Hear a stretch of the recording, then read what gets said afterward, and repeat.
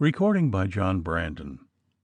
The House by the Churchyard by Joseph Sheridan Le Fanu.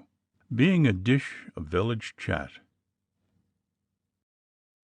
We are going to talk, if you please, in the ensuing chapters, of what was going on in Chapel Iset about 100 years ago. 100 years, to be sure, is a good while, but though fashions have changed, some old phrases dropped out, and new ones come in, and snuff and hair powder, and sacks and solitaires quite passed away. Yet men and women were men and women all the same, as elderly fellows like your humble servant, who have seen and talked with rearward stragglers of that generation, now all and long marched off, can testify if they will. In those days Chapel Iset was about the gayest and prettiest of the outpost villages in which old Dublin took a complacent pride. The poplars which stood in military rows here and there just showed a glimpse of formality among the orchards and old timber that lined the banks of the river and the valley of the Liffey with a lively sort of richness. The broad old street looked hospitable and merry, with steep roofs and many-coloured hall doors. The jolly old inn just beyond the turnpike, at the sweep of the road, leading over the buttressed bridge by the mill, was first to welcome the excursionist from Dublin under the sign of the Phoenix. There in the grand wainscoted back parlour, with the great and good King William in his robe, garter, periwig, and sceptre presiding in the panel over the chimney-piece, and confronting the large projecting window through which the river and the daffodils and the summer foliage looked so bright and quiet, the alderman of Skinner's Alley, a club of the true blue dye, as old as the Jacobite wars of the previous century, the corporation of shoemakers, or of tailors, or the Freemasons, or the musical clubs, loved to dine at the stately hour of 5, and deliver their jokes, sentiments, songs, and wisdom on a pleasant summer's evening. Alas, the inn is as clean gone as the guests, a dream of the shadow of smoke. Lately, too, came down the old salmon house, so called from the blazonry of that noble fish upon its painted signboard. At the other end of the town, that with a couple of more, wheeled out at right angles from the line of the Broad Street, and directly confronting the passenger from Dublin, gave to it something of the character of a square, and just left room for the high road and Martin's Row to slip between its flank and the orchard that overtopped the river wall. Well, it is gone. I blame nobody. I suppose it was quite rotten, in that the rats would soon have thrown up their lease of it, in that it was taken down, in short, chiefly, as one of the players said of old Drury, to prevent the inconvenience of its coming down of itself. Still a peevish but harmless old fellow, who hates change, and would wish things to stay as they were just a little, till his own great change comes, who haunts the places where his childhood was passed, and reverences the homeliest relics of bygone generations, may be allowed to grumble a little at the impertinences of improving proprietors, with a taste for accurate parallelograms and pale new brick. Then there was the village church, with its tower, dark and rustling from base to summit, with thick-piled bowering ivy, the royal arms cut in bold relief in the broad stone over the porch. Where, pray, is that stone now, the memento of its old vice-regal dignity?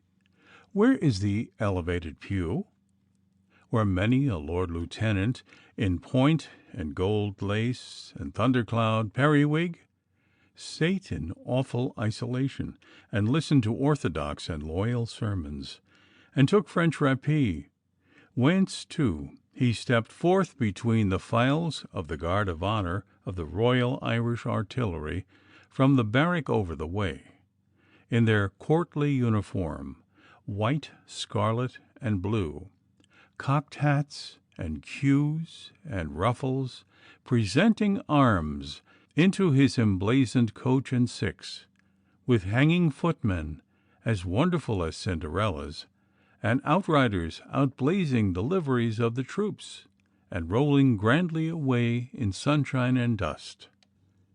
The ecclesiastical commissioners have done their office here. The tower indeed remains, with half its antique growth of ivy gone, but the body of the church is new, and I, and perhaps an elderly fellow or two more, miss the old-fashioned square pews, distributed by a traditional tenure among the families and dignitaries of the town and vicinage. Who are they now?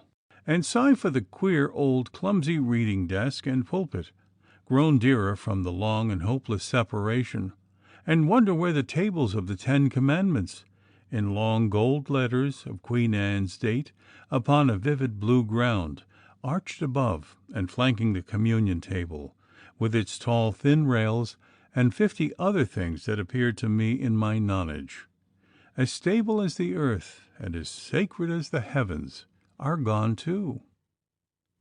As for the barrack of the Royal Irish Artillery, the great gate leading into the parade ground by the riverside, and all that, I believe the earth, or rather that grim giant factory which is now the grand feature and centre of Chapel Izard, throbbing all over with steam and whizzing with wheels and vomiting pitchy smoke, has swallowed them up. A line of houses fronting this, old familiar faces, still look blank and regretfully forth through their glassy eyes upon the changed scene. How different the company they kept some 90 or 100 years ago! Where is the mill, too? Standing fast by the bridge, the manorial appendage of the town, which I loved in my boyhood for its gaunt and crazy aspect and dim interior. Whence the clapper kept time mysteriously to the drone of the mill sluice? I think it is gone. Surely that confounded thing can't be my venerable old friend in masquerade. But I can't expect you, my reader, polite and patient as you manifestly are, to potter about with me all the summer day through this melancholy and mangled old town, with a canopy of factory soot between your head and the pleasant sky. One glance, however, before you go, you will vouchsafe at the village tree, that stalworth elm. It has not grown an inch these 100 years. It does not look a day older than it did 50 years ago, I can tell you. There he stands the same, and yet a stranger in the place of his birth, in the new order of things, joyless, busy, transformed Chapel Izard, listening, as it seems to me, always to the unchanged song and prattle of the river, with his reveries and affections far away among bygone times and a buried race. Thou hast a story, too, to tell, thou slighted and solitary sage, if only the winds would steal it musically forth, like the secret of Mildis from the moaning reeds.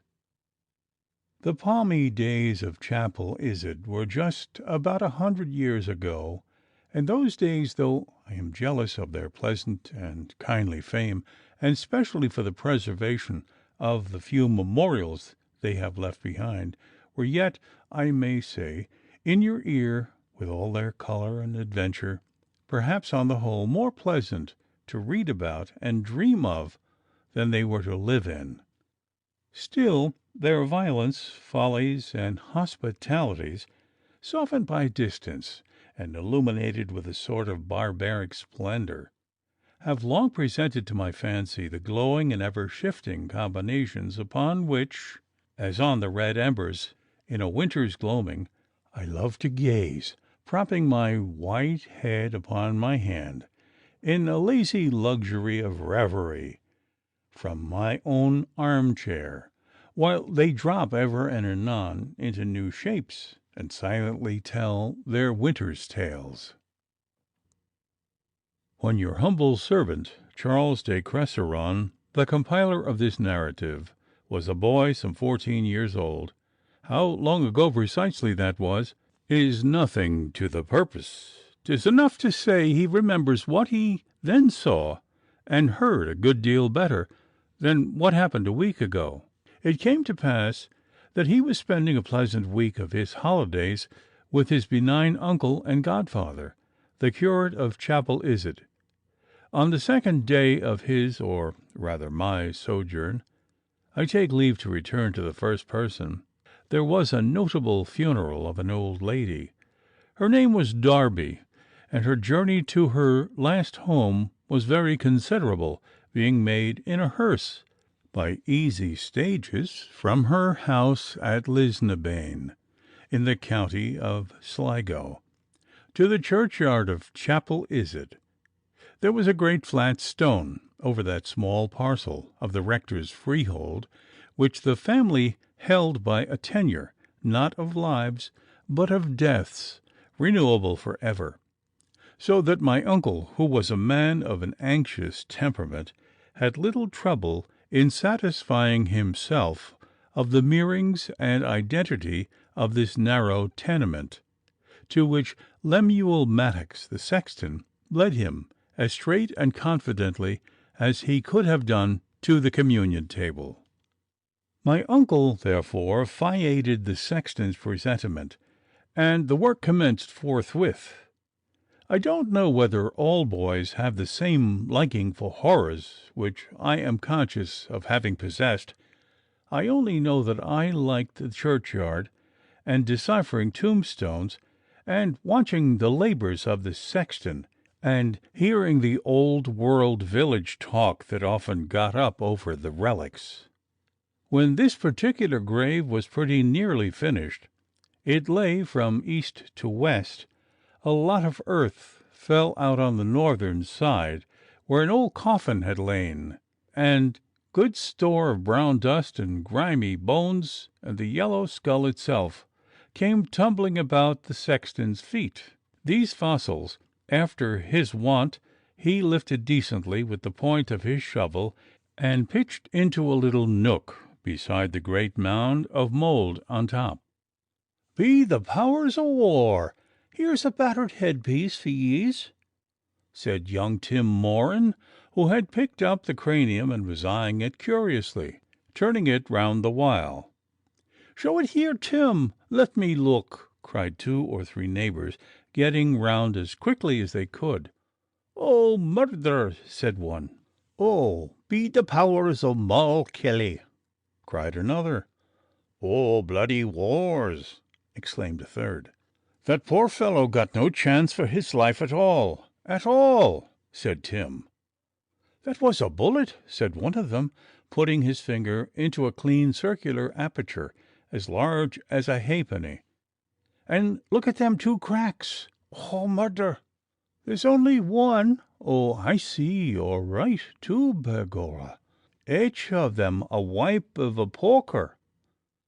Maddox had climbed nimbly to the upper level, and taking the skull in his fist, turned it about this way and that curiously. But though he was no chicken, his memory did not go far enough back to throw any light upon the matter. "Could it be the matros that was shot in the year '90, as I often heerd, for striking his captain?" suggested a bystander.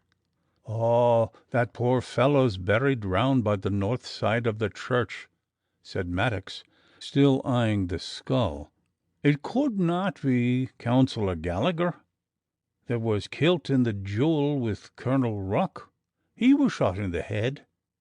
But it could not be. Ach, not at all." "Why not, Mr. Maddox?" "No, nor the mattress neither. This, you see, is a dry part of the yard here. There's old Darby's coffin at the bottom down there, sound enough to stand on, as you see, with the plank, and he was buried in the year '93.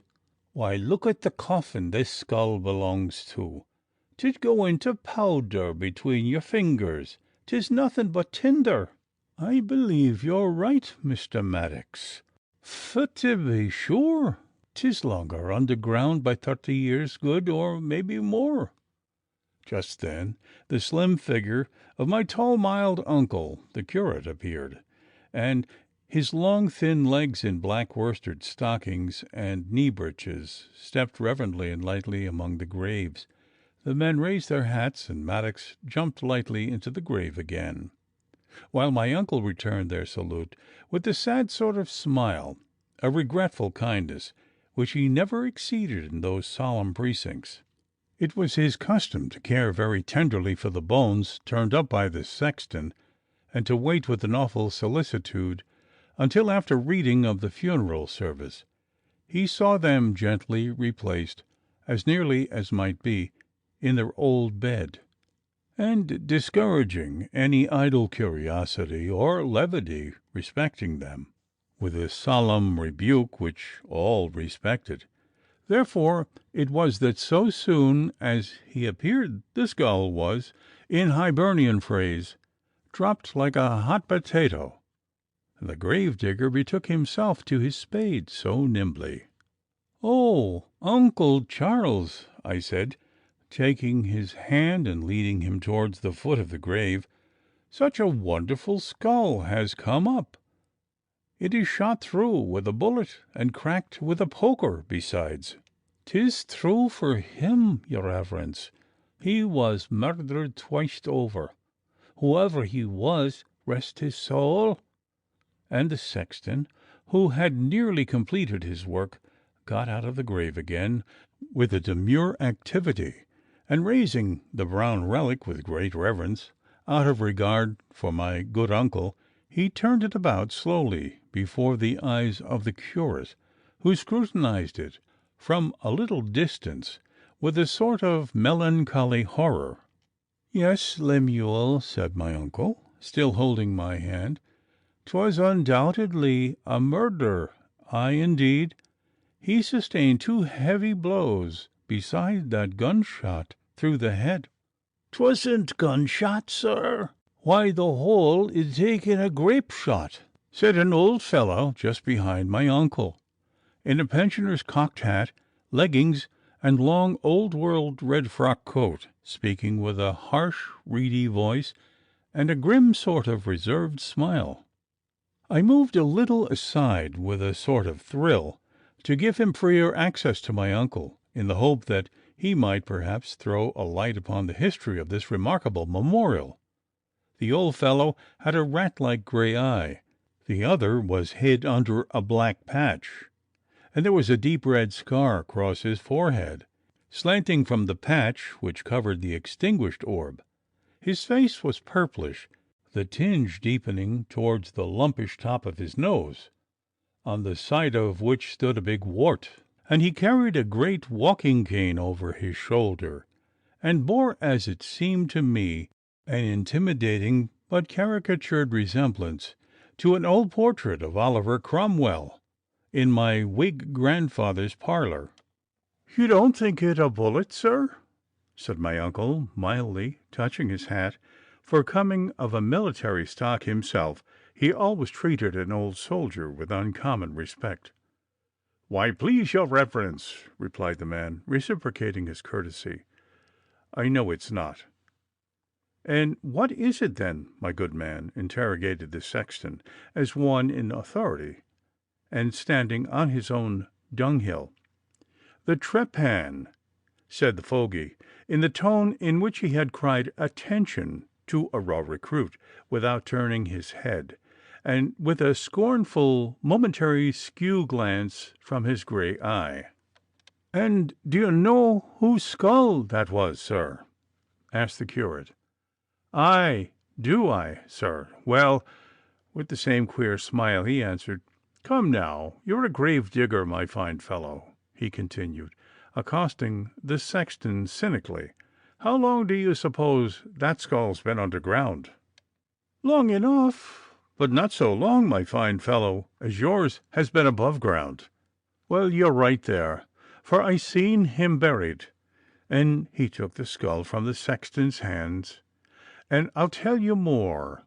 There were some dry eyes, too, at his funeral. Ha, ha, ha! You were a resident in the town then?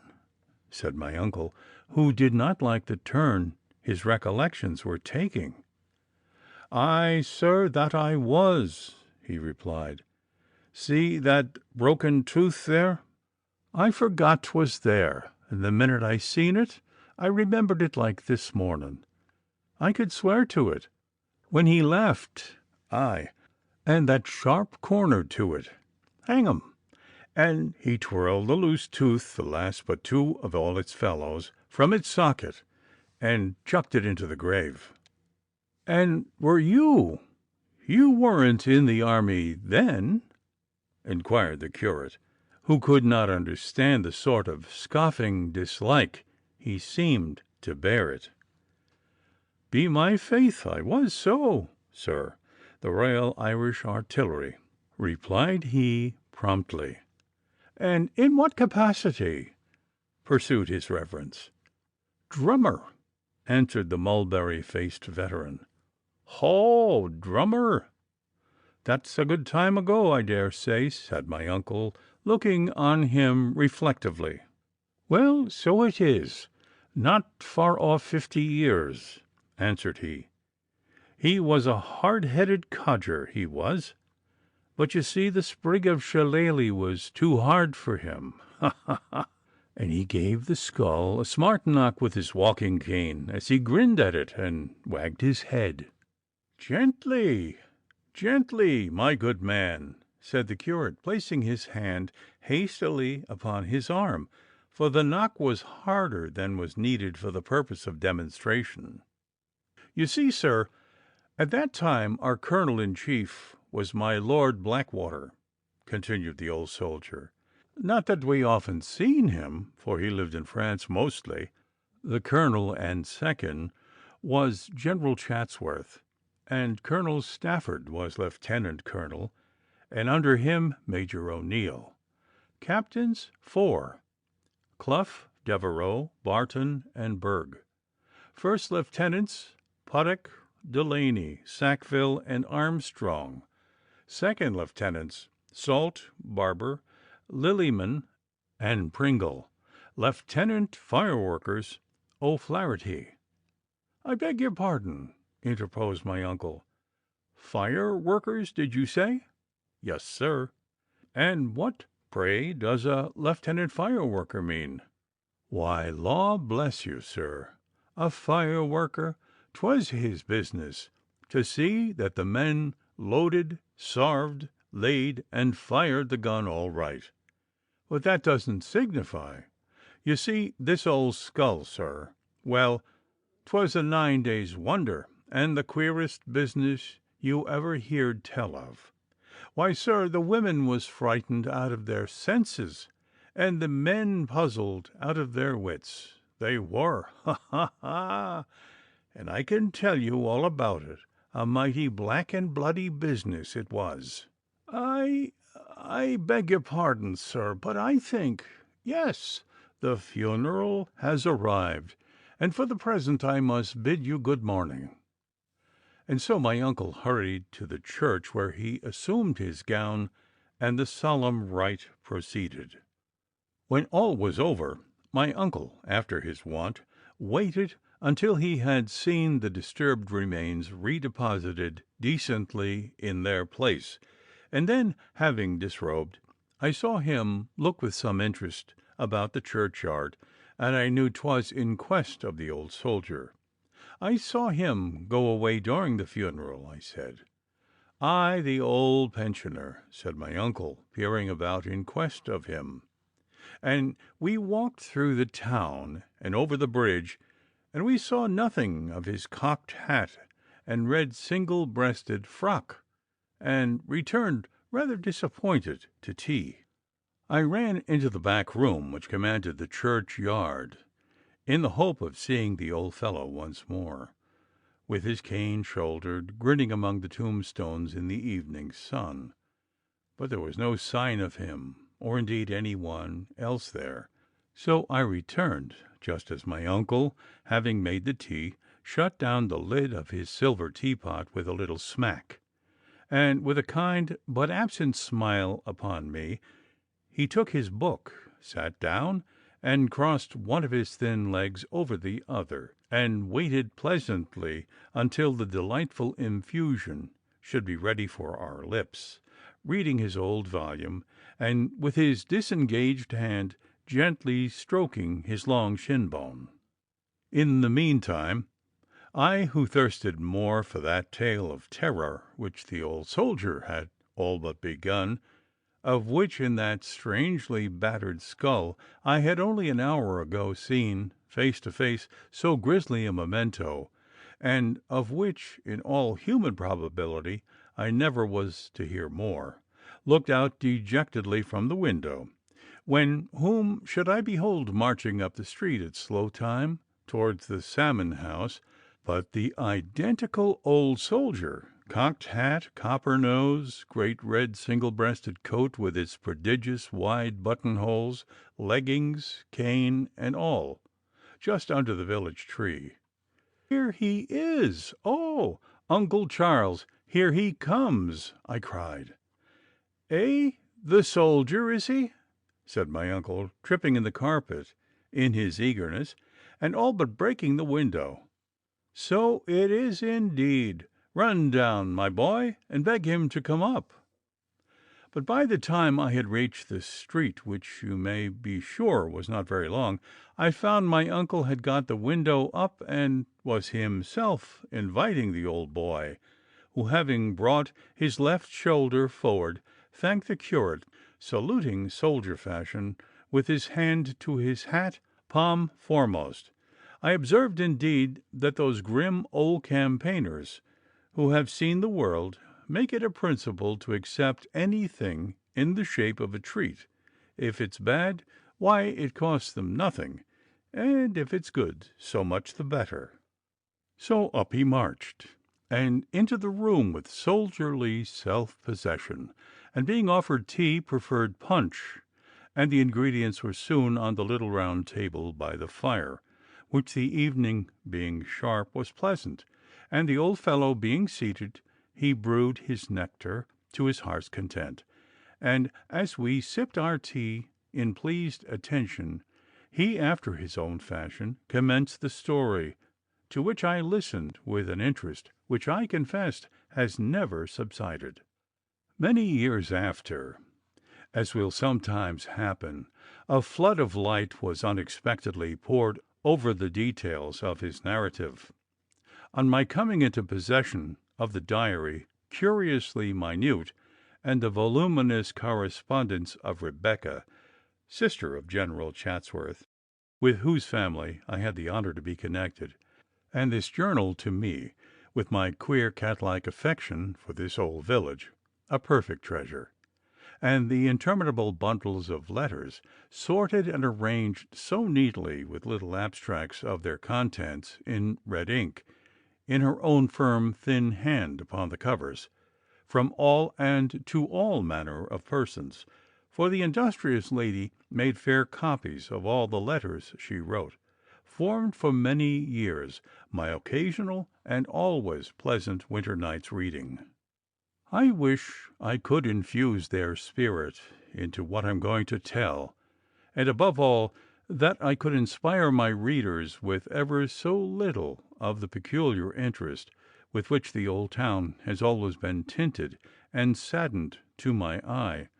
My boyish imagination, perhaps kindled all the more at the story, by reason of it being a good deal connected with the identical old house in which we three, my dear uncle, my idle self, and the queer old soldier, were then sitting. But wishes are as vain as regrets, so I'll just do my best, bespeaking your attention and submissively abiding your judgment.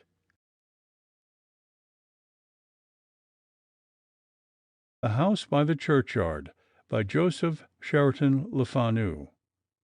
The Rector's Night Walk to his Church. A.D. 1767. In the beginning of the month of May. I mention it because, as I said, I write from memoranda, An awfully dark night came down on Chapel Izzard and all the country round. I believe there was no moon, and the stars had been quite put out under the wet blanket of the night, which impenetrable muffler overspread the sky with a funereal darkness. There was a little of that sheet lightning early in the evening, which betokens sultry weather.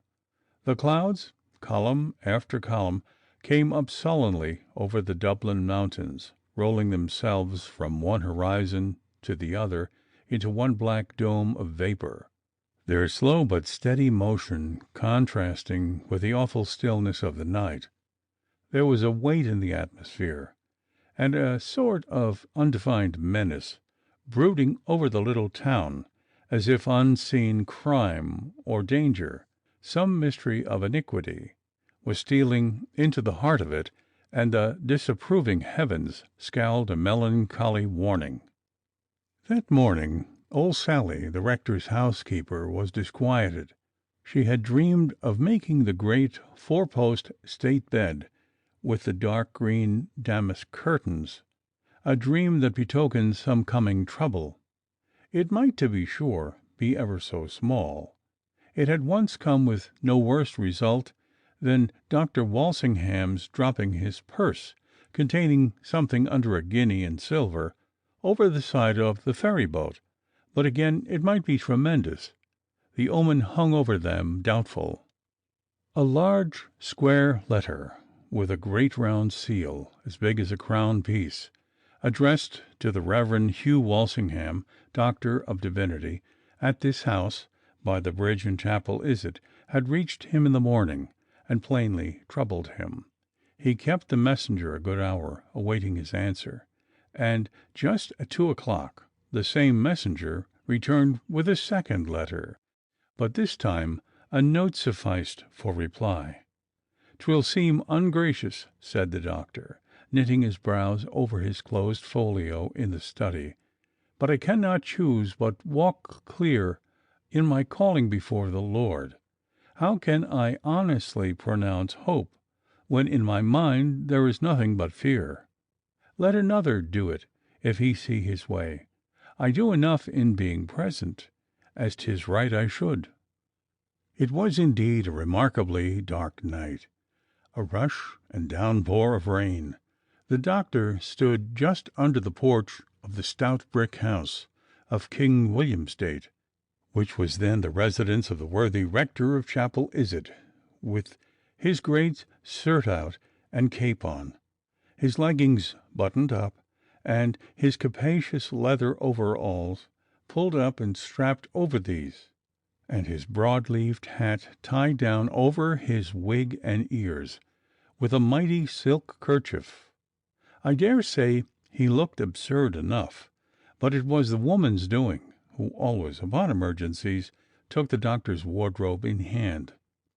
Old Sally, with her kind, mild, grave face and grey locks, stood modestly behind in the hall, and pretty Lilias, his only child, gave him parting kiss, and her last grand charge about his shoes and other exterior toggery in the porch, and he patted her cheek with a little fond laugh, taking old John Tracy's, the butler's, arm.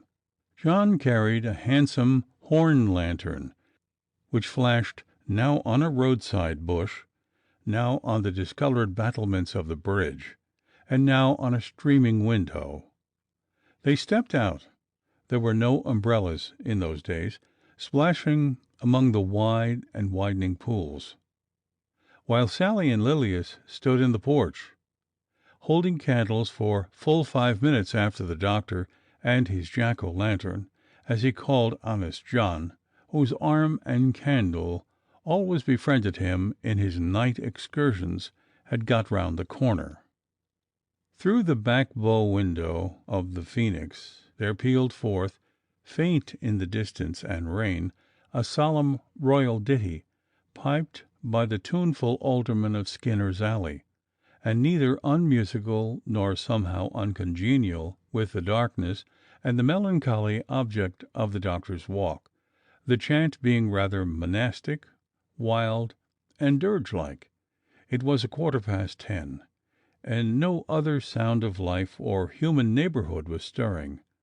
If secrecy were an object, it was well secured by the sable sky and the steady torrent which rolled down with electric weight and perpendicularity, making all nature sound with one long hush, sh, sh, sh, sh, deluging the broad street, and turning the channels and gutters into mimic mill-streams, which snorted and hurtled headlong through their uneven beds, and round the corners towards the turbid Liffey, which, battered all over with rain, muddy and sullen, reeled its way towards the sea, rolling up to the heavens an aspect black as their own.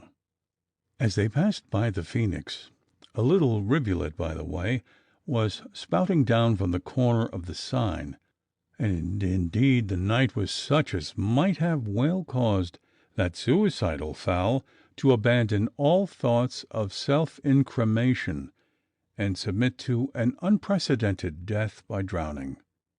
There was no idle officer or lounging waiter upon the threshold.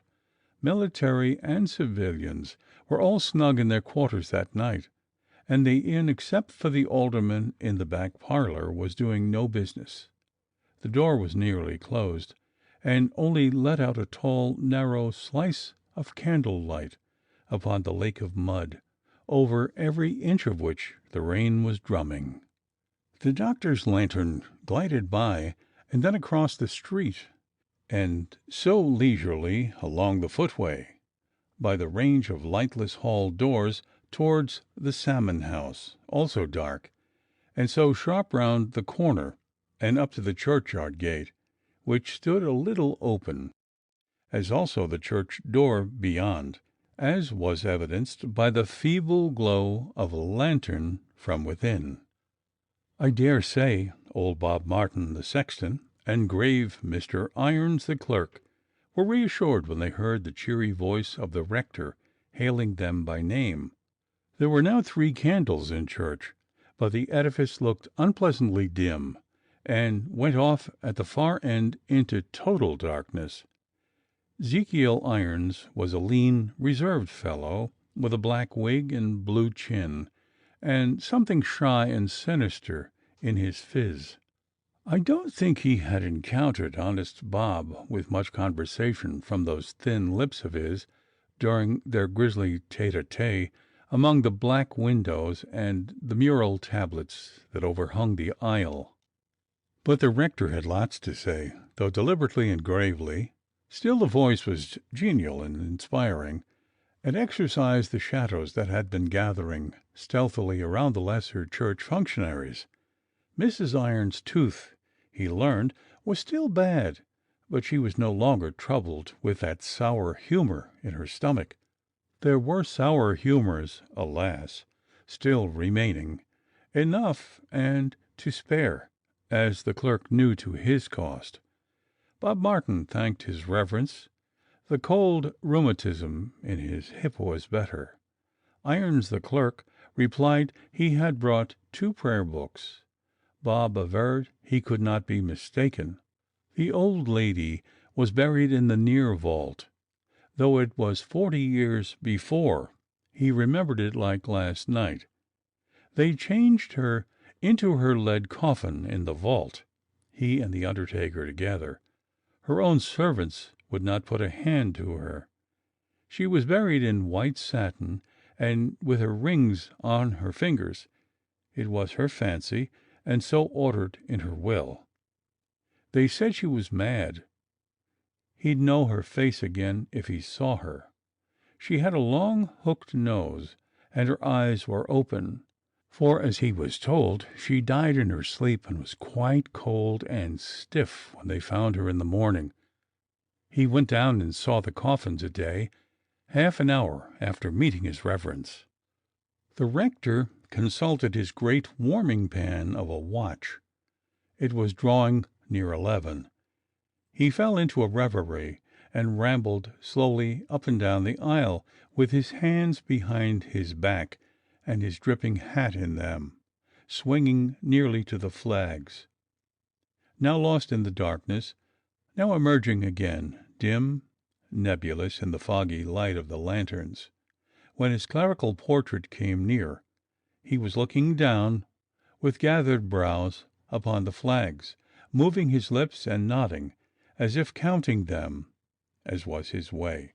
The doctor was thinking all the time upon the one text.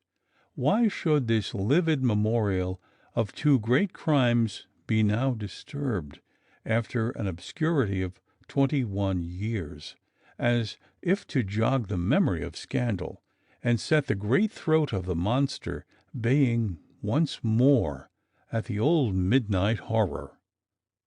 And as for that old house at Ballyfermot, why, any one could have looked after it as well as he. Still, he must live somewhere, and certainly this little town is quieter than the city, and the people on the whole very kindly, and by no means curious. This latter was a mistake of the doctor's, who, like other simple persons, was fond of regarding others as harmless repetitions of himself, and his sojourn will be, he says, but a matter of weeks. And the doctor's mind wandered back again to the dead, and forward to the remoter consequences of his guilt. So he heaved a heavy, honest sigh, and lifted up his head, and slackened his pace for a little prayer. And with that there came the rumble of wheels to the church door. The Nameless Coffin. 3 vehicles with flambeaux and the clang and snorting of horses came close to the church porch, and there appeared suddenly, standing within the disk of candle light at the church door, before one would have thought there was time, a tall, very pale, and peculiar-looking young man, with very large melancholy eyes, and a certain cast of evil pride in his handsome face. John Tracy lighted the wax candles which he had brought, and Bob Martin stuck them in the pockets at either side of the cushion on the ledge of the pew beside the aisle, where the prayer book lay open at the burial of the dead, and the rest of the party drew about the door, while the doctor was shaking hands very ceremoniously with that tall young man, who now stepped into the circle of light, with a short black mantle on, and his black curls uncovered, and a certain air of high breeding in his movements. He reminded me painfully of him who is gone, whom we name not, said the doctor to pretty Lilias when he got home. He has his pale, delicately formed features, with a shadow of his evil passions too, and his mother's large, sad eyes, and an elderly clergyman in surplice, band, and white wig, with a hard, yellow-furrowed face, hovered in, like a white bird of night, from the darkness behind, and was introduced to Dr. Walsingham, and whispered for a while to Mr. Irons, and then to Bob Martin, who had 2 short forms placed traversely in the aisle to receive what was coming, and a shovelful of earth already. So while the angular clergyman ruffled into the front of the pew, with Irons on one side, a little in the rear, both books open, the plump little undertaker, diffusing a steam from his moist garments, making a prismatic halo round the candles and lanterns as he moved successfully by them, whispered a word or two to the young gentleman, Mr. Mervyn, the doctor called him, and Mr. Mervyn disappeared. Dr. Walsingham and John Tracy got into contiguous seats, and Bob Martin went out to lend a hand. Then came the shuffling of feet, and the sound of hard tugging respiration, and the suppressed energetic mutual directions of the undertaker's men who supported the ponderous coffin. How much heavier, it always seems to me, that sort of load than any other of the same size. A great oak shell, the lid was outside in the porch, Mr. Trestles was unwilling to screw it down, having heard that the entrance of the vault was so narrow, and apprehending it might be necessary to take the coffin out. So it lay its length, with a dull weight on the two forms. The lead coffin inside, with its dusty black velvet, was plainly much older. There was a plate on it, with two bold capitals, and a full stop after each. Thus, R.D. Obiit May 11th, A.D. 1746. Aetat 38.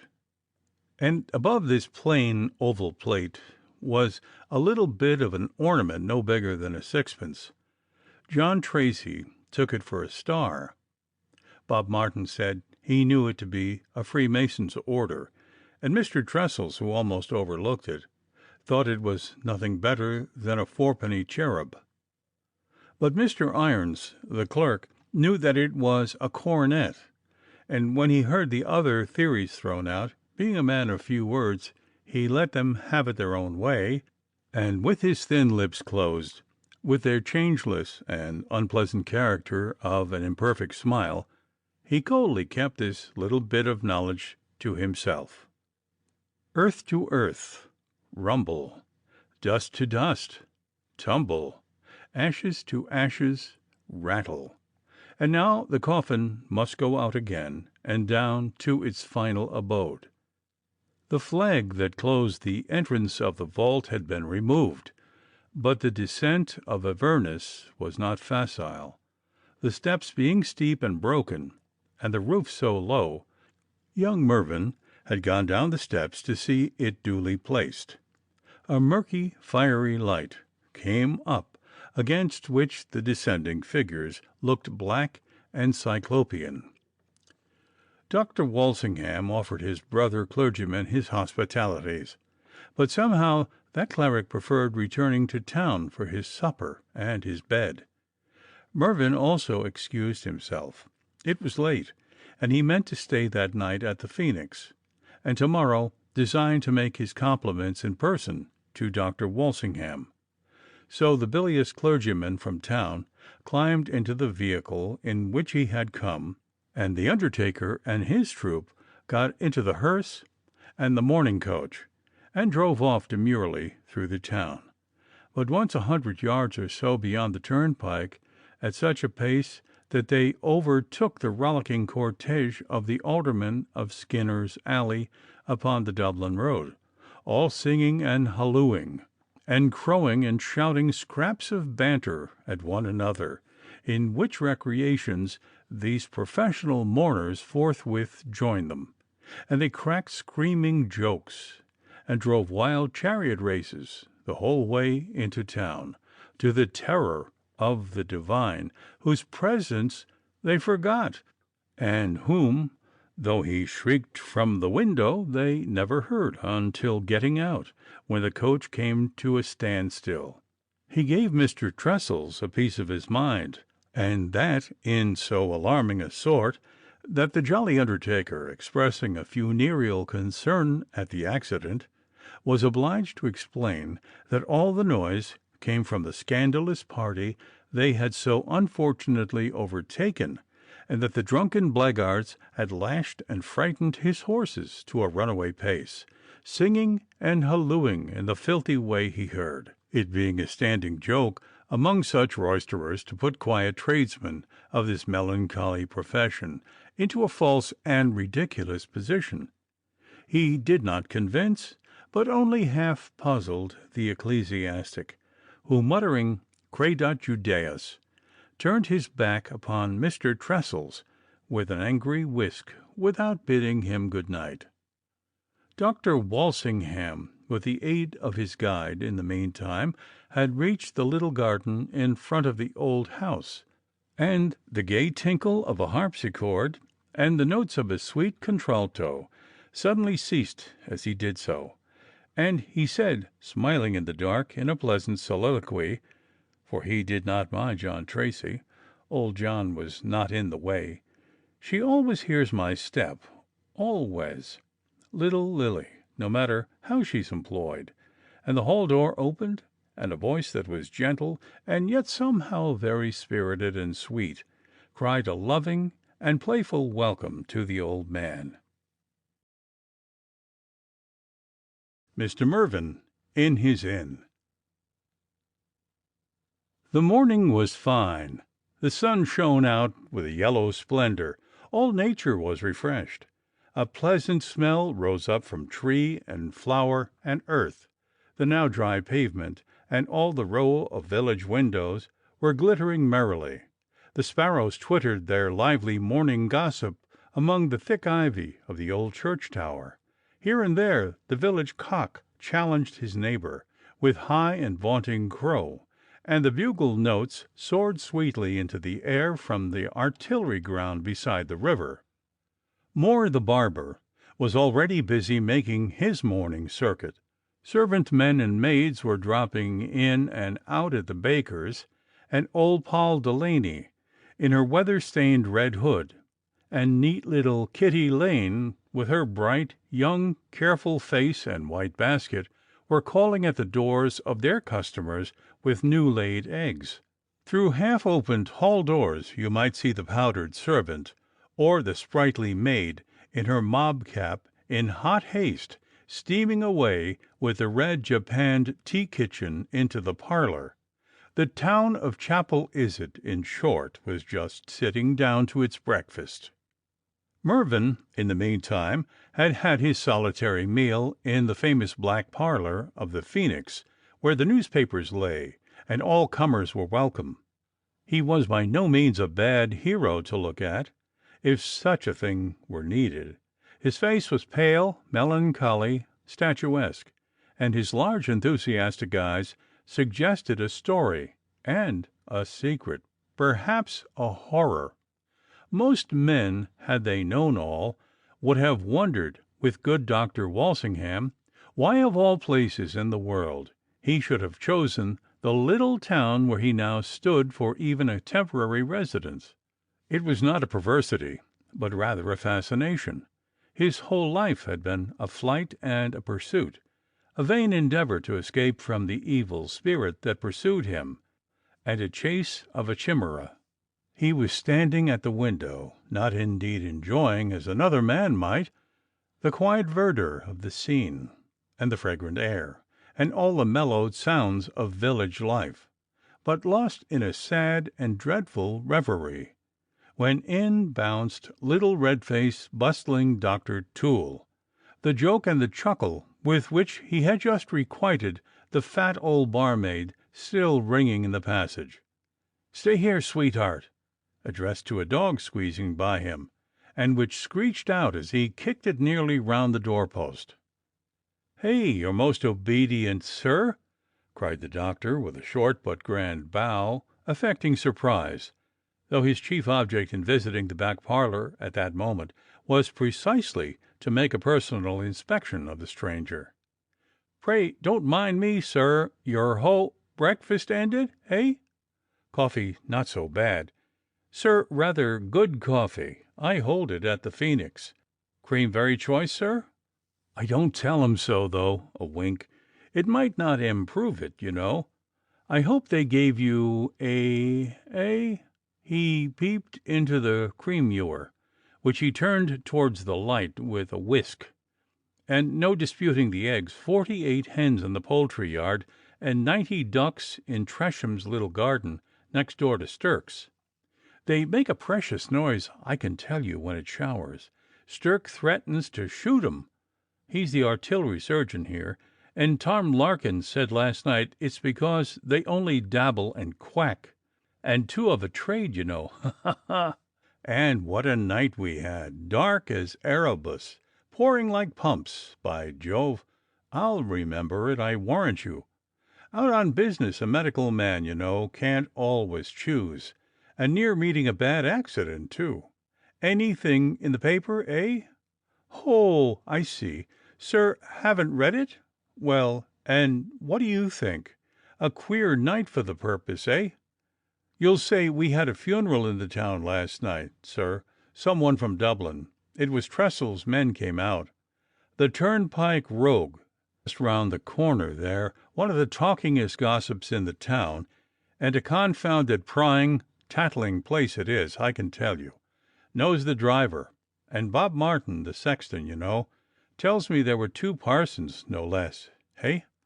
Cauliflowers in season, by Jove. Old Dr. Walsingham, our rector, a pious man, sir, and does a world of good. That is to say, relieves half the blackguards in the parish. Ha, ha! And we're on the point of getting rid of them, but means well, only he's a little bit lazy and queer, you know, and that rancid raw-boned parson, Gillespie. How the plague did they pick him up? One of the mutes told Bob 'twas he. He's from Donegal. I know all about him. The sourest dog I ever broke bread with. And Mason, if you please, by Jove, a prince pelican. He supped at the Grand Lodge after labor one night. You're not a Mason, I see. Tipped you the sign, and his face was so pinched and so yellow, by Jupiter, I was near squeezing it into the punch bowl for a lemon. Ha, ha, ha, hey! Mervyn's large eyes expressed a well-bred surprise. Dr. Toole paused for nearly a minute, as if expecting something in return, but it did not come. So the doctor started afresh, never caring for Mervyn's somewhat dangerous looks.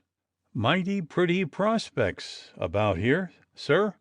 The painters come out by dozens in the summer with their books and pencils and scratch away like so many Scotchmen. Ha, ha, ha! If you draw, sir, there's one prospect up the river by the mills. Upon my conscience, but you don't draw. No answer. A little, sir, maybe. Just for a maggot, I'll wager, like my good lady Mrs. Toole. A nearer glance at his dress had satisfied Toole that he was too much of a macaroni for an artist, and he was thinking of placing him upon the Lord Lieutenant's staff. We've capital horses here, if you want to go on to Leipzig, where, this between ourselves and the reader, during the summer months His Excellency and Lady Townsend resided, and where, the old newspapers tell us, they kept a public day every Monday, and he had a levee, as usual, every Thursday. But this had no better success. If you design to stay over the day and care for shooting, we'll have some ball practice on Palmerstown Fair Green today. 7 baronies to shoot for 10 and 5 guineas. 1 o'clock, hey? At this moment, Major O'Neill of the Royal Irish Artillery, a small man, very neatly got up, and with a decidedly Milesian cast of countenance, who said little but smiled agreeably. Gentlemen, your most obedient. Ha, doctor, how goes it? Anything new? Anything on the Freeman? Toole had scanned that paper and hummed out as he rumpled it over. Nothing. Very particular. Here's Lady Moira's ball, fancy dresses, all Irish, no masks, a numerous appearance of the nobility and gentry, upwards of 500 persons. A good many of your corps there, Major? Aye, Lord Blackwater, of course, and the General, and Devereux, and little Puttock, and Stirk wasn't? With a grin interrupted Toole, who bore that practitioner no goodwill. A gentleman robbed by 2 footpads on Chapel Izard Road on Wednesday night of his watch and money, together with his hat, wig, and cane, and lies now in a dangerous state, having been much abused. One of them, dressed in an old light-coloured coat, wore a wig. By Jupiter, Major, if I was in General Chadsworth's place, with 200 strapping fellows at my orders, I'd get a commission from government to clear that road. It's too bad, sir. We can't go in and out of town unless in a body after nightfall, but at the risk of our lives. The convivial doctor felt this public scandal acutely. The bloody-minded miscreants! I'd catch every living soul of them and burn them alive in tar barrels. By Jove, here's old Joe Napper of Dirty Lanes dead. Plenty of dry eyes after him. And stay, here's another row." And so he read on. In the meantime, stout, tightly-faced Captain Clough of the same corps, and little dark, hard-faced, and solemn Mr. Nutter of the Mills, Lord Castle Mallard's agents, came in, and half a dozen more, chiefly members of the club, which met by night in the front parlour on the left, opposite the bar, where they entertained themselves with agreeable conversation, cards, backgammon, draughts, and an occasional song by Dr. Toole, who was a florid tenor, and used to give them, while gentle folks strut in silver and satins, or a maiden of late had a merry design, or some other such ditty, with a recitation by plump little stage-stricken Ensign Puttock, who, in spite of his lisp, gave rather spirited imitations of some of the players, Mossop, Sheridan, Macklin, Barry, and the rest. So Mervyn the stranger, by no means affecting this agreeable society, took his cane and cocked hat and went out, the dark and handsome apparition followed by curious glances from 2 or 3 pairs of eyes, and a whispered commentary and criticism from Toole. So, taking a meditative ramble in His Majesty's Park, the Phoenix, and passing out at Castle Knock Gate, he walked up the river between the wooded slopes which make the valley of the Liffey so pleasant and picturesque, until he reached the ferry, which crossing, he at the other side found himself not very far from Palmerstown, through which village his return route to Chapel Izard lay. Chapter 4. The Fair Green of Palmerstown. There were half a dozen carriages and a score of led horses outside the Fair Green, a precious lot of ragamuffins, and a good resort to the public house opposite. And the gate being open, the artillery band rousing all the echoes round with harmonious and exhilarating thunder, within an occasional crack of a brown bess, with a puff of white smoke over the hedge being heard, and the cheers of the spectators, and sometimes a jolly chorus of many-toned laughter, all mixed together and carried on with a pleasant running hum of voices. Mervyn the stranger, reckoning on being unobserved in the crowd, and weary of the very solitude he courted, turned to his right, and so found himself upon the renowned Fair Green of Palmerstown. It was really a gay rural sight. The circular target stood with its bright concentric rings in conspicuous isolation, about 100 yards away against the green slope of the hill.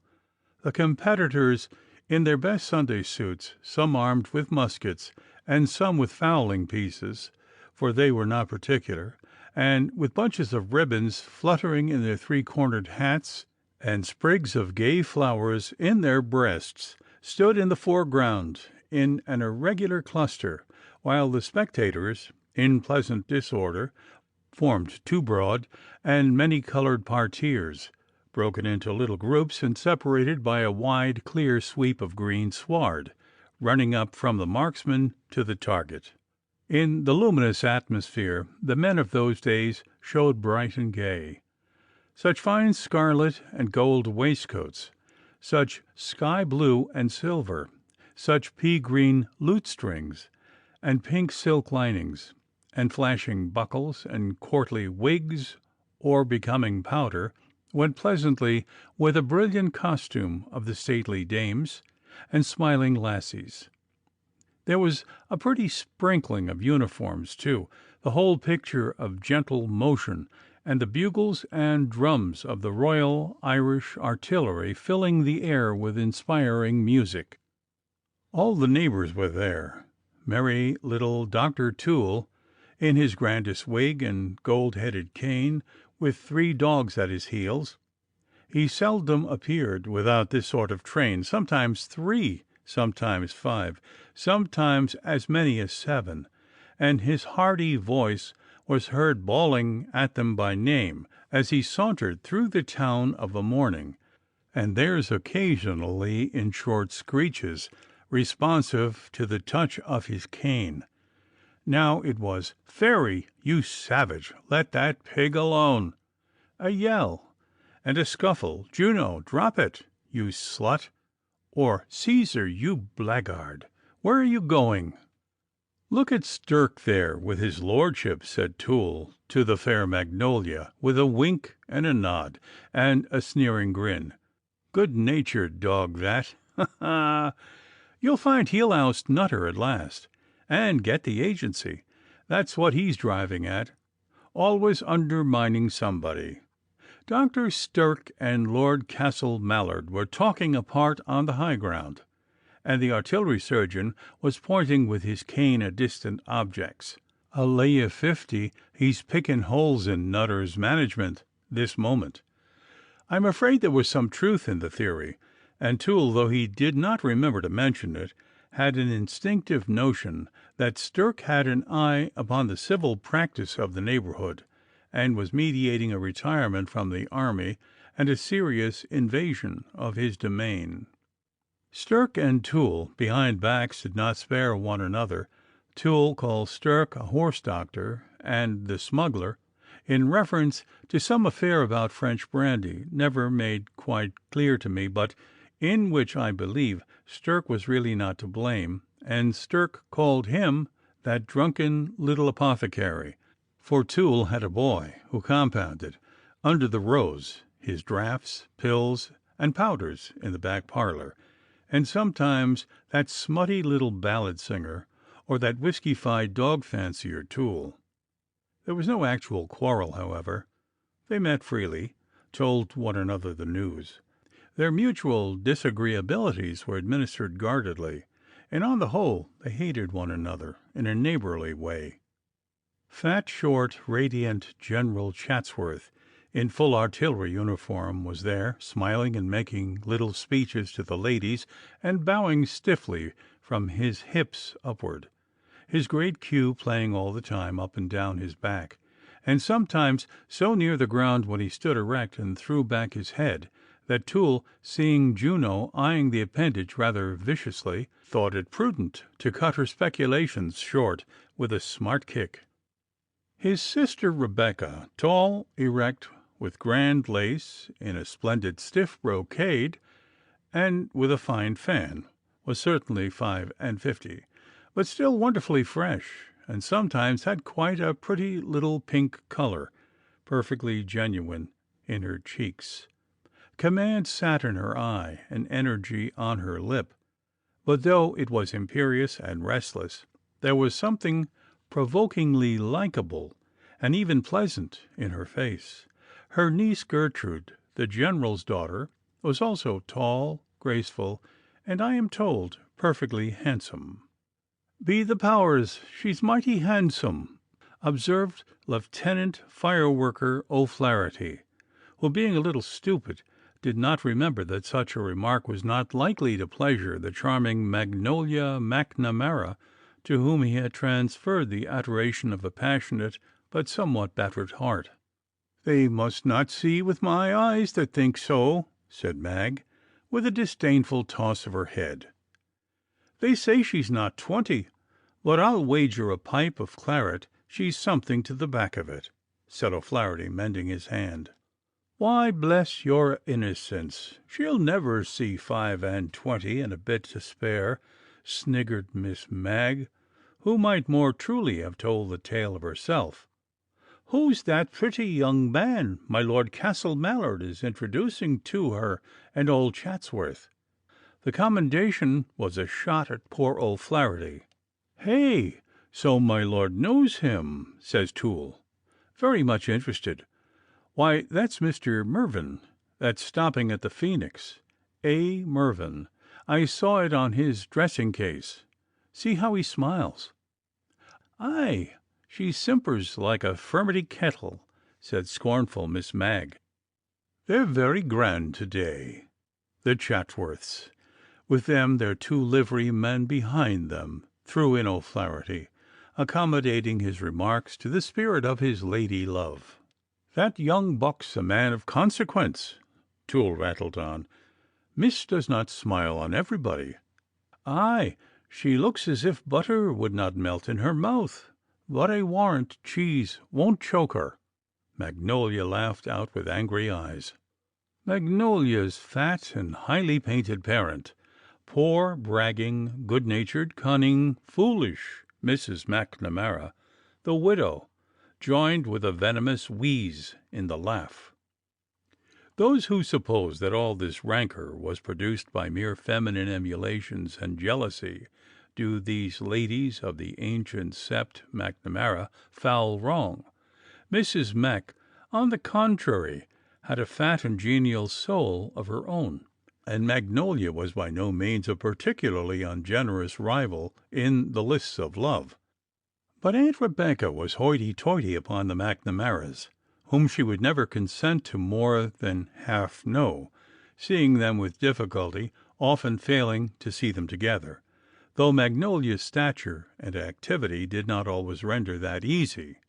Today, for instance, when the firing was brisk and some of the ladies uttered pretty little timid squalls, Miss McNamara not only stood fire like brick, but with her own fair hands cracked off a firelock, and was more complimented and applauded than all the marksmen beside, although she shot most dangerously wide, and was much nearer hitting old Arthur's Slough than that respectable gentleman who waved his hat and smirked gallantly was at all aware. Aunt Rebecca, notwithstanding all this, and although she looked straight at her from a distance of only 10 steps, yet she could not see that large and highly coloured heroine, and Magnolia was so incensed at her serene impertinence that when Gertrude afterwards smiled and curtsied twice, she only held her head the higher, and flung a flashing defiance from her fine eyes right at that unoffending virgin. Everybody knew that Miss Rebecca Chatsworth ruled supreme at Belmont. With a docile old general, and a niece so young, she had less resistance to encounter than perhaps her ardent soul would have relished. Fortunately for the general, it was only now and then that Aunt Becky took a whim to command the Royal Irish Artillery. She had other hobbies just as odd, though not quite so scandalous. It had struck her active mind that such of the ancient women of Chapel Izard as were destitute of letters, mendicants and the like, should learn to read. Twice a week her old woman's school, under the energetic lady's presidency, brought together its muster roll of rheumatism, paralysis, dim eyes, bothered ears, and invincible stupidity. Over the fireplace, in large black letters, was the legend, "Better late than never," and out came the horn books and spectacles, and to it they went with their A, B, etc., and plenty of wheezing and coughing. Aunt Becky kept good fires, and served out a mess of bread and broth, along with some pungent ethics to each of her hopeful old girls. In winter she further encouraged them with a flannel petticoat apiece, and there was besides a monthly dole, so that although after a year there was perhaps on the whole no progress in learning, the affair wore a tolerably encouraging aspect, for the academy had increased in numbers, and 2 old fellows, liking the notion of the broth and the 6pence a month, one a barber, Will Potts, ruined by a shake in his right hand, the other a drunken pensioner, Phil Doolan, with a wooden leg, petitioned to be enrolled, and were accordingly admitted. Then Aunt Becky visited the jails, and had a knack of picking up the worst characters there, and had generally 2 or 3 discharged felons on her hands. Some people said she was a bit of a Voltairean, but unjustly, for though she now and then came out with a bouncing social paradox, she was a good, bitter churchwoman. So she was liberal and troublesome, off-handed and dictatorial, not without good nature, but administering her benevolences somewhat tyrannically, and for the most part doing more or less of positive mischief in the process. And now the general, old Chadsworth, as the scornful Magnolia called him, drew near, with his benevolent smirk and his stiff bows, and all his good-natured formalities, for the general had no notion of ignoring his good friend and officer, Major O'Neill, or his sister or niece, and so he made up to Mrs. McNamara, who arrested a narrative in which he was demonstrating to O'Flaherty the general's lineal descent from old Chatsworth, an army tailor in Queen Anne's time, and his cousinship to a live butter dealer in Cork, and spicing her little history with not a nice epigram on his uncle the counsellor by Dr. Swift, which he delivered with a vicious chuckle in the fireworker's ear, who also laughed, though he did not quite see the joke, and said, "Oh, ho, ho, murder!" The good Mrs. Mac received the general haughtily and slightly, and Miss Magnolia, with a short courtesy and a little toss of her head, and up went her fan, and she giggled something in Toole's ear, who grinned and glanced uneasily out of the corner of his shrewd little eye at the unsuspicious general, and on to Aunt Rebecca, for it was very important to Dr. Toole to stand well at Belmont. So, seeing that Miss Mag was disposed to be vicious, and not caring to be compromised by her tricks, he whistled and bawled to his dogs, and with a jolly smirk and flourish of his cocked hat, off he went to seek other adventures. Thus was there feud and malice between two houses, and Aunt Rebecca's wrong-headed freak of cutting the McNamaras, for it was not snobbery, and she could talk for hours on band days publicly and familiarly with scrubby little Mrs. Toole, involved her innocent relations in scorn and ill will, for this sort of offence, like Chinese treason, is not visited on the arch offender only, but according to a scale of consanguinity upon his kith and kin. The criminal is minced, his sons lashed, his nephews reduced to cutlets, his cousins to joints, and so on. None of the family quite escapes, and seeing the bitter reprisals provoked by this kind of uncharity, fiercer and more enduring by much than any begotten of more tangible wrongs, Christian people who pray, "Lead us not into temptation," and repeat, "Blessed are the peacemakers," will, on the whole, do wisely to forbear practising it. As handsome, slender Captain Devereux, with his dark face and great, strange, earnest eyes, and that look of intelligence so racy and peculiar that gave him a sort of enigmatical interest, stepped into the fair green, the dark blue glance of poor Nan Glynn of Palmerstown, from under her red Sunday riding hood, followed the tall, dashing, graceful apparition with a stolen glance of wild loyalty and admiration. Poor Nan, with thy fun and thy rascalities, thy strong affections, and thy fatal gift of beauty, where does thy head rest now? Handsome Captain Devereux, Gypsy Devereux, as they called him for his clear dark complexion, was talking a few minutes later to Lilias Walsingham. "Oh, pretty Lilias! Oh, true lady! I never saw the pleasant crayon sketch that my mother used to speak of, but the tradition of thee has come to me, so bright and tender, with its rose and violet tints and merry melancholy dimples, that I see thee now as then, with the dew of thy youth still on thee, and sigh as I look, as if on a lost early love of mine." "I am out of conceit with myself," he said. "I'm so idle and useless. I wish that were all. I wish myself better, but I'm such a weak coxcomb. A father confessor might keep me nearer to my duty. someone to scold and exhort me. Perhaps if some charitable lady would take me in hand, something might be made of me still. There was a vein of seriousness in this reverie which amused the young lady, for she had never heard anything worse of him. Very young ladies seldom do hear the worst, than that he had played once or twice rather high. "Shall I ask Gertrude Chatsworth to speak to her Aunt Rebecca?" said Lilias slyly. "Suppose you attend her school in Martin's Row, with better late than never over her chimney-piece. There are 2 pupils of your own sex, you know, and you might sit on the bench with poor Potts and good old Doolin." "Thank you, Miss Lilias," he answered with a bow and a little laugh, as it seemed just the least bit in the world piqued. "I know she would do it zealously, but neither so well nor so wisely as others might. I wish I dare ask you to lecture me." "I?"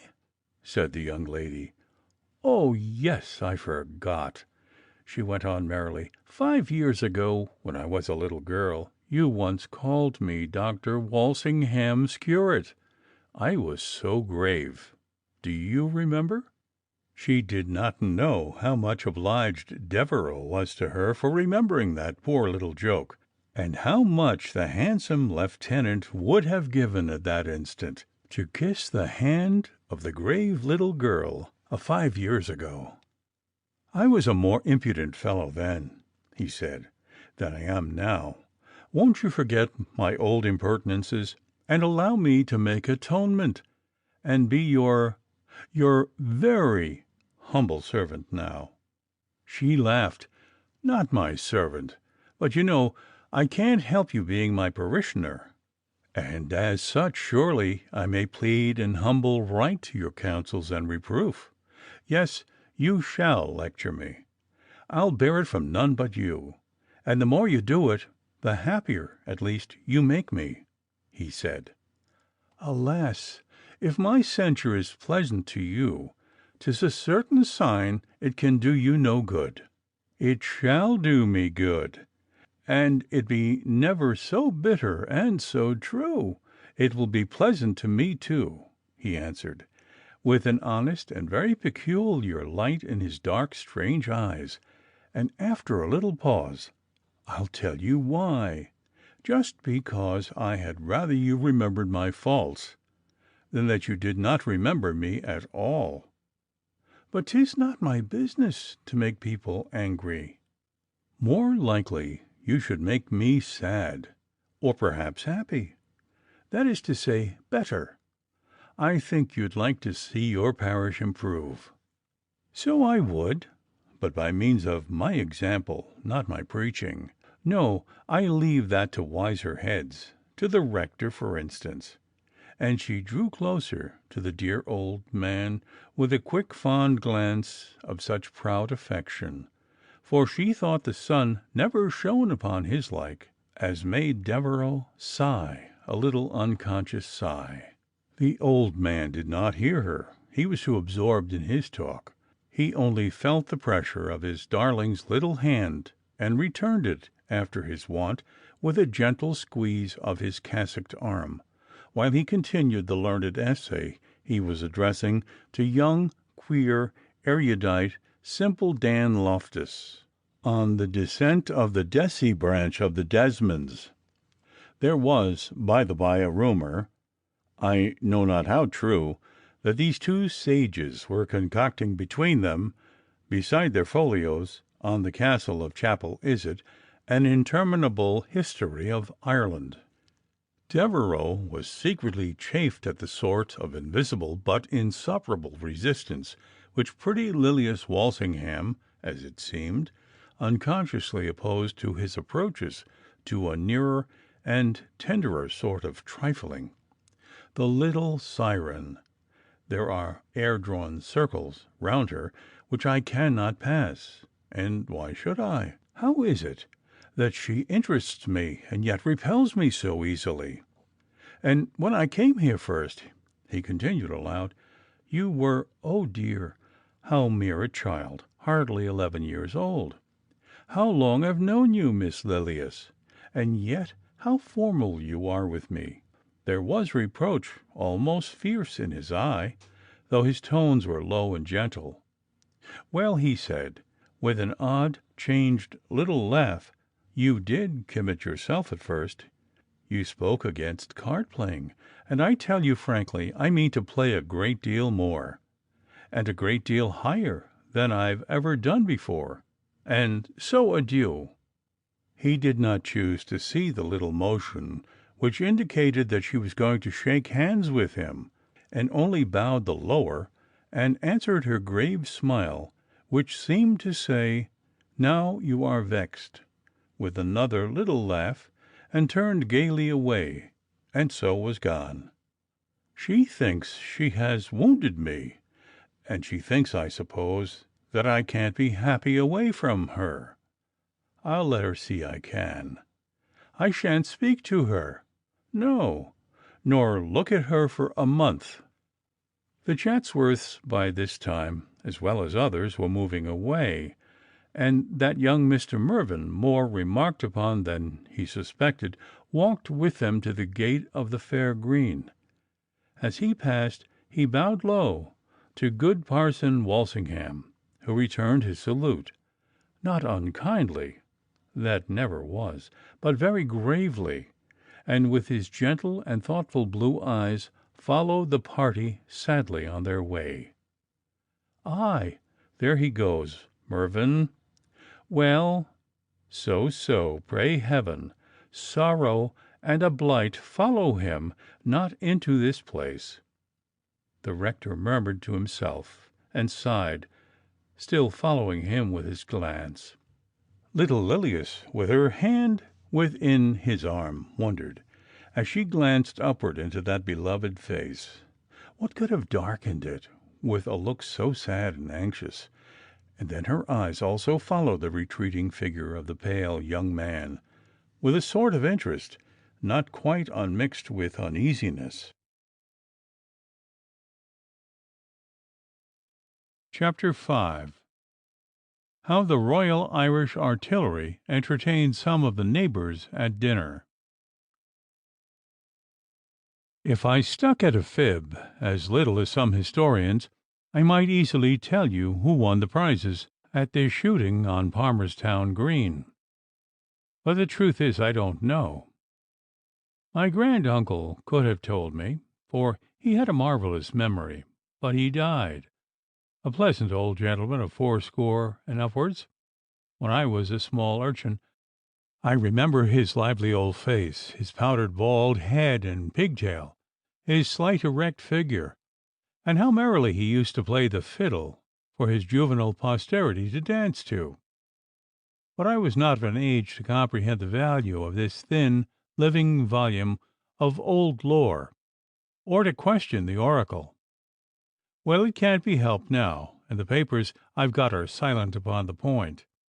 But there were jollifications to no end, both in Palmerstown and Chapel Is-it that night, and declaratory conversations rising up in the street at very late hours, and singing and hurrooing along the moonlit roads. There was a large and pleasant dinner party, too, in the mess room of the Royal Irish Artillery.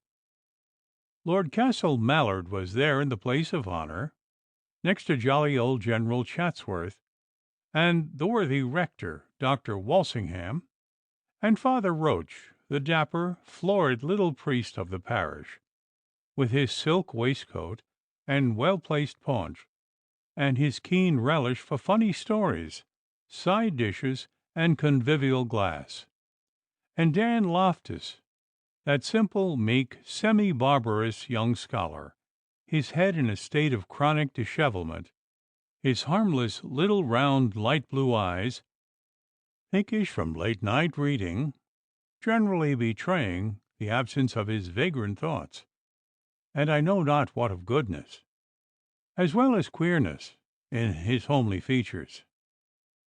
Good Dr. Walsingham, indeed, in his simple benevolence, had helped the strange, kindly creature through college, and had a high opinion of him, and a great delight in his company. They were both much given to books, and according to their lights, zealous archaeologists. They had got hold of Chapel Izard Castle, a good tough enigma. It was a theme they never tired of. Loftus had already 2 folios of extracts, copied from all the records to which Dr. Walsingham could procure him access. They could not have worked harder, indeed, if they were getting up evidence to prove their joint title to Lord Castle Mallard's estates.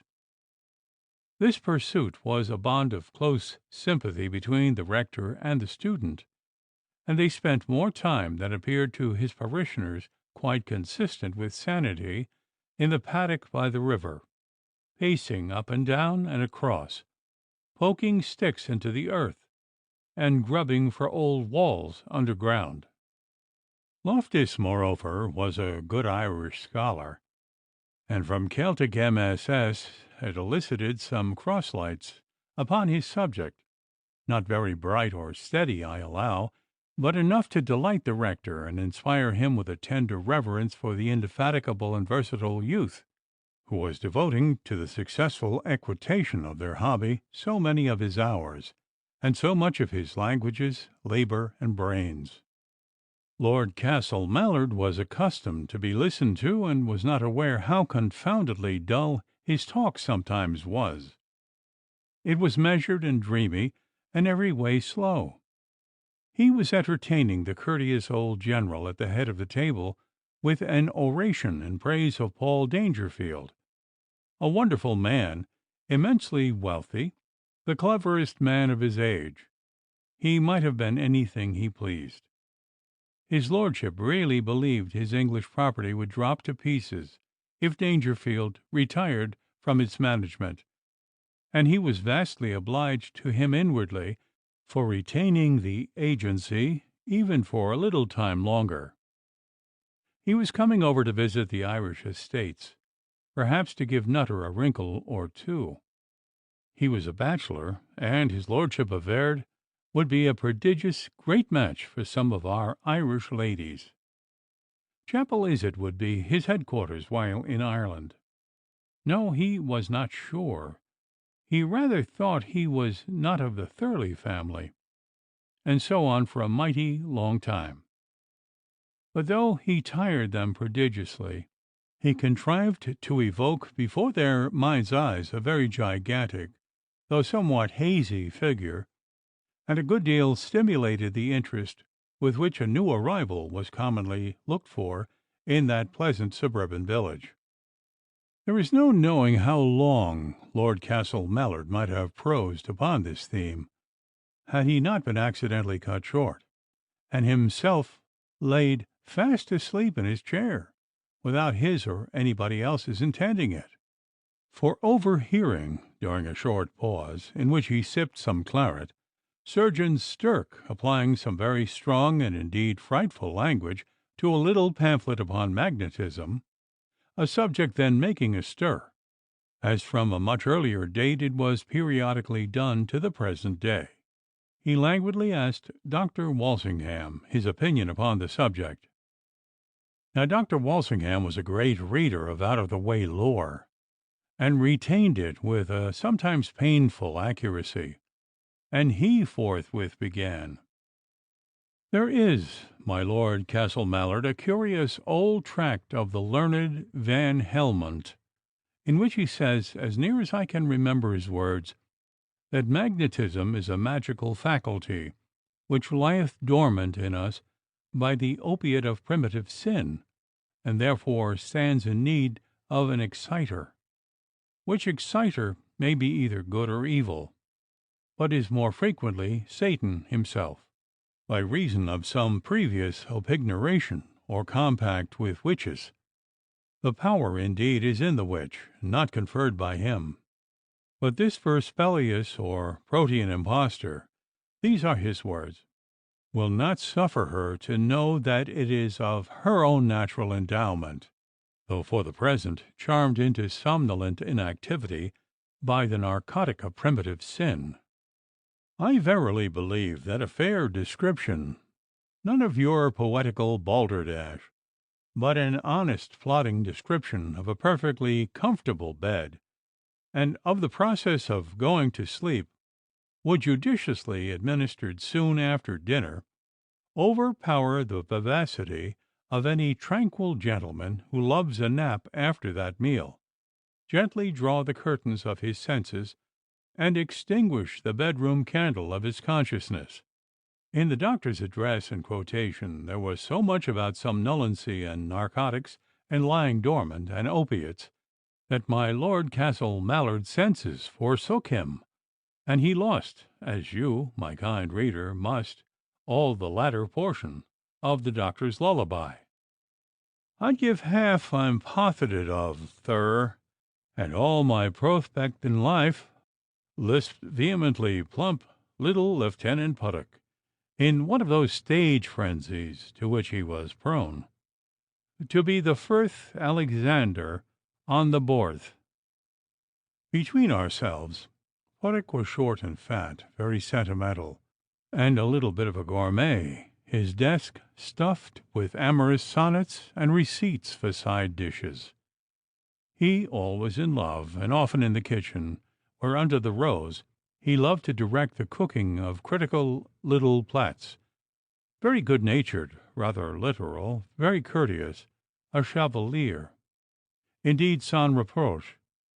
He had a profound faith in his genius for tragedy, but those who liked him best could not help thinking that his plump cheeks, round little light eyes, his lisp, and a certain lackadaisical though solemn expression of surprise, which nature in one of her jocular moods seemed to have fixed upon his countenance, were against his shining in that walk of the drama. He was blessed, too, with a pleasant belief in his acceptance with the fair sex, but had a real one with his comrades, who knew his absurdities and his virtues, and laughed at and loved him. But hang it, there'th no use in doing things by halves. Melpomene's the most jealous of the muses.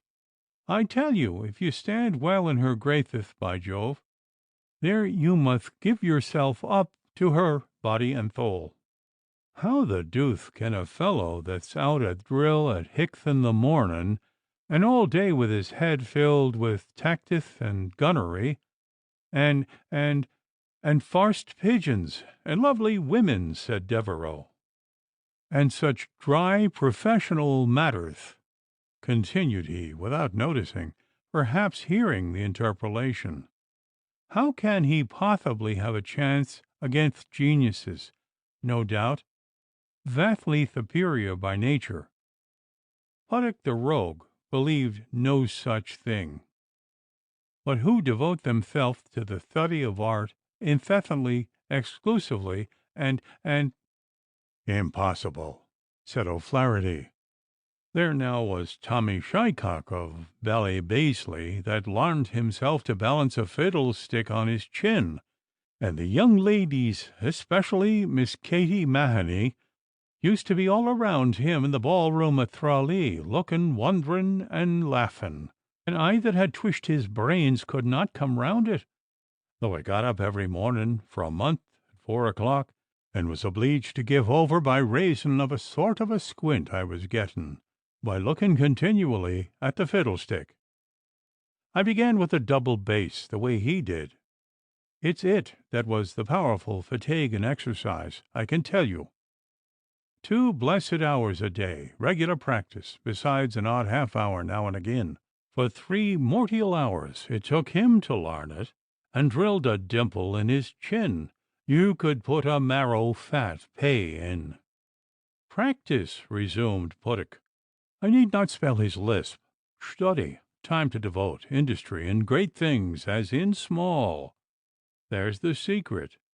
Nature, to be sure. Aye, nature, to be sure. We must sustain nature, dear Puddock. So pass the bottle, said Devereux, who liked his glass. Be the powers, Mr. Puddock, if I had half your genius for play acting, persisted O'Flaherty, Nothing 'ud keep me from the boards of Smock Alley Playhouse, in Cog, I mean, of course. There's that wonderful little Mr. Garrick. Why, he's the talk of the three kingdoms, as long as I can remember, and making his £1,000 a week, coining, big guineas, and he can't be much taller than you, for he's contemptibly small. I'm the taller of the two, said little Puddock haughtily, who had made inquiries and claimed half an inch over Rocheus. Honestly, let us hope. But this is building castles in the air. Joking apart, however, I do confess I should dearly love, just for a maggot, to play two parts, Richard the Third and Tamerlane. Was not that the part you spoke that sympathetic speech out of for me before dinner? No, that was Justice Greedy, said Devereux. Aye, so it was it? That smothered his wife. With a pudding clout, persisted Devereux. No, with a pooh. You know, and stabbed himself, continued O'Flaherty. With a larding pin, 'tis written in good Italian. Ah, not at all. It isn't Italian, but English. I'm thinking of Apilla. Puddock, you know, the black rascal. Well, English or Italian, tragedy or comedy, said Devereux, who liked Puddock, and would not annoy him, and saw he was hurt by Othello's borrowing his properties from the kitchen. I venture to say you were well entertained. And for my part, sir, there are some characters in farce Puddock was really highly diverting, in which I prefer Puddock to any player I ever saw. Oh, ho, ho! Laughed poor little Puddock, with a most gratified derisiveness, for he cherished in secret a great admiration for Devereux. And so they talked stage talk, Puddock lifting away grand and garrulous, O'Flaherty, the illiterate, blundering in with sincere applause, and Devereux sipping his claret and dropping a quiet, saucy word now and again. I shall never forget Mrs. Cibber's countenance in that last scene, you know, in the orphan. Mon ami, you know, Devereux. And the table being by this time in high chat, and the chairs a little irregular, Puddock slipped off his, and addressing himself to Devereux and O'Flaherty, just to give them a notion of Mrs. Cibber, began with a countenance the most woebegone, and in a piping falsetto. When I'm laid low in the grave and quite forgotten. Mona Mia dies at the end of the speech, as the reader may not be aware, but when Puddock came to the line, when I'm dead, as presently I shall be, all Mrs. Cibber's best points being still to come, the little lieutenant's heel caught in the edge of the carpet, as he sailed with an imaginary hoop on grandly backward, and in spite of a surprising flick-flack cut in the attempt to recover his equipoise, down came the orphan, together with a table-load of spoons and plates, with a crash that stopped all conversation. Lord Castle Mallard waked up with a snort and a "Hullo, gentlemen." "It's only poor dear Monimia, General," said Devereux with a melancholy bow, in reply to a fiery and startled stare darted to the point by that gallant officer. "Hey," said his lordship, brightening up, and gazing gracefully round with a wan smile, and I fancy he thought a lady had somehow introduced herself during his nap, and was pleased, for he admired the sex. "If there's any recitation going on, I think it had better be for the benefit of the company," said the general, a little surly, and looking full upon the plump Monimia, who was arranging his frill and hair, and getting a little awkwardly into his place. "And I think 'twould be no harm, Lieutenant Puddock, my dear," said his father Roach testily, for he had been himself frightened by the crash, "if you'd die a little aisier the next time." Puddock began to apologize. "Never mind," said the general, recovering. "Let's fill our glasses." My Lord Castle Mallard, they tell me this claret is a pretty wine. A very pretty wine, said my lord. And suppose, my lord, we ask these gentlemen to give us a song. I say, gentlemen, there are fine voices among you. Will some gentleman oblige the company with a song? Mr. Loftus sings a very fine song, I'm told, said Captain Clough, with a wink at Father Roach. Aye, cried Roach, backing up the joke. A good old one, and not yet quite off the hooks. Mr. Loftus sings, I'll take my Davy. I've heard him. Loftus was shy, simple, and grotesque, and looked like a man who could not sing a note. So when he opened his eyes, looked round, and blushed, there was a general knocking of glasses, and a very flattering clamour for Mr. Loftus's song. But when silence came, to the surprise of the company, he submitted, though with manifest trepidation, and told them that he would sing as the company desired. It was a song from a good old writer upon fasting in Lent, and was, in fact, a reproof to all hypocrisy. Hereupon there was a great ringing of glasses, and a jolly round of laughter rose up in the cheer that welcomed the announcement. Father Roach looked queer and disconcerted, and shot a look of suspicion at Devereux, for poor Dan Loftus had in truth hit that divine straight in a very tender spot. The fact is, Father Roach was, as Irish priests were sometimes then, a bit of a sportsman. He and Toole used occasionally to make mysterious excursions to the Dublin mountains. He had a couple of mighty good dogs, which he lent freely.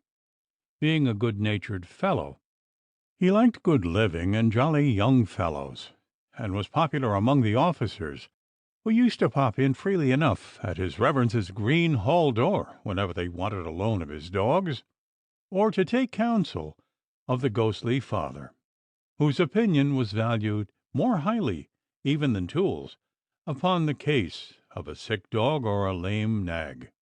Well, one morning, only a few weeks before, Devereux and Toole together had looked in on some such business upon his reverence, a little suddenly, and found him eating a hare.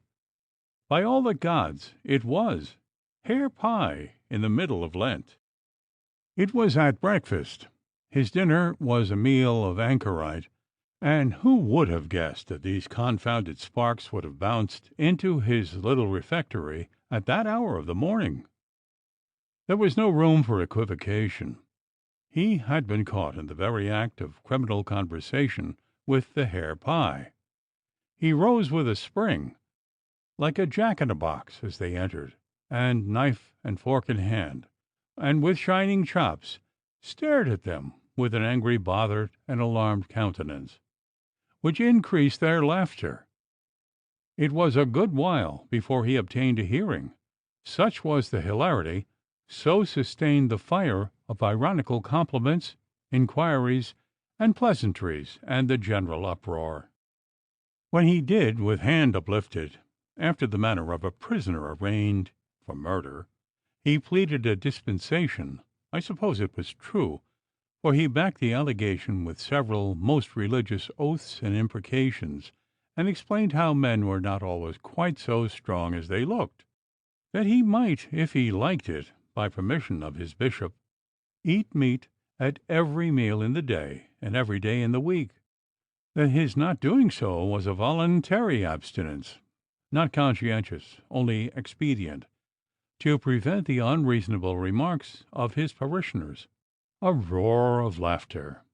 That he was perhaps rightly served, for not having publicly availed himself of his bishop's dispensation.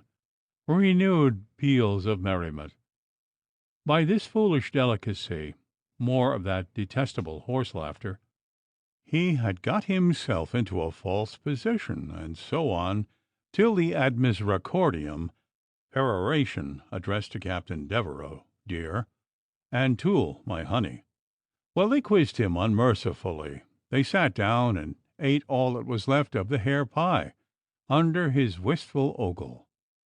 They made him narrate minutely every circumstance connected with the smuggling of the game and the illicit distillation for the mess. They never passed so pleasant a morning. Of course, he bound them over to eternal secrecy, and of course, as in all similar cases, the vow was religiously observed. Nothing was ever heard of it at mess. Oh, no. And Toole never gave a dramatic representation of the occurrence, heightened and embellished with all the little doctor's genius for farce. There certainly was a monologue to which he frequently afterwards treated the aldermen of Skinner's Alley and other convivial bodies at supper.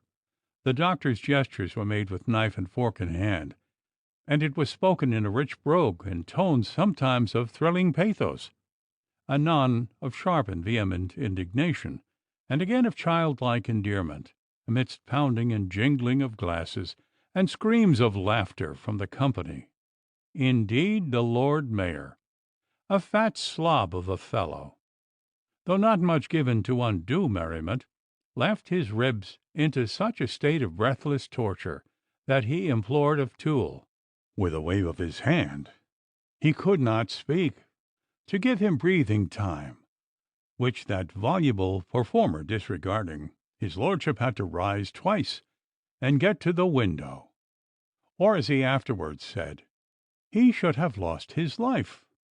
And when the performance was ended, his fat cheeks were covered with tears, his mouth hung down, his head wagged slowly from side to side, and with short, gasping ohs and ohs, his hands pressed to his pudgy ribs, he looked so pale and breathless that, although they said nothing, several of his comrades stared hard at him and thought him in rather a queer state.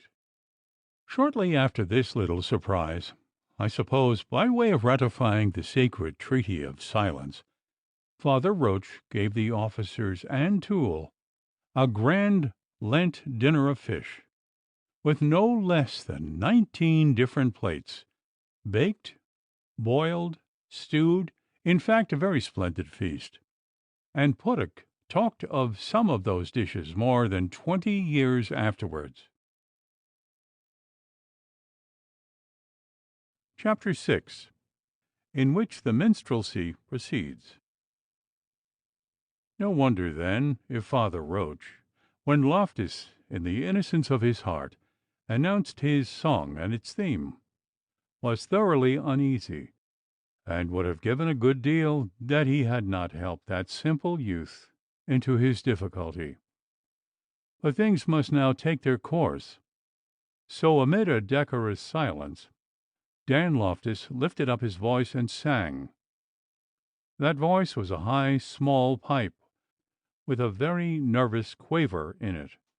He leaned back in his chair, and little more than the whites of his upturned eyes were visible, and beating time upon the table with one hand, clawwise, and with 2 or 3 queer little trills and roulades, which reappeared with great precision in each verse, he delivered himself thus, in which I suspect was an old psalm tune.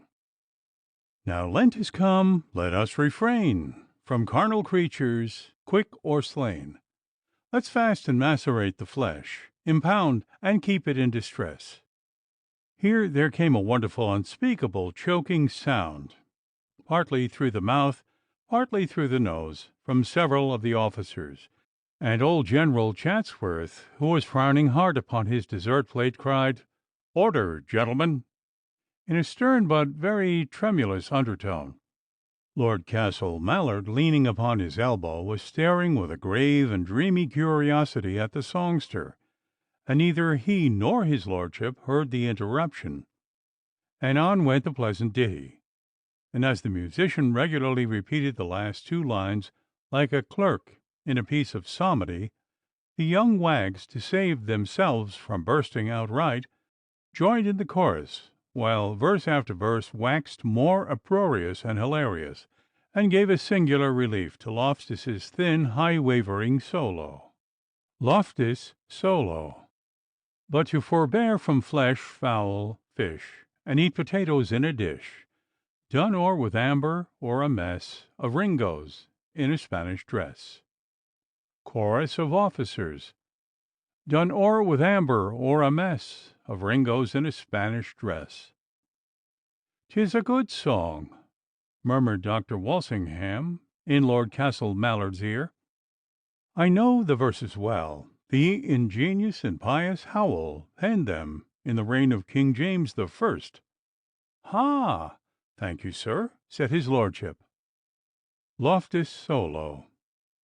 "Or to refrain from all high dishes, but feed our thoughts with wanton wishes, making the soul like a tight wench wear patches of concupiscence."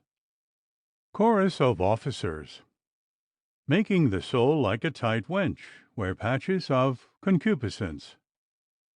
Loftus solo. "This is not to keep Lent aright, but play the juggling hypocrite. For we must starve the inward man, and feed the outward too on bran." Chorus of officers, for we must starve the inward man, and feed the outward too on bran. I believe no song was ever received with heartier bursts of laughter and applause. Puttick, indeed, was grave, being a good deal interested in the dishes sung by the poet. So, for the sake of its moral point, was Dr. Walsingham, who, with brows gathered together judiciously, kept time with head and hand, murmuring, "True, true, good, sir, good," from time to time, as the sentiment liked him. But honest Father Roach was confoundedly put out by the performance. He sat with his blue double chin buried in his breast, his mouth pursed up tightly, a red scowl all over his face, his quick little angry suspicious eyes peeping cornerwise, now this way, now that, not knowing how to take what seemed to him like a deliberate conspiracy to roast him for the entertainment of the company, who followed the concluding verse with a universal roaring chorus, which went off into a storm of laughter, in which Father Roach made an absurd attempt to join. But it was only a gunpowder glare, swallowed in an instant in darkness, and down came the black portcullis of his scowl with a chop, while clearing his voice and directing his red face and vicious little eyes straight on simple Dan Loftus, he said, rising very erect and square from an unusually ceremonious bow, "I don't know, Mr. Loftus, exactly what you mean by a ringgoat in a Spanish dress." The priest had just smuggled over a wonderful bit of ecclesiastical toggery from Salamanca. "And a person wearing patches, you said, of patches of concupiscence, I think." Father Roach's housekeeper unfortunately wore patches. She was altogether virtuous and by no means young. "But I'm bound to suppose, by the amusement our friends seem to derive from it, sir, that a ringgoat, whatever it means, is a good joke, as well as a good-natured one." "But by your leave, sir," emphatically interposed Puttick, on whose ear the ecclesiastic's blunder grated like a discord, "Mr. Loftus sang nothing about a goat, though kid is not a bad thing. He said ringos, meaning, I conclude, eringonious, a delicious preserve or confection. Have you never eaten them, either preserved or candied?" "Uh, why, I happen to have a receipt." "Uh, and if you permit me, sir, a capital receipt. When I was a boy I made some once at home, sir, and by Jupiter, my brother Sam eat of them till he was quite sick. I remember so sick, by Jupiter, my poor mother and old Dorcas had to sit up all night with him. And I was going to say, if you will allow me, sir, I shall be very happy to send the receipt to your housekeeper." "You'll not like it, sir," said Devereux mischievously, "but there really is a capital one, quite of another kind, a Lenten dish. Fish, you know, Puttick, the one you described yesterday. But Mr. Loftus has, I think, a still better way." "Have you, sir?" asked Puttock, who had a keen appetite for knowledge. "I don't know, Captain Puttock," murmured Loftus, bewildered. "What is it?" remarked his reverence shortly. "A roast roach," answered Puttock, looking quite innocently in that theologian's fiery face. "Thank you," said Father Roach, with an expression of countenance which polite little Puttock did not in the least understand. "And how do you roast him? We know Loftus's receipt," persisted Devereux, with remarkable cruelty. "Just like a lump," said Puttock briskly. "And how is that?" inquired Devereux. "Flay the lump, splat him, divide him," answered Puttock, with great volubility, "and cut each side into 2 pieces. Season with salt, pepper, and nutmeg, and baste with clarified butter. Dish him with slices of oranges, barberries, grapes, gooseberries, and butter, and you will find that he eats deliriously, either with farced pain or gammon pain." This rhapsody, delivered with the rapidity and emphasis of Puttock's earnest lisp, was accompanied with very general tokens of merriment from the company, and the priest, who half suspected him of having invented it, was on the point of falling foul of him, when Lord Castle Mallard rose to take leave, and the general forthwith vacated the chair, and so the party broke up, fell into groups, and the greater part sauntered off to the Phoenix, where, in the club room, they, with less restraint and some new recruits, carried on the pleasures of the evening, which pleasures, as will sometimes happen, ended in something rather serious. Chapter 7. Showing how 2 gentlemen may misunderstand one another, without enabling the company to understand their quarrel. Loftus had by this time climbed to the savage lair of his garret, overstrewn with tattered papers and books, and Father Roach, in the sanctuary of his little parlour, was growling over the bones of a devilled turkey, and about to soothe his fretted soul in a generous libation of hot whisky punch. Indeed, he was of an appeasable nature, and on the whole a very good fellow.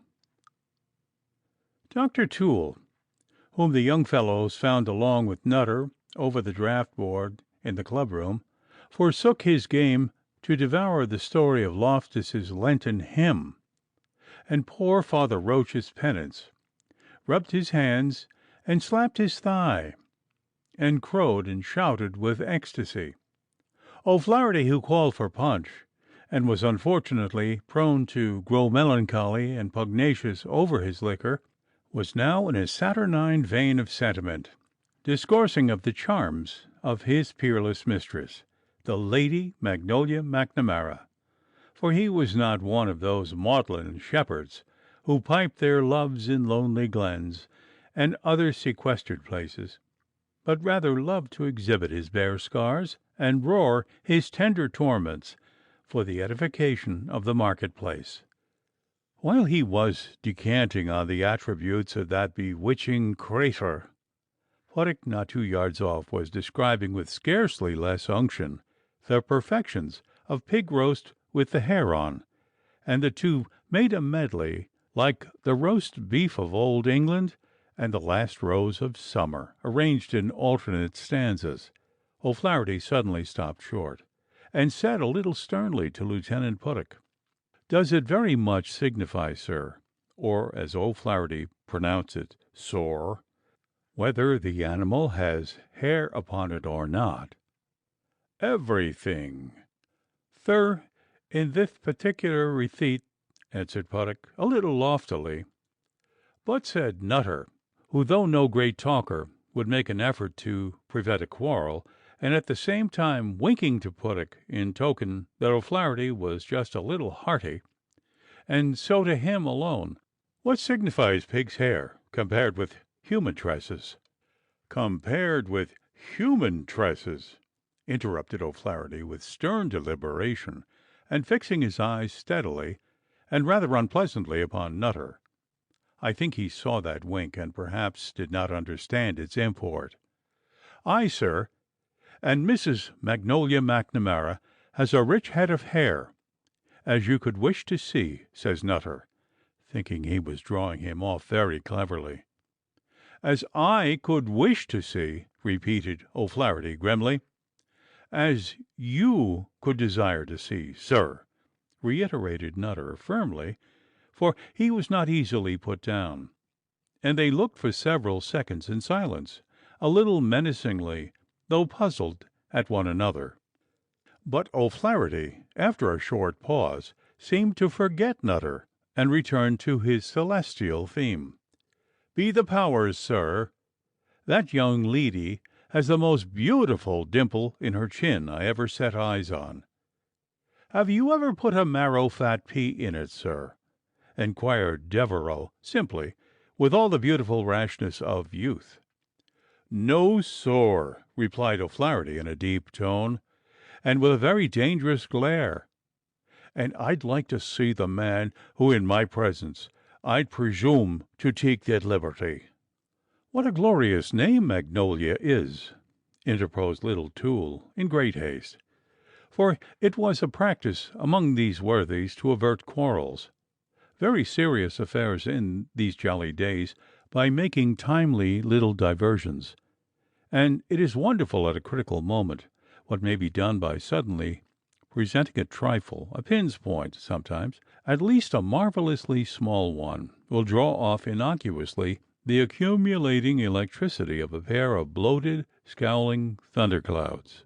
It was her noble godmother, when the family resided at Castlemorra, in the county of Roscommon, the Lady Carrick O'Gunniol, who conferred it, said O'Flaherty grandly, upon her goddaughter, as who had a better right? I say, who had a better right? And he smote his hand upon the table, and looked round, inviting contradiction. My godmother's in my baptism, that's catechism, and all the town of Chapel Islet won't put that down.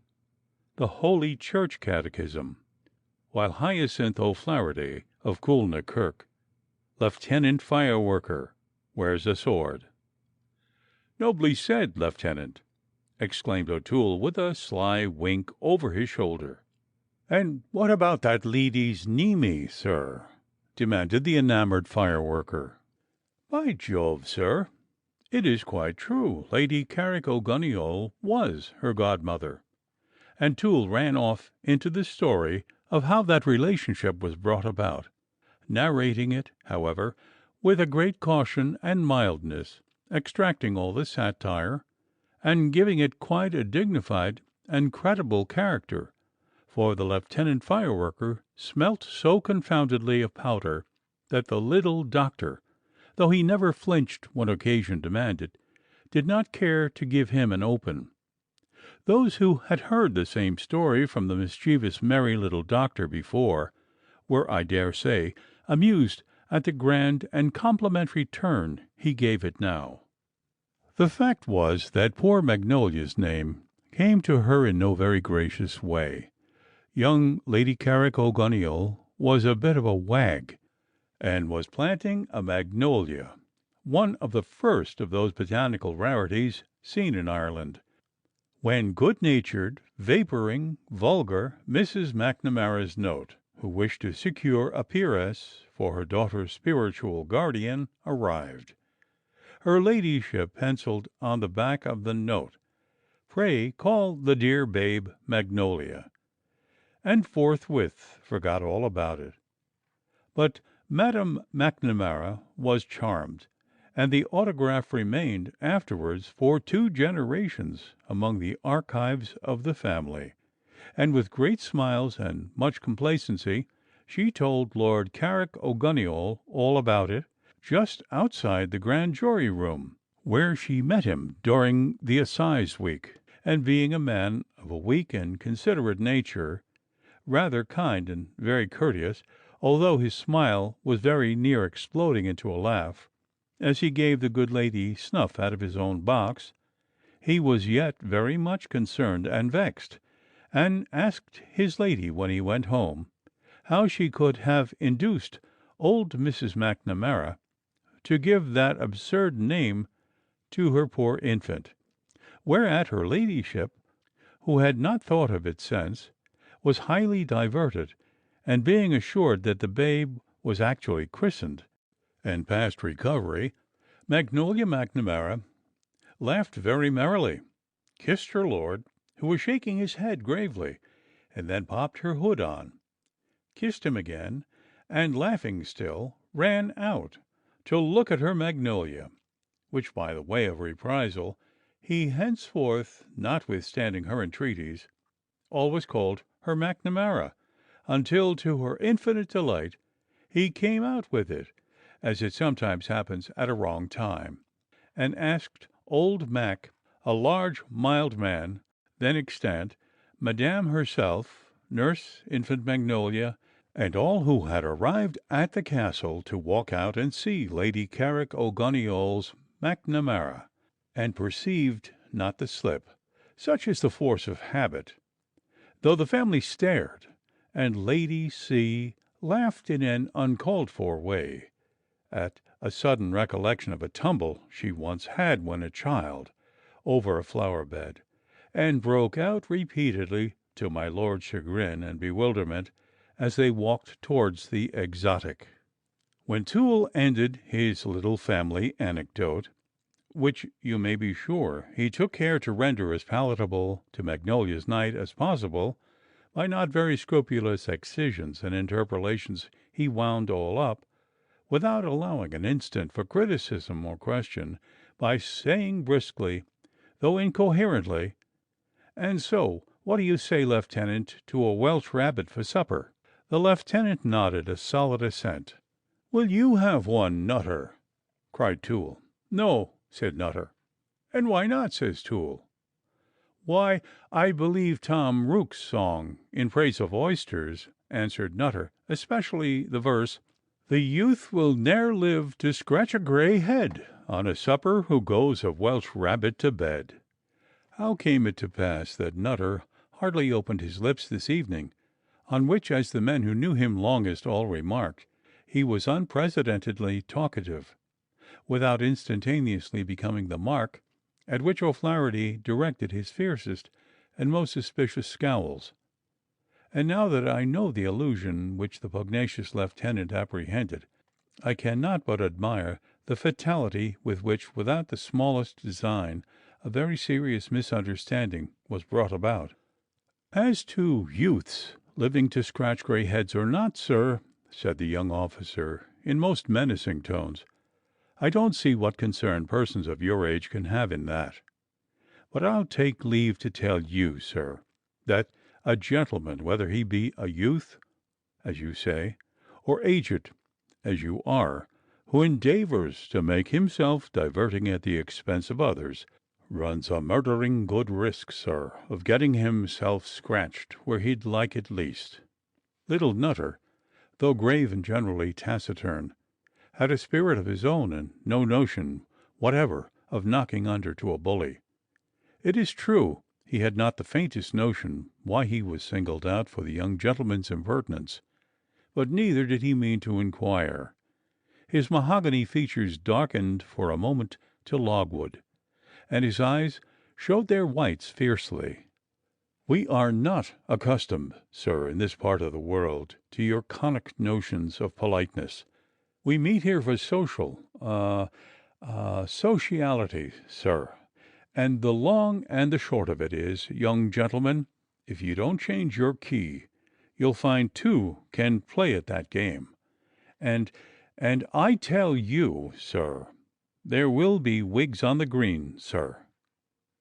Here several voices interposed.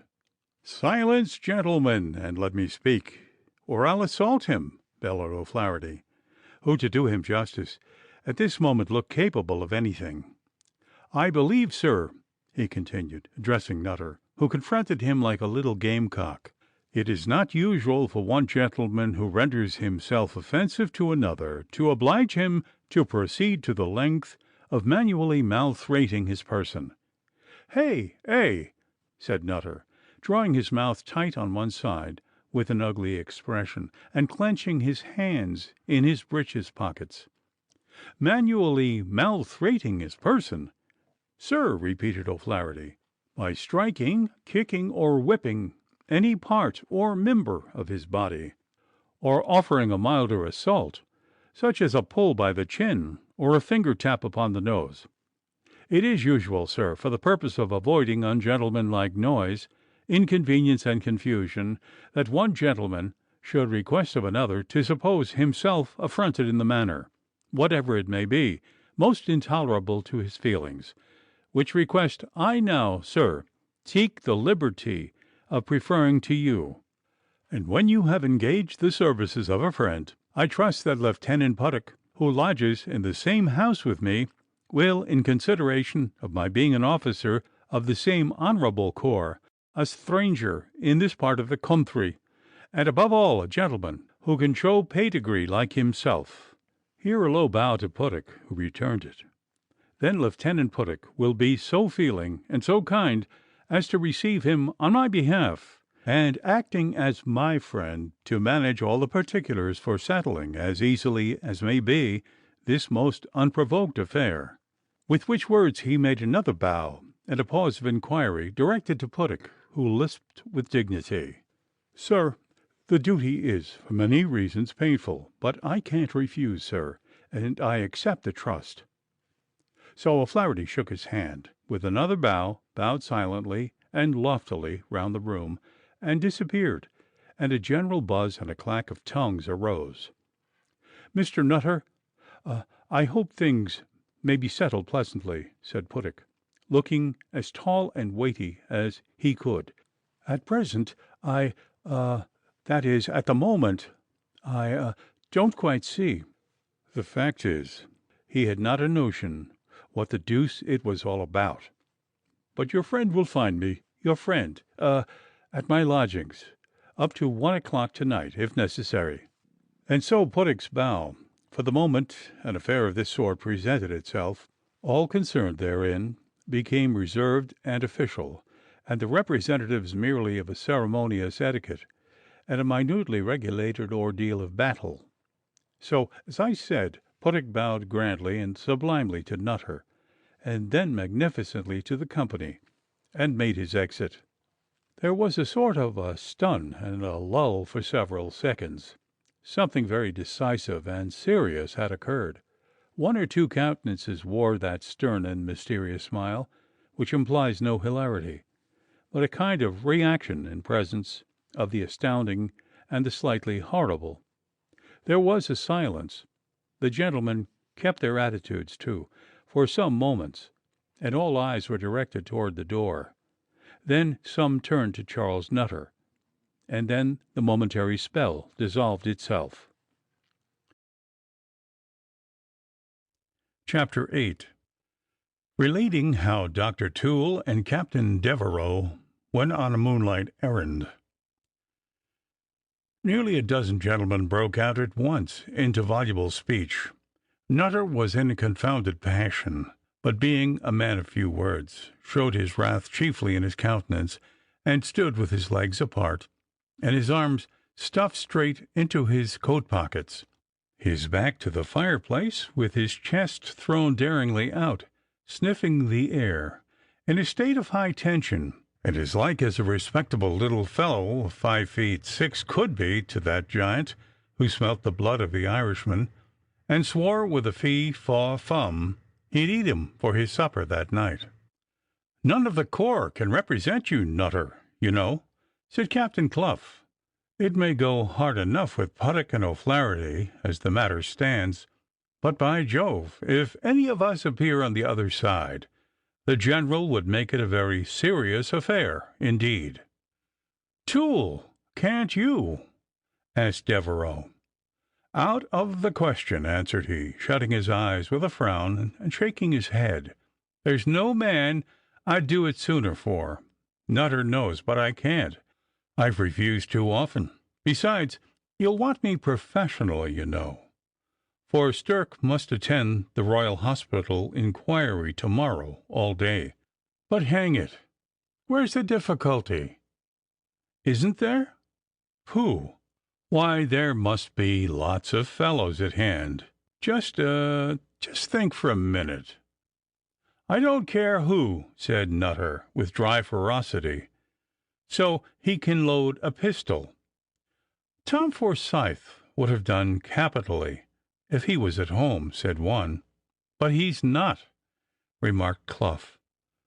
"Well," said Toole, getting close up to Devereux in a coaxing undertone, "suppose we try Loftus."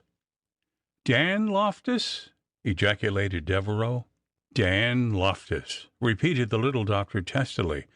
"Remember, it's just 11 o'clock. He's no great things, to be sure, but what better can we get?" "Allons, done," said Devereux, donning his cocked hat with a shrug and the least little bit of a satirical smile, and out bustled the doctor beside him. "Where the deuce did that Broganeer O'Flaherty come from?" said Clough confidentially to old Major O'Neill. "A Connacht man," answered the Major with a grim smile, for he was himself of that province, and was perhaps a little bit proud of his countrymen. "Toole says he's well connected," pursued Clough, "but, by Jupiter, I never saw so mere a Teague, and the most cross-grained devil of a cat a mountain." "I could not quite understand why he fastened on Mr. Nutter," observed the Major with a mild smile. "I'll rid the town of him," rapped out Nutter with an oath, leering at his own shoe buckle, and tapping the sole with asperity on the floor. "If you're thinking of any unpleasant measures, gentlemen, I'd rather, if you please, know nothing of them," said the sly, quiet Major, "for the General, you are aware, has expressed a strong opinion about such affairs; and as 'tis past my bed hour, I'll wish you gentlemen a good night," and off went the Major. "Upon my life, if this Connacht Rapparee is permitted to carry on his business of indiscriminate cut-throat here, he'll make the service very pleasant," resumed Clough, who, though a brisk young fellow of 48, had no special fancy for being shot. "I say the General ought to take the matter into his own hands." "Not till I'm done with it," growled Nutter. "And send the young gentleman home to Connacht," pursued Clough. "I'll send him first to the other place," said Nutter, in allusion to the Lord Protector's well-known alternative. In the open street, under the sly old moon, read little Dr. Toole in his great wig, and Gypsy Devereux, in quest of a squire for a good knight, who stood panting for battle in the front parlour of the Phoenix, saw a red glimmer in Loftus's dormant window. "He's alive and stirring still," said Devereux, approaching the hall door with a military nonchalance. "Whisht!" said Toole, plucking him back by the sash. "We must not make a noise. The house is asleep. I'll manage it. Leave it to me." And he took up a handful of gravel, but not having got the range, he shied it all against old Tom Drought's bedroom window. "Deuce take that old sneak," whispered Toole vehemently. "He's always in the way.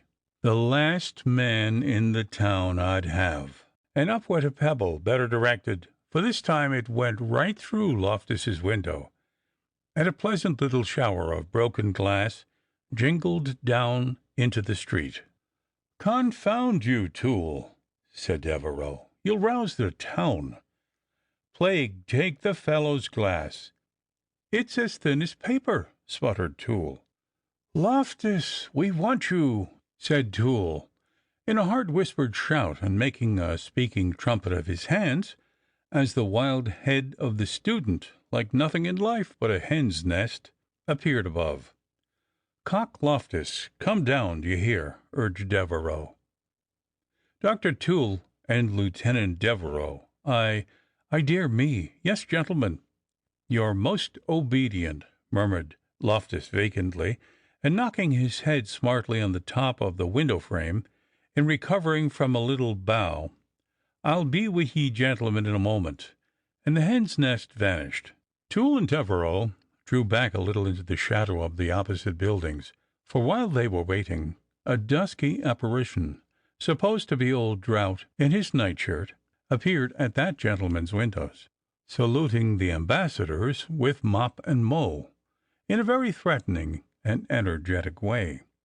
Just as this demonstration subsided, the hall door opened wide, and indeed was left so, while our friend Loftus, in a wonderful tattered old silk coat that looked quite indescribable by moonlight, the torn linings hanging down in loops inside the skirts, pale and discoloured, like the shreds of banners in a cathedral, his shirt loose at the neck, his breeches unbuttoned at the knees, and a gigantic, misshapen, and mouldy pair of slippers clinging and clattering about his feet, came down the steps, his light, round little eyes and queer, quiet face peering at them into the shade, and a smokified volume of divinity tucked under his arm, with his finger between the leaves to keep the place.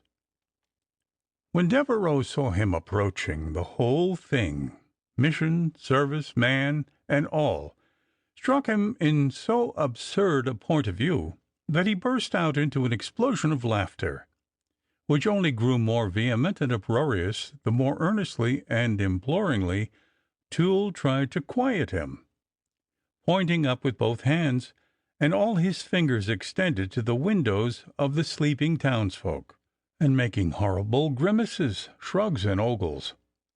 But the young gentleman was not in the habit of denying himself innocent indulgences, and shaking himself loose of Toole, he walked down the dark side of the street in peals of laughter, making ever and anon little breathless remarks to himself, which his colleague could not hear, but which seemed to have the effect of setting him off again into new hemi-demi-semi-quavers and roars of laughter, and left the doctor to himself to conduct the negotiation with Loftus. "Well," said Devereux, by this time recovering breath, as the little doctor, looking very red and glum, strutted up to him along the shady pavement. "Well, well?" "Oh, ay, very well, to be sure. I'd like to know what the plague we're to do now," grumbled Toole. "Your precious armour-bearer refuses to act, then?" asked Devereux. "To be sure he does. He sees you walking down the street ready to die a-laughing at nothing, by Jove," swore Toole, in deep disgust. And, och, hang it, it's all a confounded pack of nonsense. Sir, if you could not keep grave for 5 minutes, you ought not to have come at all. And what need I care? It's Nutter's affair, not mine. And well for him we failed. Did you ever see such a fish? He'd have shot himself or Nutter to a certainty. But there's a chance yet. We forgot the Nightingale Club. They're still in the Phoenix." "Pooh, sir, they're all tailors and greengrocers," said Toole, in high dudgeon. "There are 2 or 3 good names among them, however," answered Devereux, and by this time they were on the threshold of the Phoenix. "Larry," he cried to the waiter, "the Nightingale Club is there, is it not?" glancing at the great back parlour door. "Be the powers, Captain, you may say that," said Larry, with a wink and a grin of exquisite glee. "See, Larry," said Toole, with importance, "we're a little serious now, so just say if there's any of the gentlemen there. You understand now. Quite steady? Do you see me?" Larry winked, this time a grave wink, looked down at the floor and up to the cornice, and, "Well," said he, "to be candid with you, just at this minute, half an hour ago, you see, it was different. The only gentleman I take on myself to recommend to you as perfectly sober is Mr. McCann, of Petticoat Lane." "Is he in business?" asked Toole. "Does he keep a shop?" said Devereux. "A shop? 2 shops. A great man in the chandlery line. responded Larry. Not precisely the thing we want, though, says Toole.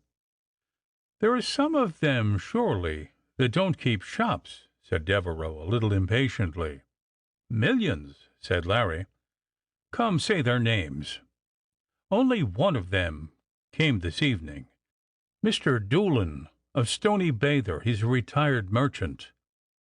That will do, said Toole under his breath to Devereux. Devereux nodded.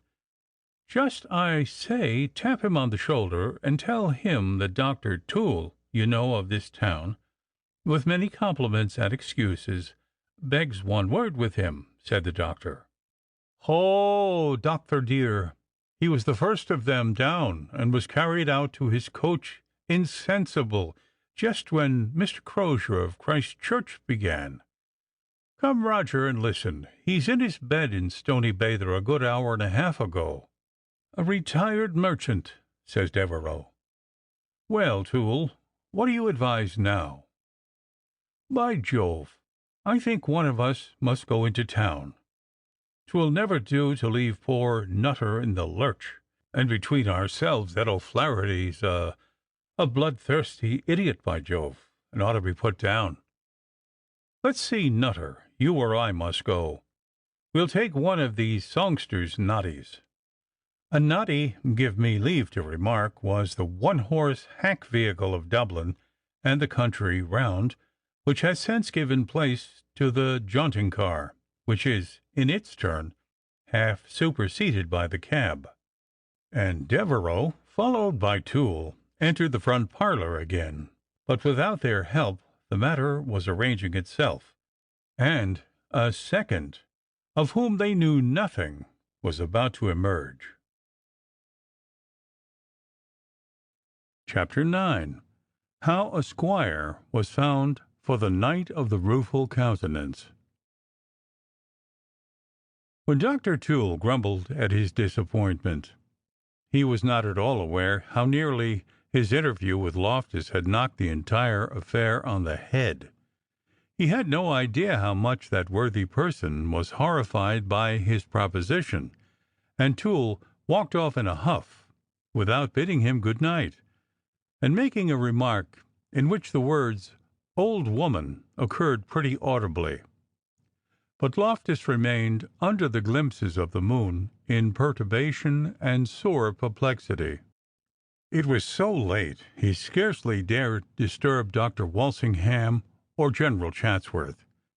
But there came the half-stifled cadence of a song, not bacchanalian, but sentimental, something about Daphne and a swain, struggling through the window shutters next the green hall door close by.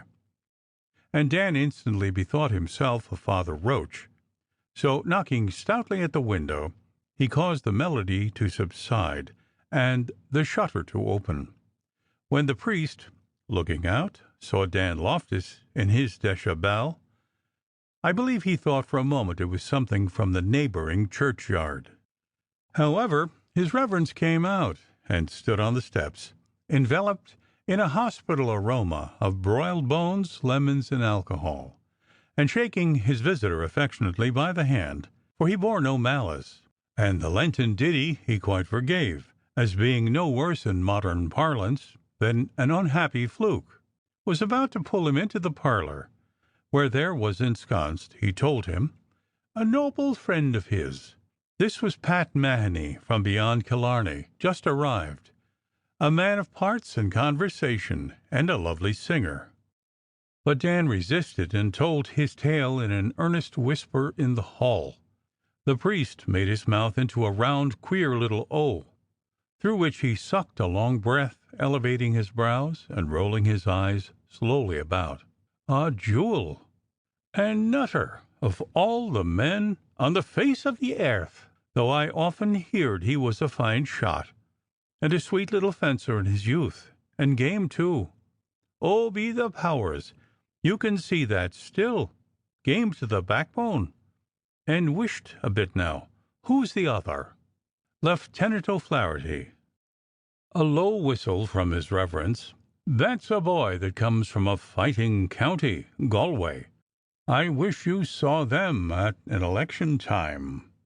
Why, there's no end of diversion. The diversion of stopping them, of course, I mean, observing a sudden alteration in Loftus's countenance, and you, of course, want to stop it, and so, of course, do I, my dear. Well, then, wait a bit now. We must have our eyes open. Don't be in a hurry.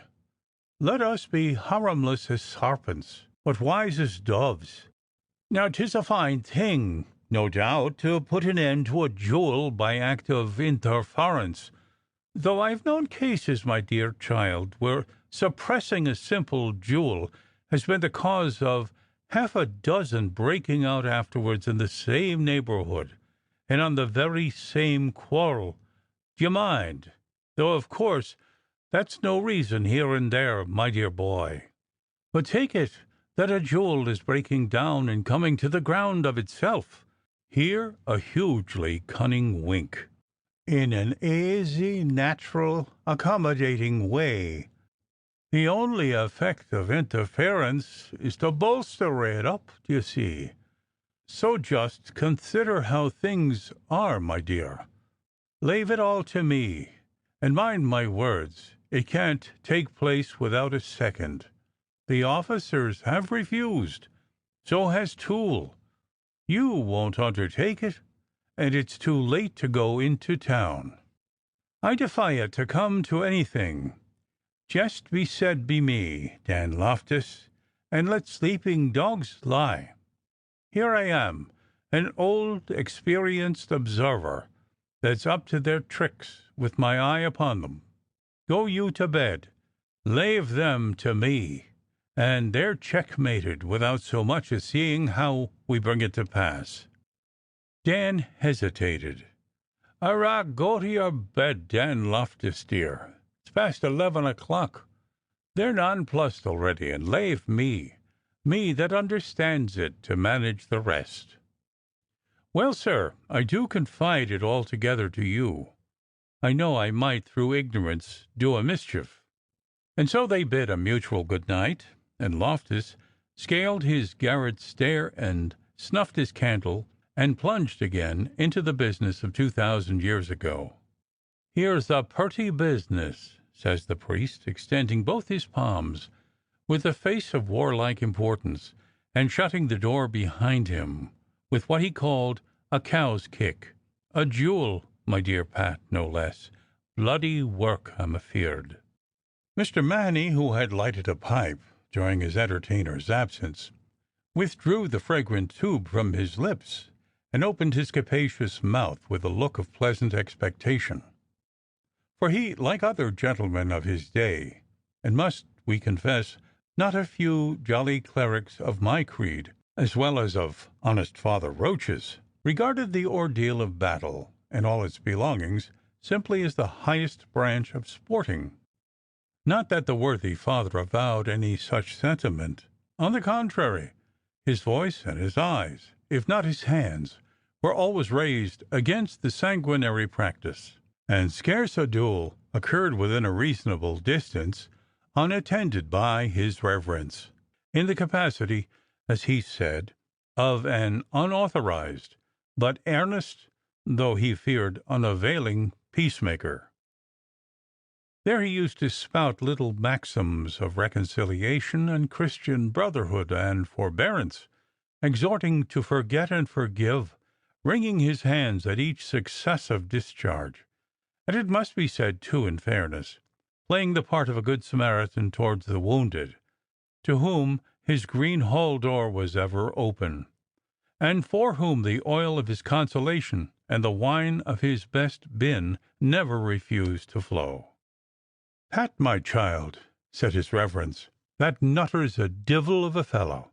At least he was, by all accounts. He'll be bad enough, I'm afeard, and hard enough to manage, if everything goes smooth.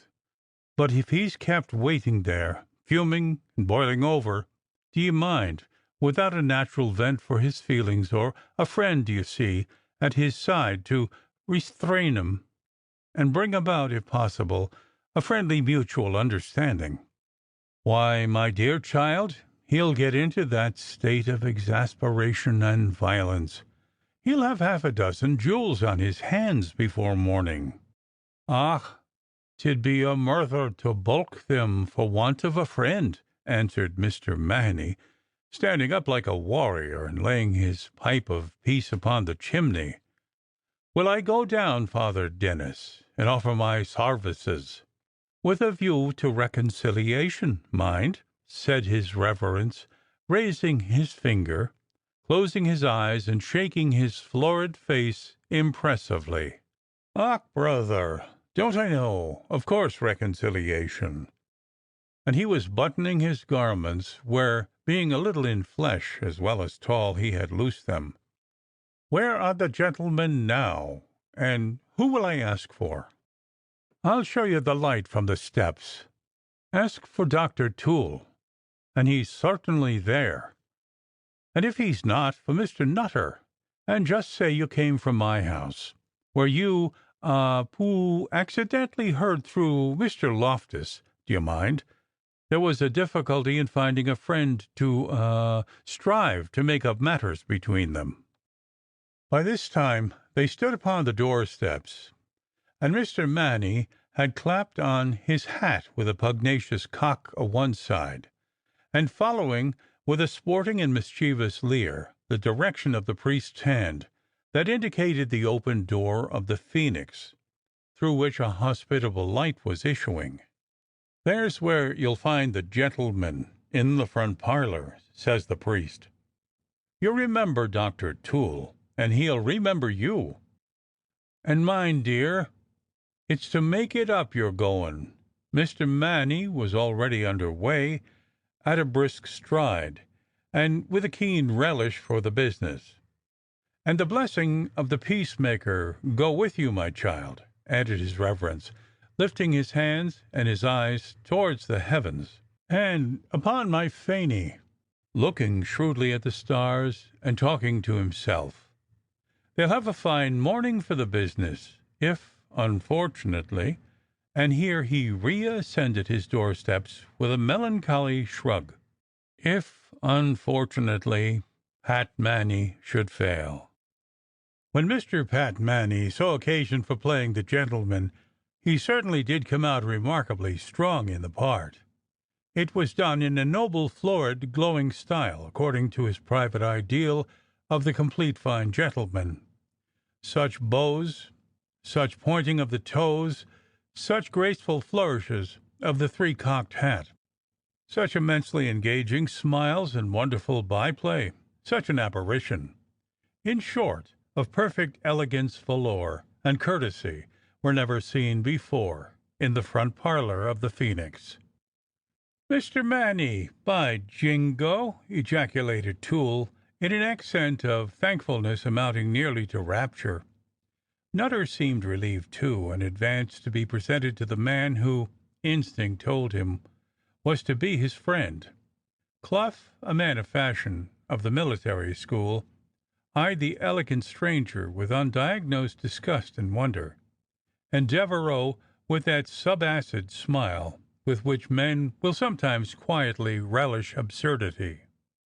Mr. Manny, discoursing a country neighbour outside the halfway house at Muckafubble, or enjoying an easy tete-a-tete with Father Roach, was a very inferior person indeed to Patrick Manny, Esquire, the full-blown diplomatist and pink of gentility, astonishing the front parlour of the Phoenix.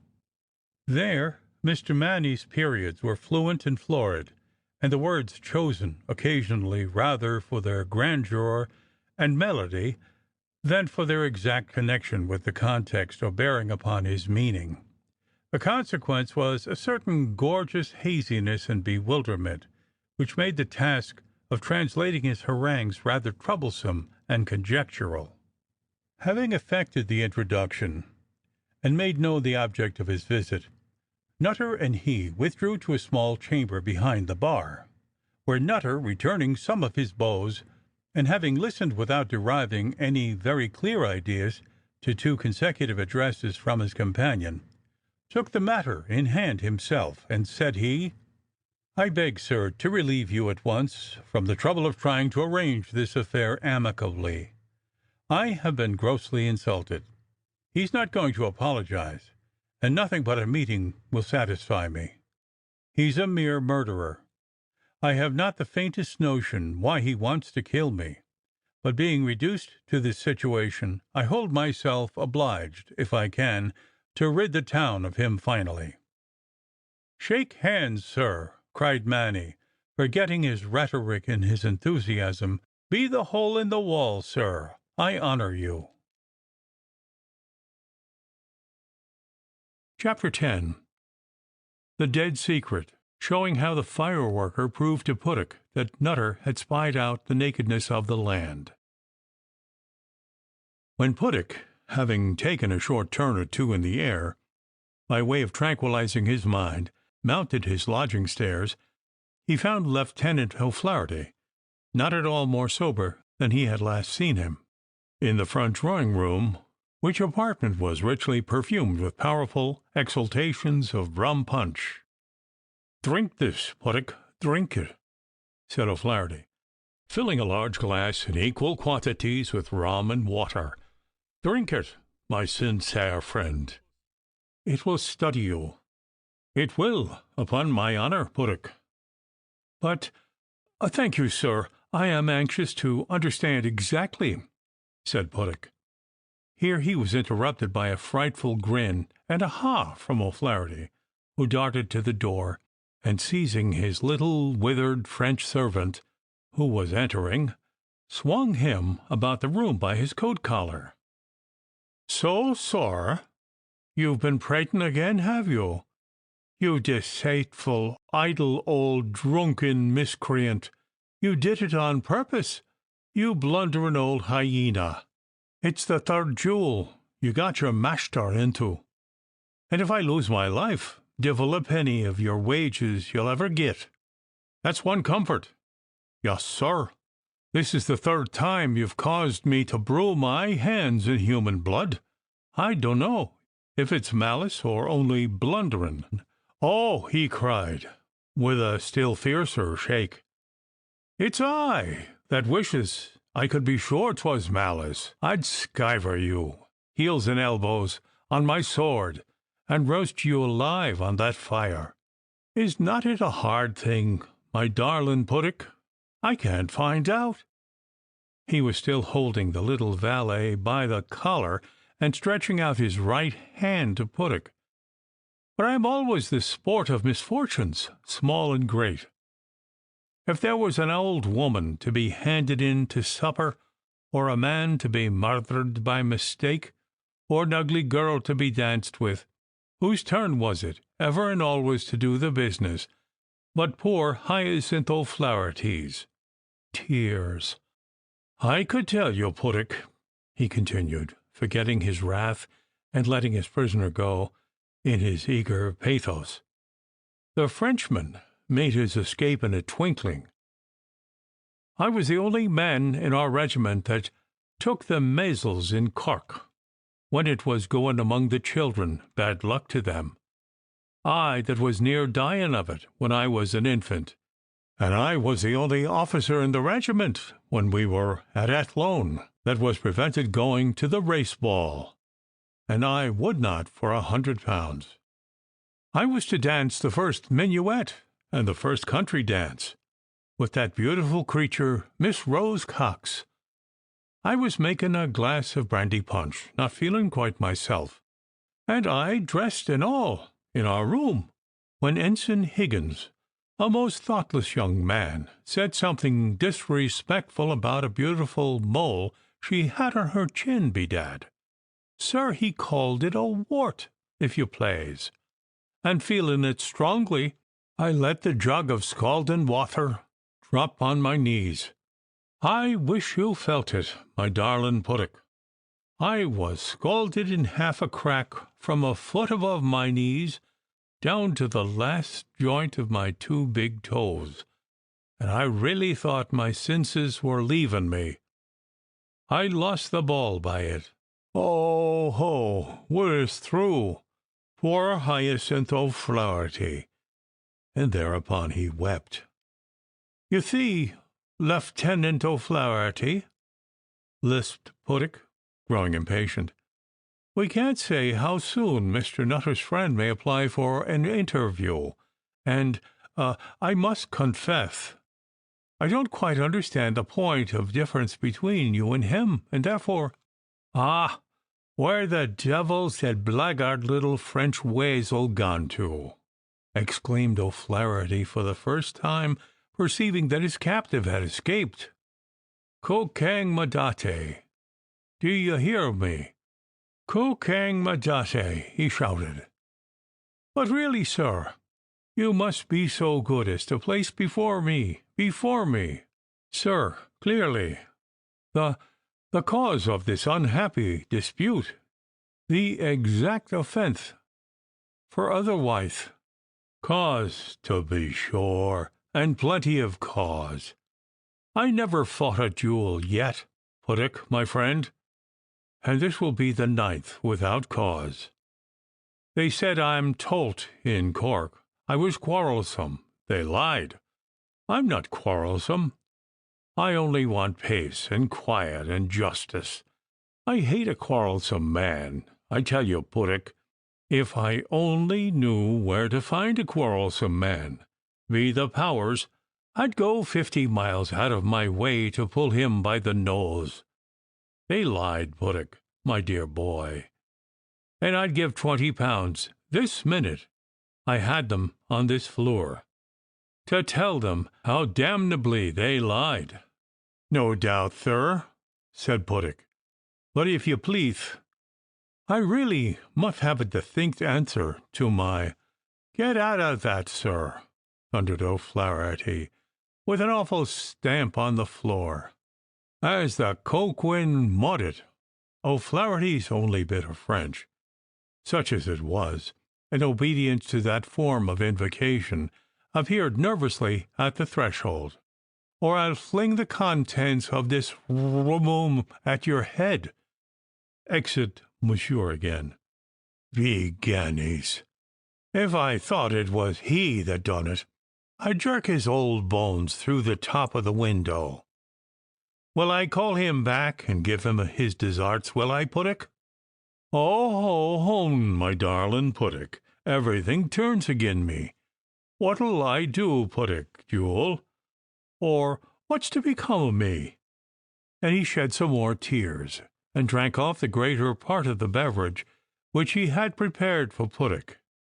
"I believe, sir, that this is the 6th time I ventured to ask a distinct statement from your lips of the cause of your disagreement with Mr. Nutter, which I plainly tell you, there I don't at pretend understand," said Puttick, loftily and firmly enough.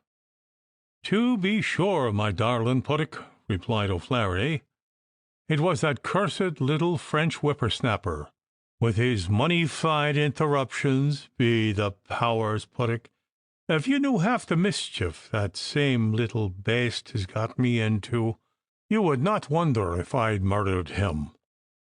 It was he was the cause of my duel with my cousin, Art Considine, and I wantin' to be the very pink of politeness to him, I wrote him a note when he came to Athlone, after 2 years in France, and just out of compliment to him I unluckily put in a word of French.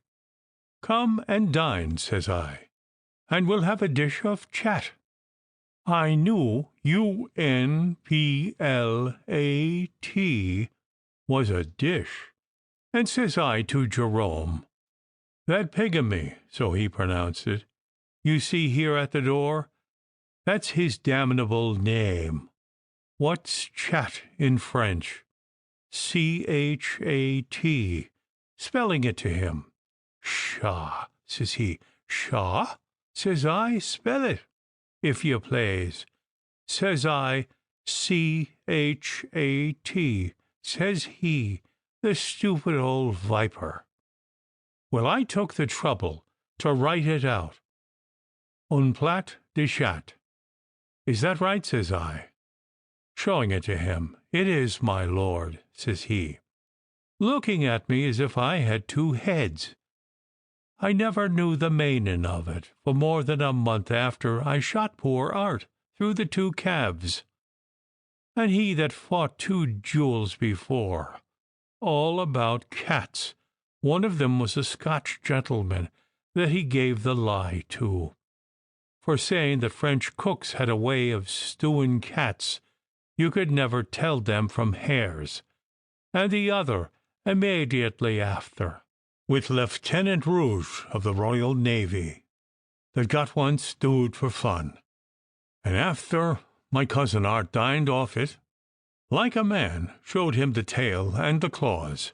It's well he did not die of it, and no wonder he resented my invitation, though upon my honour as a soldier and a gentleman, may I be stewed alive myself in a pot, Puttick, my dear, if I had the least notion of offering him the smallest affront."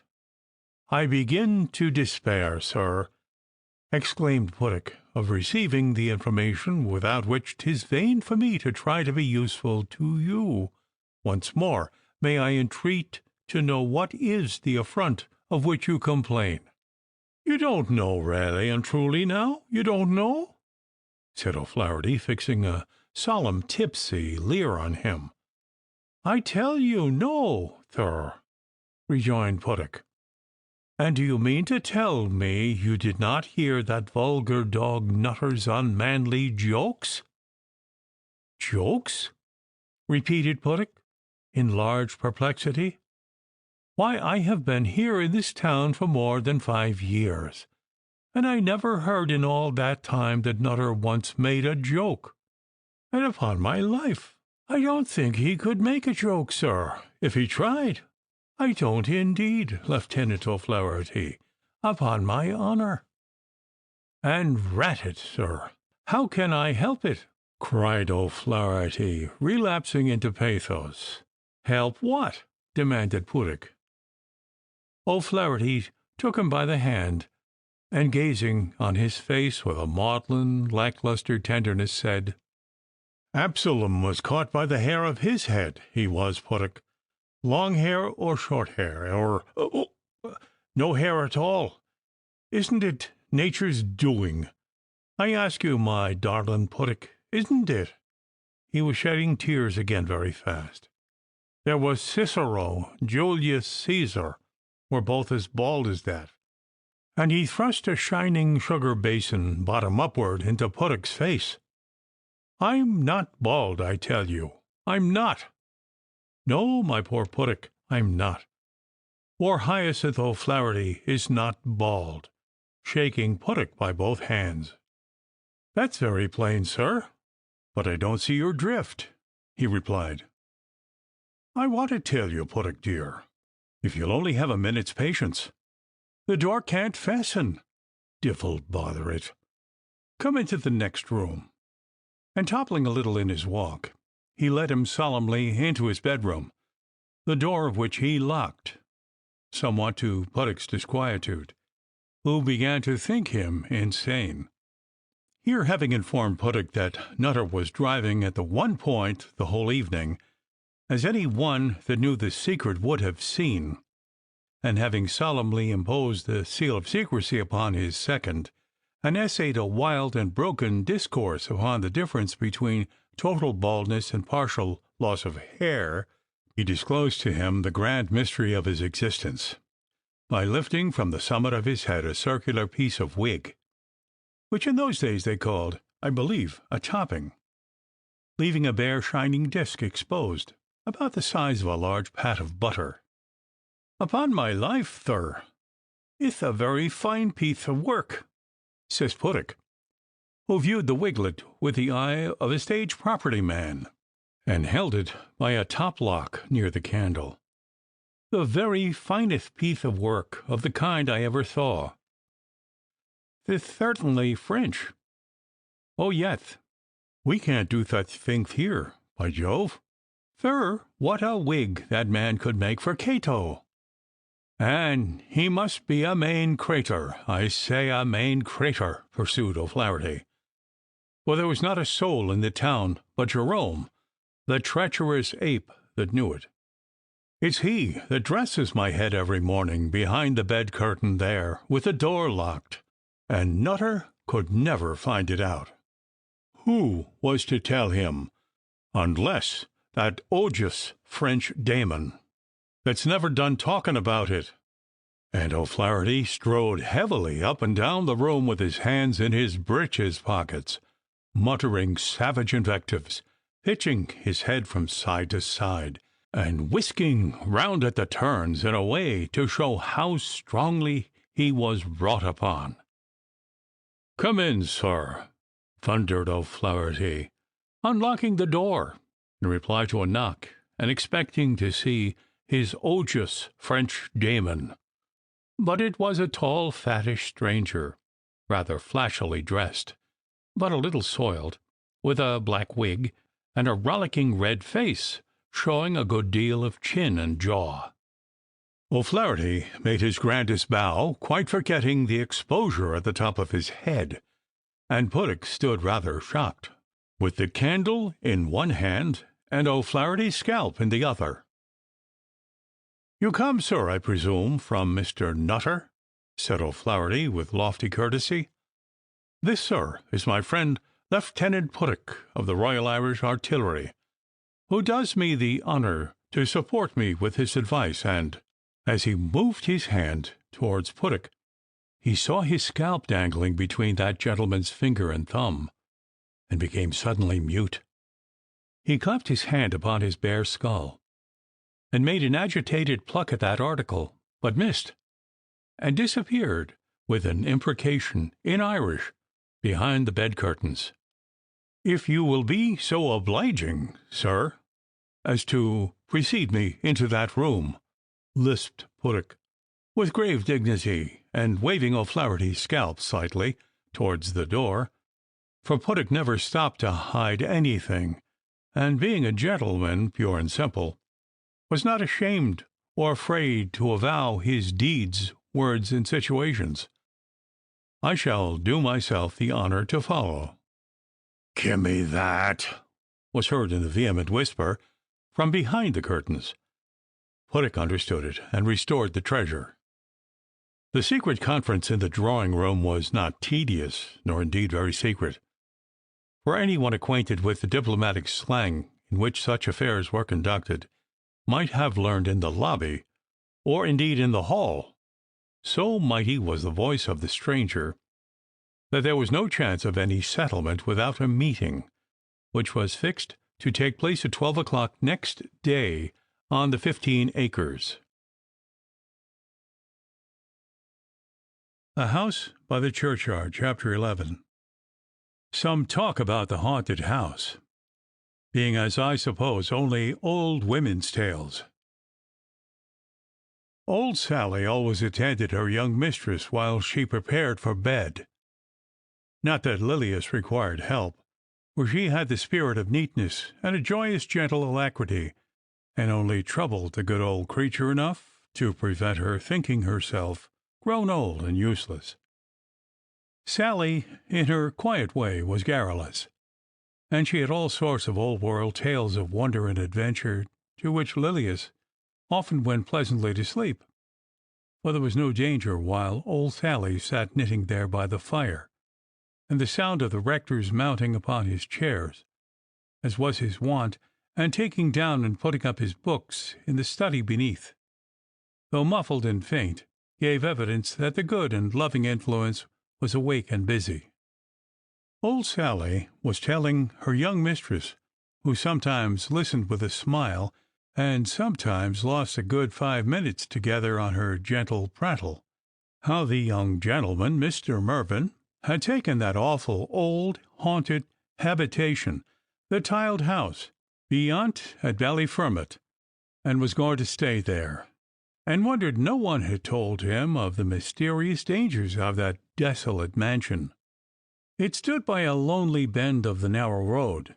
Lilias had often looked upon the short, straight, grass-grown avenue with an awful curiosity at the old house, which she had learned in childhood to fear, as the abode of shadowy tenants and unearthly dangers.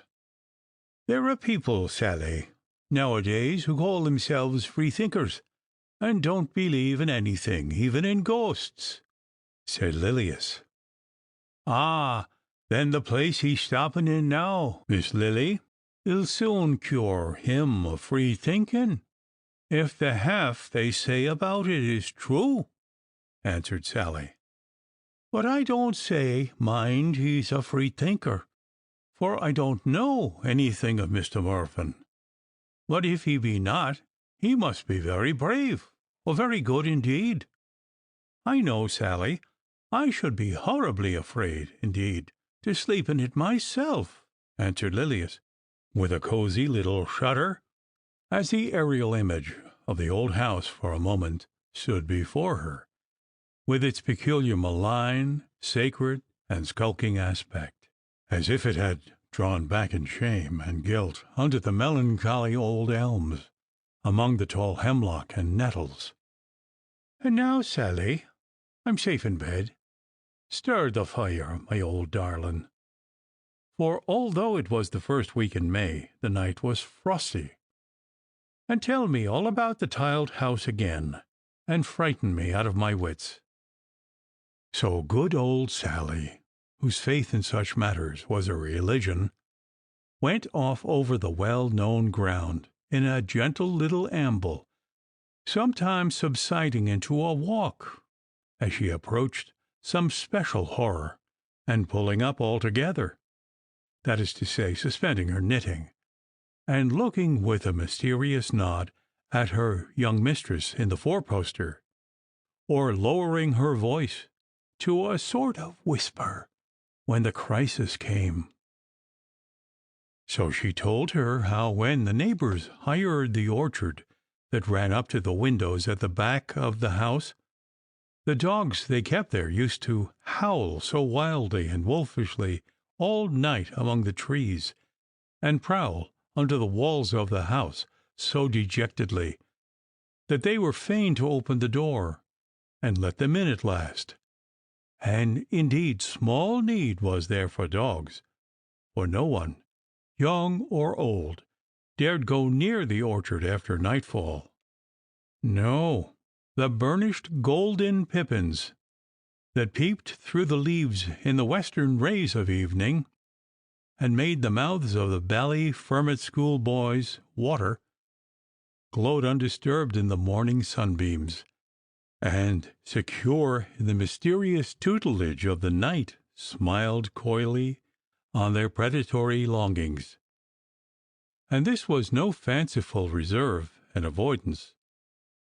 Mick Daly, when he had the orchard, used to sleep in the loft over the kitchen, and he swore that within 5 or 6 weeks, while he lodged there, he twice saw the same thing, and that was a lady in a hood and a loose dress, her head drooping and her finger on her lip, walking in silence among the crooked stems, with a little child by the hand, who ran smiling and skipping beside her.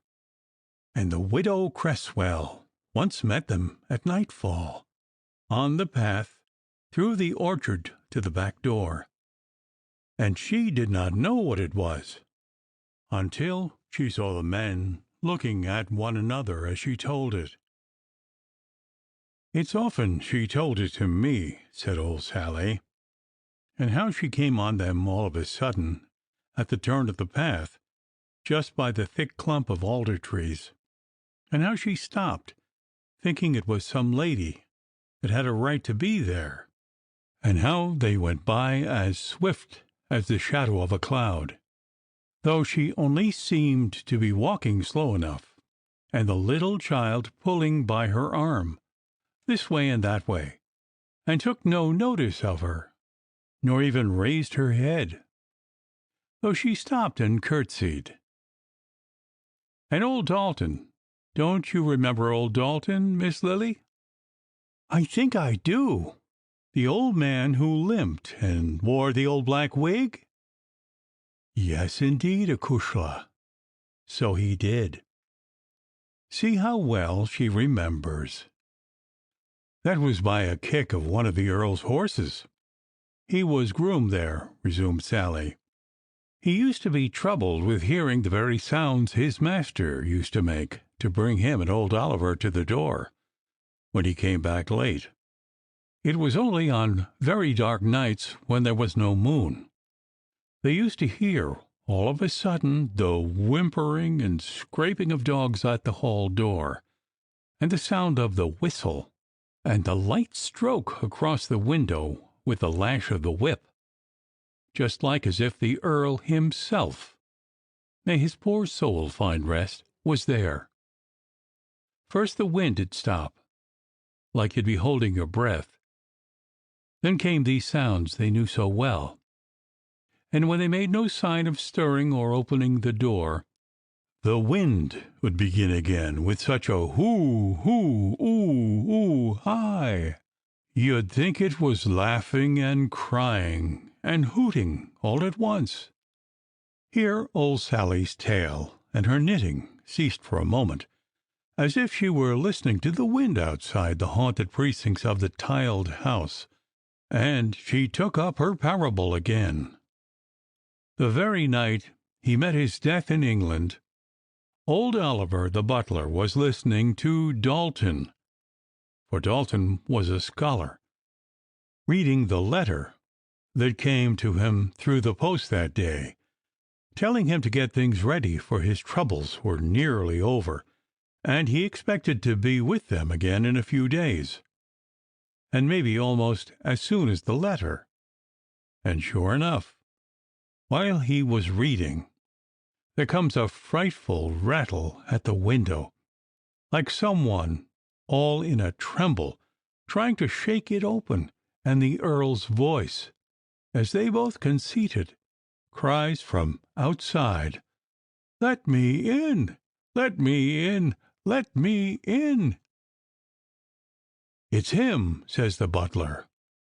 "'Tis so, bedad," says Dalton, and they both looked at the windy and at one another, and then back again, overjoyed in a sort of a way, and frightened all at oncet. Old Oliver was bad with the rheumatiz, so away goes Dalton to the hall door, and he calls, "Who's there?" and no answer. "Maybe," says Dalton to himself, "'tis what he's rid round to the back door." So to the back door with him, and there he shouts again, and no answer, and not a sound outside, and he began to feel quare, and to the hall door with him back again. "Who's there? Do you hear? Who's there?" He shouts, and receives no answer still. "I'll open the door at any rate," says he. Maybe it's what he's made his escape, for they knew all about his troubles, and wants to get in without noise. So praying all the time, for his mind misgave him it might not be all right, he shifts the bars and unlocks the door. But neither man, woman, nor child, nor horse, nor any living shape was standing there. Only something or other slipped into the house close by his leg. It might be a dog, or something that way. He could not tell, for he only seen it for a moment with the corner of his eye, and it went in just like as if it belonged to the place. He could not see which way it went, up or down, but the house was never a happy one, or a quiet house after. And Dalton bangs the hall door, and he took a sort of a turn and a trembling, and back with him to Oliver the butler, looking as white as the blank leaf of his master's letter that was between his finger and thumb. "What is it? What is it?" says the butler, catching his crutch like a weapon, fastening his eyes on Dalton's white face, and growing almost as pale himself. "The master's dead!" says Dalton. And so he was. Signs on it. After the turn she got by what she seen in the orchard, when she came to know the truth of what it was, Jinny Cresswell, you may be sure, did not stay there an hour longer than she could help. And she began to take notice of things she did not mind before, such as when she went into the big bedroom over the hall that the Lord used to sleep in. Whenever she went in at one door, the other door used to be pulled too very quick, as if someone avoiding her was getting out in haste. But the thing that frightened her most was just this, that sometimes she used to find a long straight mark from the head to the foot of her bed, as if 'twas made by something heavy lying there, and the place where it was used to feel warm, as if whoever it was, they only left it as she came into the room. But the worst of all was poor Kitty Haplin, the young woman that died of what she seen. Her mother said it was how she was kept awake all the night with the walking about of someone in the next room, tumbling about boxes and pulling over drawers, and talking and sighing to himself. And she, poor thing, wishing to go asleep, and wondering who it could be, when in he comes, a fine man, in a sort of loose silk morning dress, and no wig, but a velvet cap on, and to the windy with him, quiet and aisy. And she makes a turn in the bed to let him know there was some one there, thinking he'd go away. But instead of that, over he comes to the side of the bed, looking very bad, and says something to her. But his speech was thick and chokin', like a dummy's that'd be trying to spake. And she grew very frightened, and says she, "I ask your honour's pardon, sir, but I can't hear you right." And with that he stretches up his neck nigh out of his cravat, turning his face up towards the ceiling, and, grace between us and harm, his throat was cut across and wide open. She seen no more, but dropped in a dead faint in the bed, and back to her mother with her in the mornin'. And she never swallied bit or sup more, only she just sat by the fire holding her mother's hand, crying and trembling, and peeping over her shoulder, and starting with every sound, till she took the fever and died, poor thing, not 5 weeks after. And so on and on and on flowed the stream of old Sally's narrative, while Lilias dropped into dreamless sleep, and then the storyteller stole away to her own tidy bedroom and innocent slumbers. Chapter 12. Some odd facts about the tiled house, being an authentic narrative of the ghost of the hand. I'm sure she believed every word she related, for old Sally was veracious.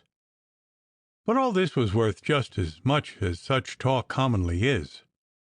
Marvels, fabulae, what our ancestors called winter's tales, which gather details from every narrator, and dilate it in the act of narration.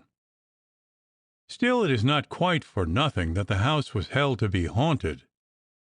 Under all this smoke there smouldered just a little spark of truth, an authenticated mystery, for the solution of which some of my readers may possibly suggest a theory, though I confess I can't. Miss Rebecca Chatsworth, in a letter dated in the autumn of 1753, gives a minute and curious relation of occurrences in the tiled house, which it is plain, although at starting she protests against all such fooleries she has heard, with a peculiar sort of interest, and relates it certainly with an awful sort of particularity. I was for printing the entire letter, which is really very singular as well as characteristic, but my publisher meets me with his veto, and I believe he is right.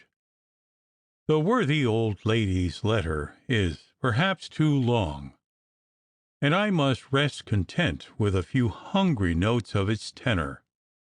That year, and somewhere about the 24th October, there broke out a strange dispute between Mr. Alderman Harper of High Street, Dublin, and my Lord Castle Mallard, who, in virtue of his cousinship to the young heir's mother, had undertaken for him the management of the tiny estate, on which the tiled, or tiled house, for I find it spelt both ways, stood.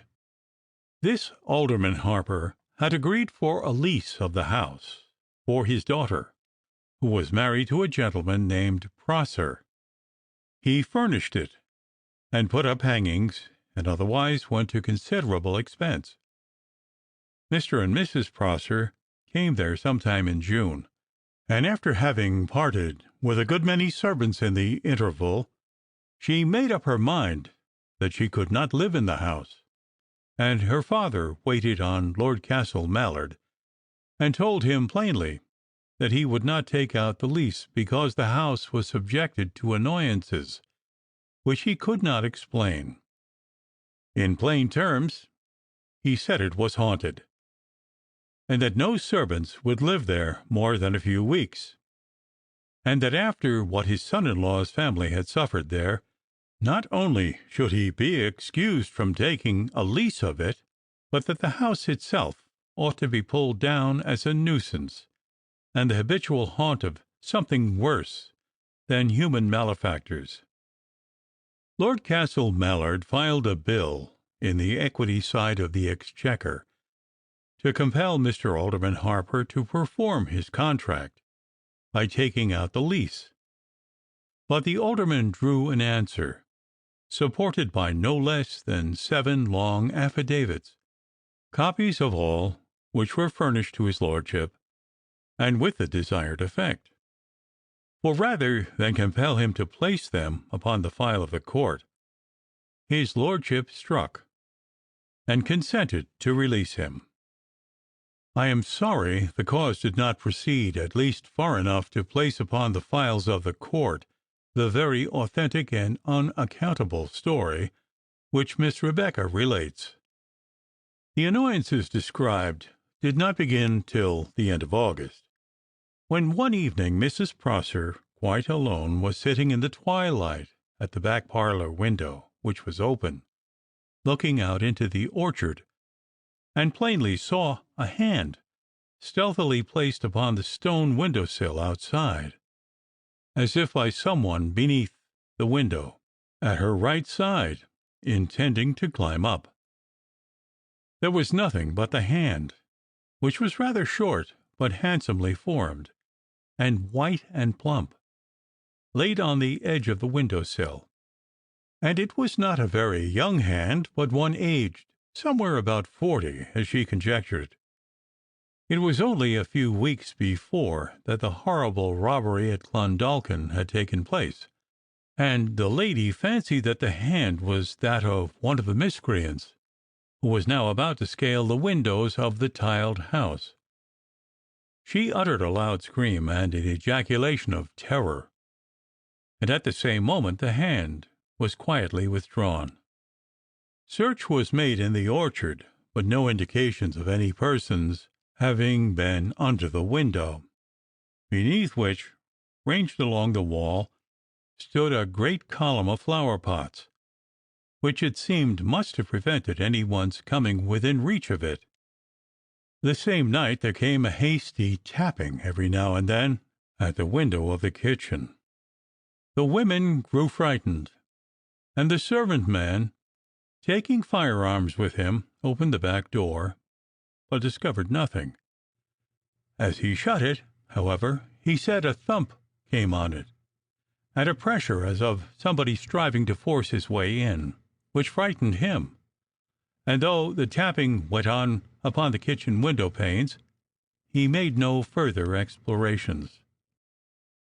About 6 o'clock on the Saturday evening following, the cook, an honest, sober woman, now aged nigh 60 years, being alone in the kitchen, saw, on looking up, it is supposed, the same fat but aristocratic-looking hand, laid with its palm against the glass, near the side of the window, and this time moving slowly up and down, pressed all the while against the glass, as if feeling carefully for some inequality in its surface.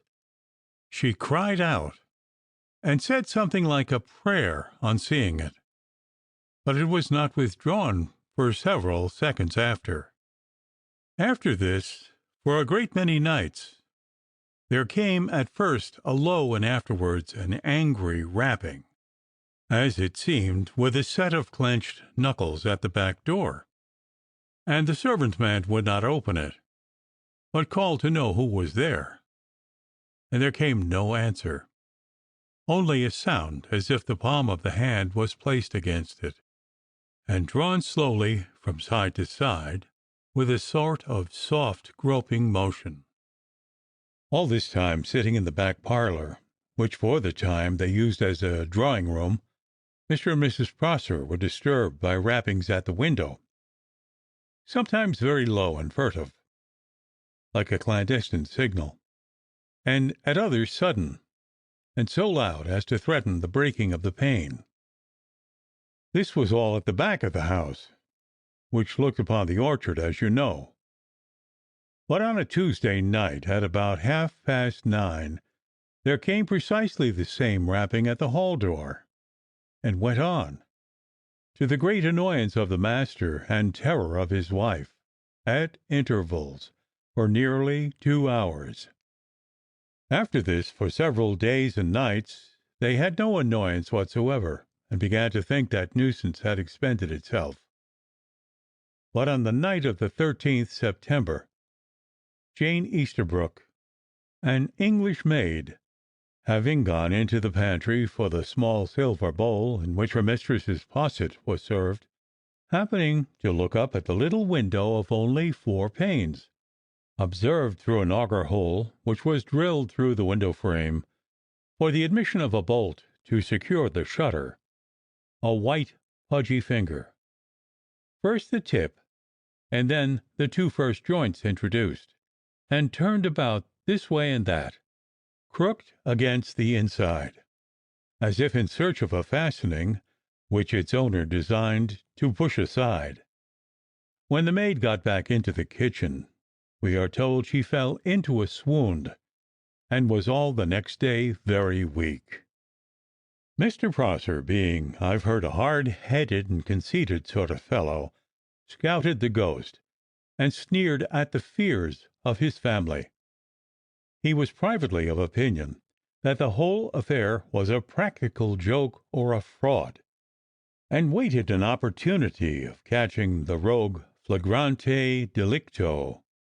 He did not long keep this theory to himself, but let it out by degrees, with no stint of oaths and threats, believing that some domestic traitor held the thread of the conspiracy.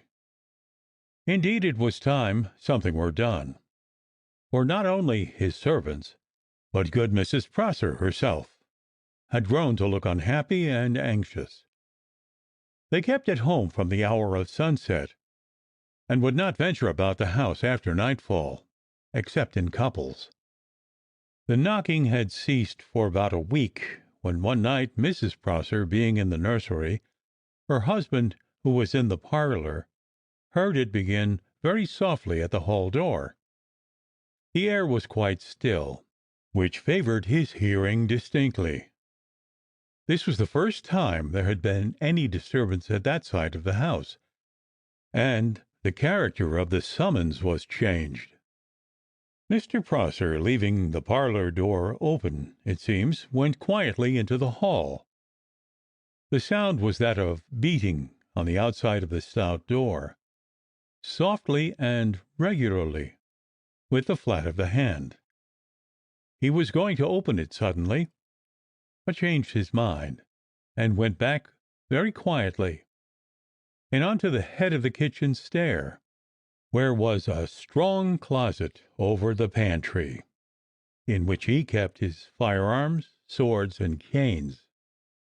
Here he called his manservant, whom he believed to be honest, and with a pair of loaded pistols in his own coat pockets, and giving another pair to him, he went as lightly as he could, followed by the man, and with a stout walking cane in his hand, forward to the door. Everything went as Mr. Prosser wished. The besieger of his house, so far from taking fright at their approach, grew more impatient, and the sort of patting which had aroused his attention at first assumed the rhythm and emphasis of a series of double knocks. Mr. Prosser, angry, opened the door with his right arm across, cane in hand. Looking, he saw nothing, but his arm was jerked up oddly, as it might be with the hollow of a hand, and something passed under it, with a kind of gentle squeeze. The servant neither saw nor felt anything, and did not know why his master looked back so hastily, cutting with his cane, and shutting the door with so sudden a slam. From that time Mr. Prosser discontinued his angry talk and swearing about it, and seemed nearly as averse from the subject as the rest of his family.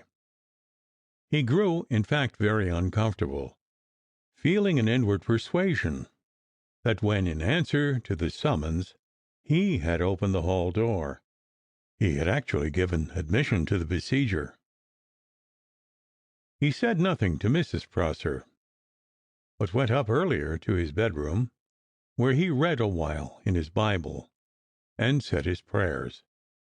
I hope the particular relation of the circumstance does not indicate its singularity. He lay awake a good while, it appears, and, as he supposed, about 12:15, he heard the soft palm of a hand patting on the outside of the bedroom door, and then brushed slowly along it. Up bounced Mr. Prosser, very much frightened, and locked the door, crying, "Who's there?" but receiving no answer, but the same brushing sound of a soft hand drawn over the panels, which he knew only too well. In the morning the housemaid was terrified by the impression of a hand in the dust of the little parlour table, where they had been unpacking delft and other things the day before. The print of the naked foot in the sea sand did not frighten Robinson Crusoe half so much. They were by this time all nervous, and some of them half crazed about the hand. Mr. Prosser went to examine the mark, and made light of it, but, as he swore afterwards, rather to quiet his servants than from any comfortable feeling about it in his own mind.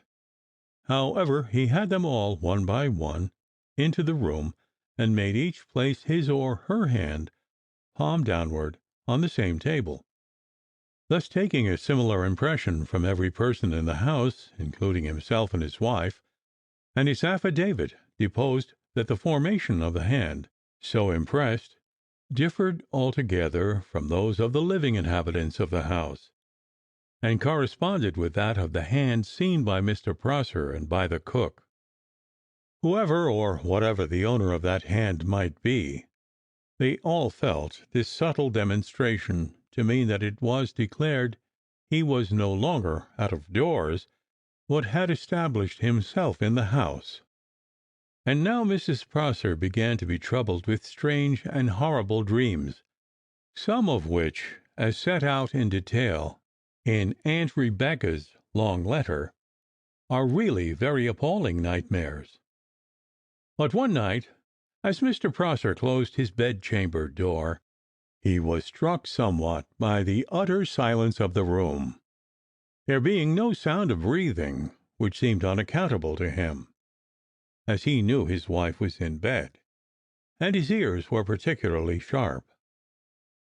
There was a candle burning on a small table at the foot of the bed.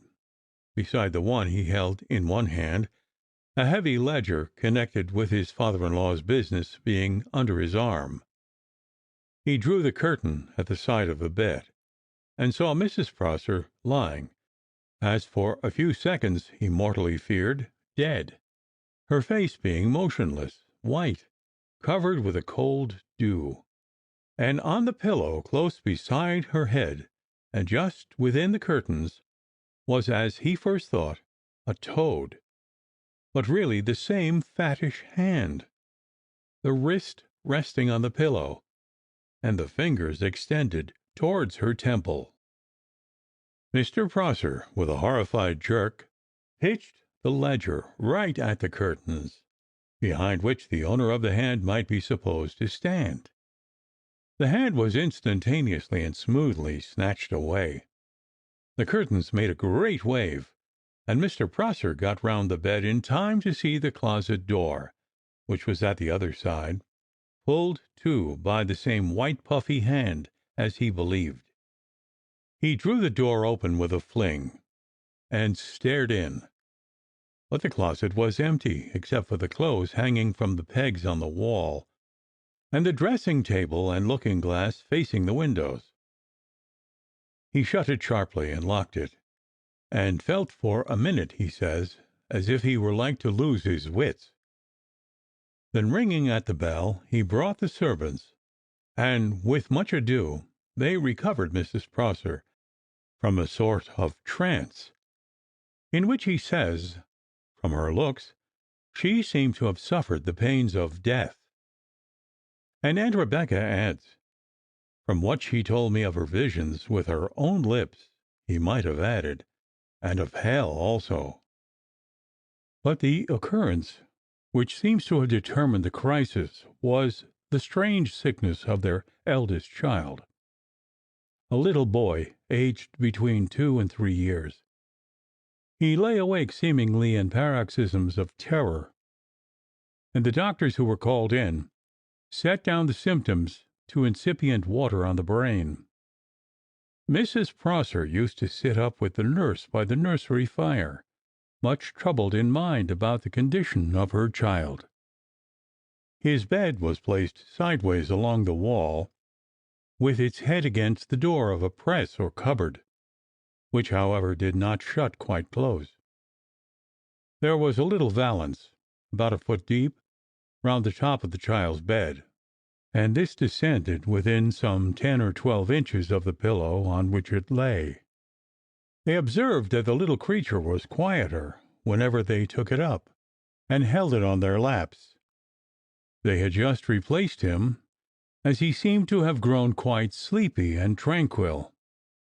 But he was not 5 minutes in his bed when he began to scream in one of his frenzies of terror. At the same moment the nurse, for the first time, detected, and Mrs. Prosser equally plainly saw, following the direction of her eyes, the real cause of the child's sufferings. Protruding through the aperture of the press, and shrouded in the shade of the valance, they plainly saw the white fat hand, palm downwards, presented towards the head of the child.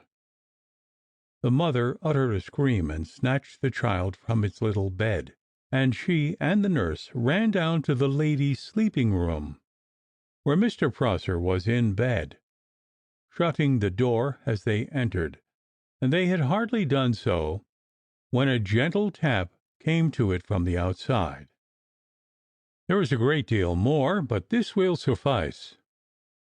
The singularity of the narrative seems to me to be this, that it describes the ghost of a hand, and no more. The person to whom that hand belonged never once appeared, nor was it a hand separated from a body, but only a hand so manifested and introduced that its owner was always, by some crafty accident, hidden from view. In the year 1819, at a college breakfast, I met a Mr. Prosser, a thin, grave, but rather chatty old gentleman with very white hair drawn back into a pigtail, and he told us all, with a concise particularity, a story of his cousin, James Prosser, who, when an infant, had slept for some time in what his mother said was a haunted nursery in an old house near Chapel Izard, and who, whenever he was ill, over fatigued, or in any wise feverish, suffered all through his life, as he had done from a time he could scarce remember, from a vision of a certain gentleman, fat and pale, every curl of whose wig, every button and fold of whose laced clothes, and every feature and line of whose sensual, benignant, and unwholesome face was as minutely engraven upon his memory as the dress and lineaments of his own grandfather's portrait, which hung before him every day at breakfast, dinner, and supper. Mr. Prosser mentioned this as an instance of a curiously monotonous, individualized, and persistent nightmare, and hinted the extreme horror and anxiety with which his cousin, of whom he spoke in the past tense as poor Jemmy, was at any time induced to mention it. I hope the reader will pardon me for loitering so long in the tiled house, but this sort of lore has always had a charm for me, and people, you know, especially old people, will talk of what most interests themselves, too often forgetting that others may have had more than enough of it. Chapter 13, in which the rector visits the tiled house, and Dr. Toole looks after the brass castle. Next morning, Toole, sauntering along the low road towards the mills, as usual bawling at his dogs, who scampered and nuzzled hither and thither, round and about him, saw two hackney coaches and a noddy arrive at the brass castle, a tall old house by the river, with a little bit of a flower garden, half a dozen poplars, and a few old privet hedges about it, and being aware that it had been taken the day before for Mr. Dangerfield for 3 months, he slackened his pace in the hope of seeing that personage, of whom he had heard great things, take seisin of his tabernacle. He was disappointed, however. The great man had not arrived. Only a sour-faced, fussy old lady, Mrs. Jewkes, his housekeeper, and a servant wench, and a great lot of boxes and trunks, and so leaving the coachman grumbling and swearing at the lady, who, bitter, shrill, and voluble, was manifestly well able to fight her own battles, he strolled back to the Phoenix, where a new evidence of the impending arrival met his view, in an English groom with 3 horses, which the hostler and he were leading into the inn yard. There were others, too, agreeably fidgeted about his arrival. The fair Miss Magnolia, for instance, and her enterprising parent, the agreeable Mrs. McNamara, who, both as they gaped and peeped from the windows, bouncing up from the breakfast table every minute, to the silent distress of quiet little Major O'Neill, painted all sorts of handsome portraits and agreeable landscapes, and cloud-clapped castles, each for her private contemplation on the spreading canvas of her hopes. Dr. Walsingham rode down to the tiled house, where workmen were already preparing to make things a little more comfortable. The towering hall door stood half open, and down the broad stairs, his tall, slim figure showing black against the light of the discolored lobby window, his raven hair reaching to his shoulders. Mervyn, the pale, large-eyed genius of that haunted place, came to meet him. He led him into the cedar parlor, the stained and dusty windows of which opened upon that moss-grown orchard, among whose great trunks and arches those strange shapes were said sometimes to have walked at night, like penitents and mourners through cathedral pillars. It was a reception as stately but as sombre and as beggarly withal as that of the master of Ravenswood, for there were but 2 chairs in the cedar parlour, one with but 3 legs, the other without a bottom, so they were fain to stand. But Mervyn could smile without bitterness, and his desolation had not the sting of actual poverty, as he begged the rector to excuse his dreary welcome, and hoped that he would find things better the next time. Their little colloquy got on very easily, for Mervyn liked the rector and felt a confidence in him which was comfortable and almost exhilarating. The doctor had a cheery, kindly, robust voice, and a good, honest emphasis in his talk, a guileless blue eye, a face furrowed, thoughtful, and benevolent, well formed, too. He must have been a handsome curate in his day, not uncourtly, but honest, the politeness of a gentle and tender heart, very courteous and popular among ladies, although he sometimes forgot that they knew no Latin. So Mervyn drew nigh to him in spirit, and liked him, and talked to him rather more freely, though even that was enigmatically enough, than he had to anybody else for a long time. It would seem that the young man had formed no very distinct plan of life. He appeared to have some thought of volunteering to serve in America, and some of entering into a foreign service, but his plans were, I suppose, in nubibus. All that was plain was that he was restless and eager for some change, any. It was not a very long visit, you may suppose, and just as Dr. Walsingham rode out of the avenue, Lord Castle Mallard was riding leisurely by towards Chapel Is it, followed by his groom. His lordship, though he had a drowsy way with him, was esteemed rather an active man of business, being really, I'm afraid, only what is termed a fidget, and the fact is, his business would have been better done if he had looked after it a good deal less. He was going down to the town to see whether Dangerfield had arrived, and slackened his pace to allow the doctor to join him, for he could ride with him more comfortably than with parsons generally, the doctor being well descended, and having married, besides, into a good family. He stared as he passed at the old house, listlessly and peevishly. He had heard of Mervyn's doings there, and did not like them. "Yes, sir, he's a very pretty young man, and very well dressed," said his lordship, with manifest dissatisfaction. "But I don't like meeting him, you know. 'Tis not his fault, but one can't help thinking of things, and I'd be glad his friends would advise him not to dress in velvets, you know, particularly black velvets, you can understand. I could not help thinking at the time of a Paul. Somehow I'm not pleasant near him. No, I can't. His face is so pale. You don't often see so pale a face. No, it looks like a reflection from one that's still paler, you understand. And, in short, even in his perfumes there's a taint a taint of blood, sir." Then there was a pause, during which he kept slapping his boot peevishly with his little riding whip.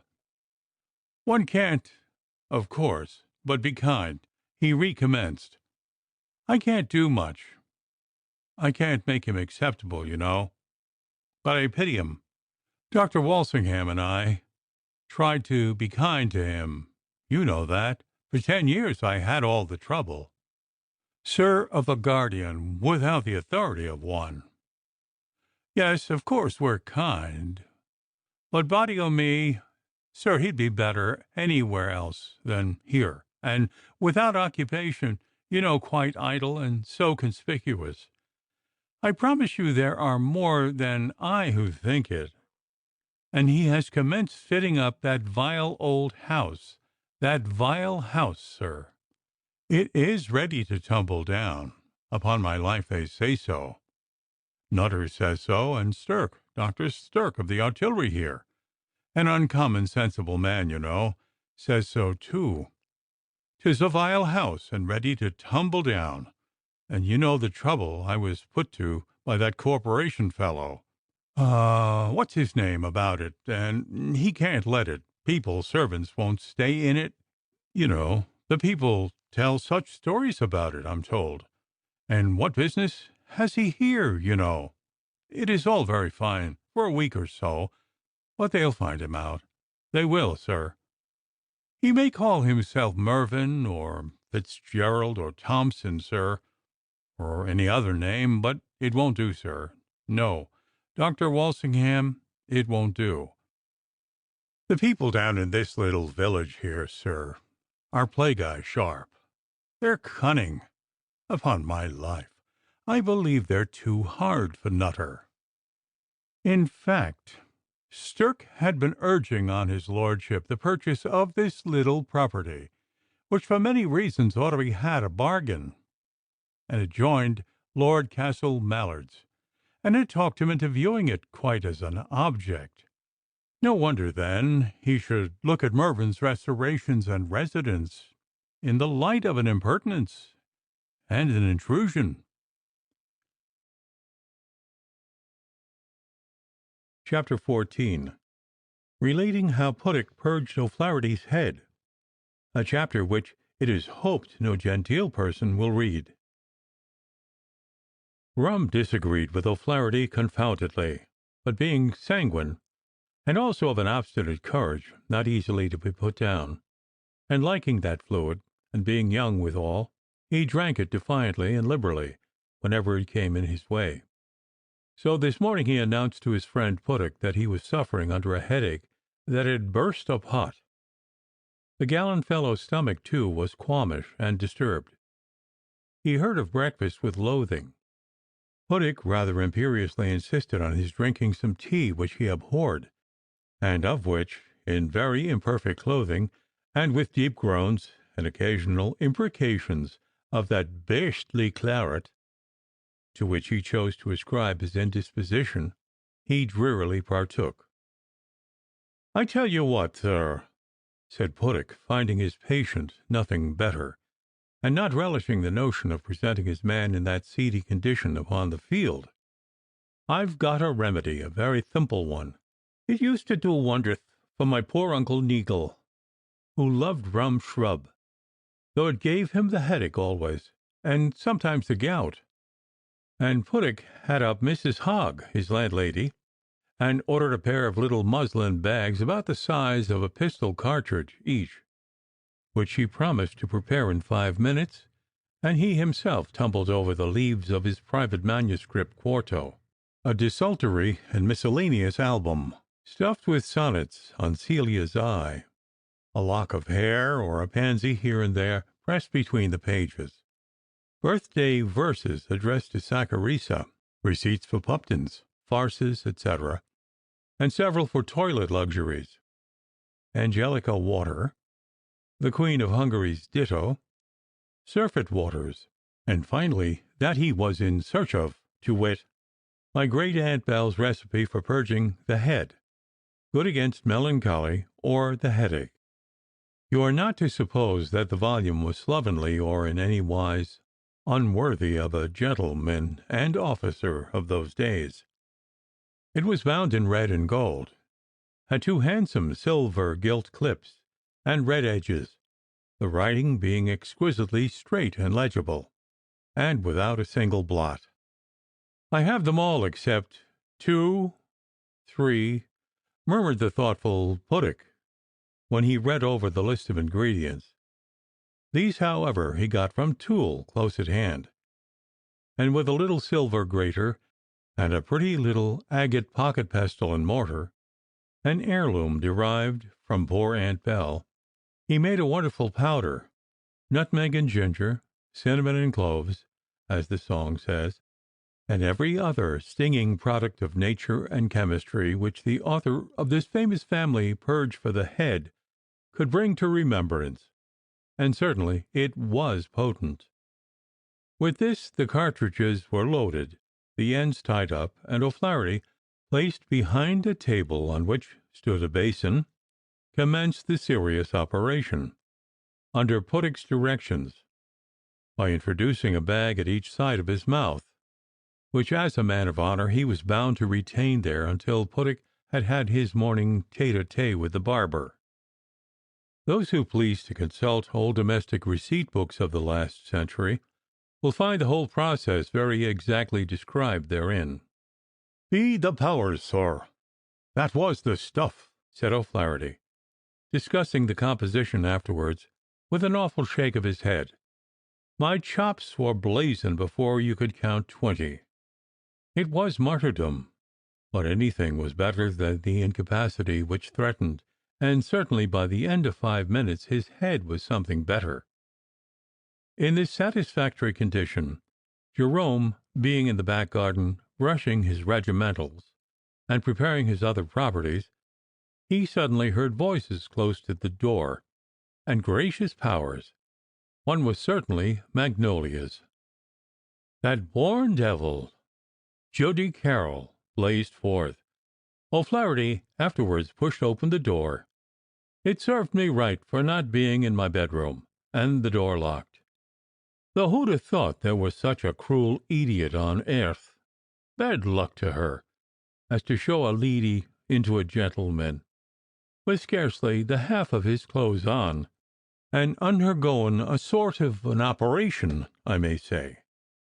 Happily the table behind which he stood was one of those old-fashioned toilet affairs, with the back part, which was turned toward the door, sheeted over with wood, so that his ungartered stockings and rascally old slippers were invisible. Even so, it was bad enough. He was arrayed in a shabby old silk roquelaire, and there was a towel upon his breast, pinned behind his neck. He had just a second to pop the basin under the table, and to whisk the towel violently from under his chin, drying that feature with merciless violence, when the officious Judy Carroll, Grand Chamberlain in Jerome's absence, with the facetious grin of a good-natured lady, about to make two people happy, introduced the bewitching Magnolia and her meek little uncle, Major O'Neill. In they came, rejoicing, to ask the gallant fireworker — it was a different element just now — to make one of a party of pleasure to Leixlip. O'Flaherty could not so much as hand the young lady a chair. To emerge from behind the table, or even to attempt a retreat, was, of course, not to be thought of in the existing state of affairs.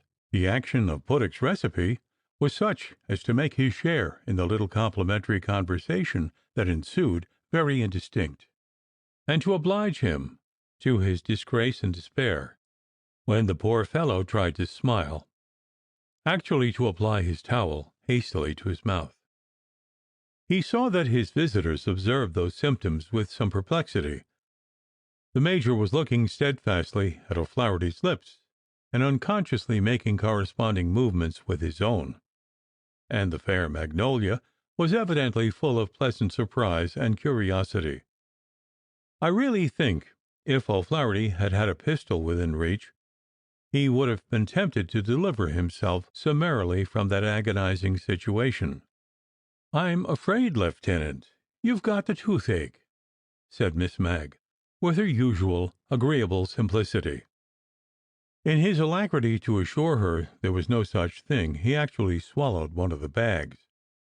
'Twas no easy matter, and he grew very red, and stared frightfully, and swallowed a draught of water precipitately.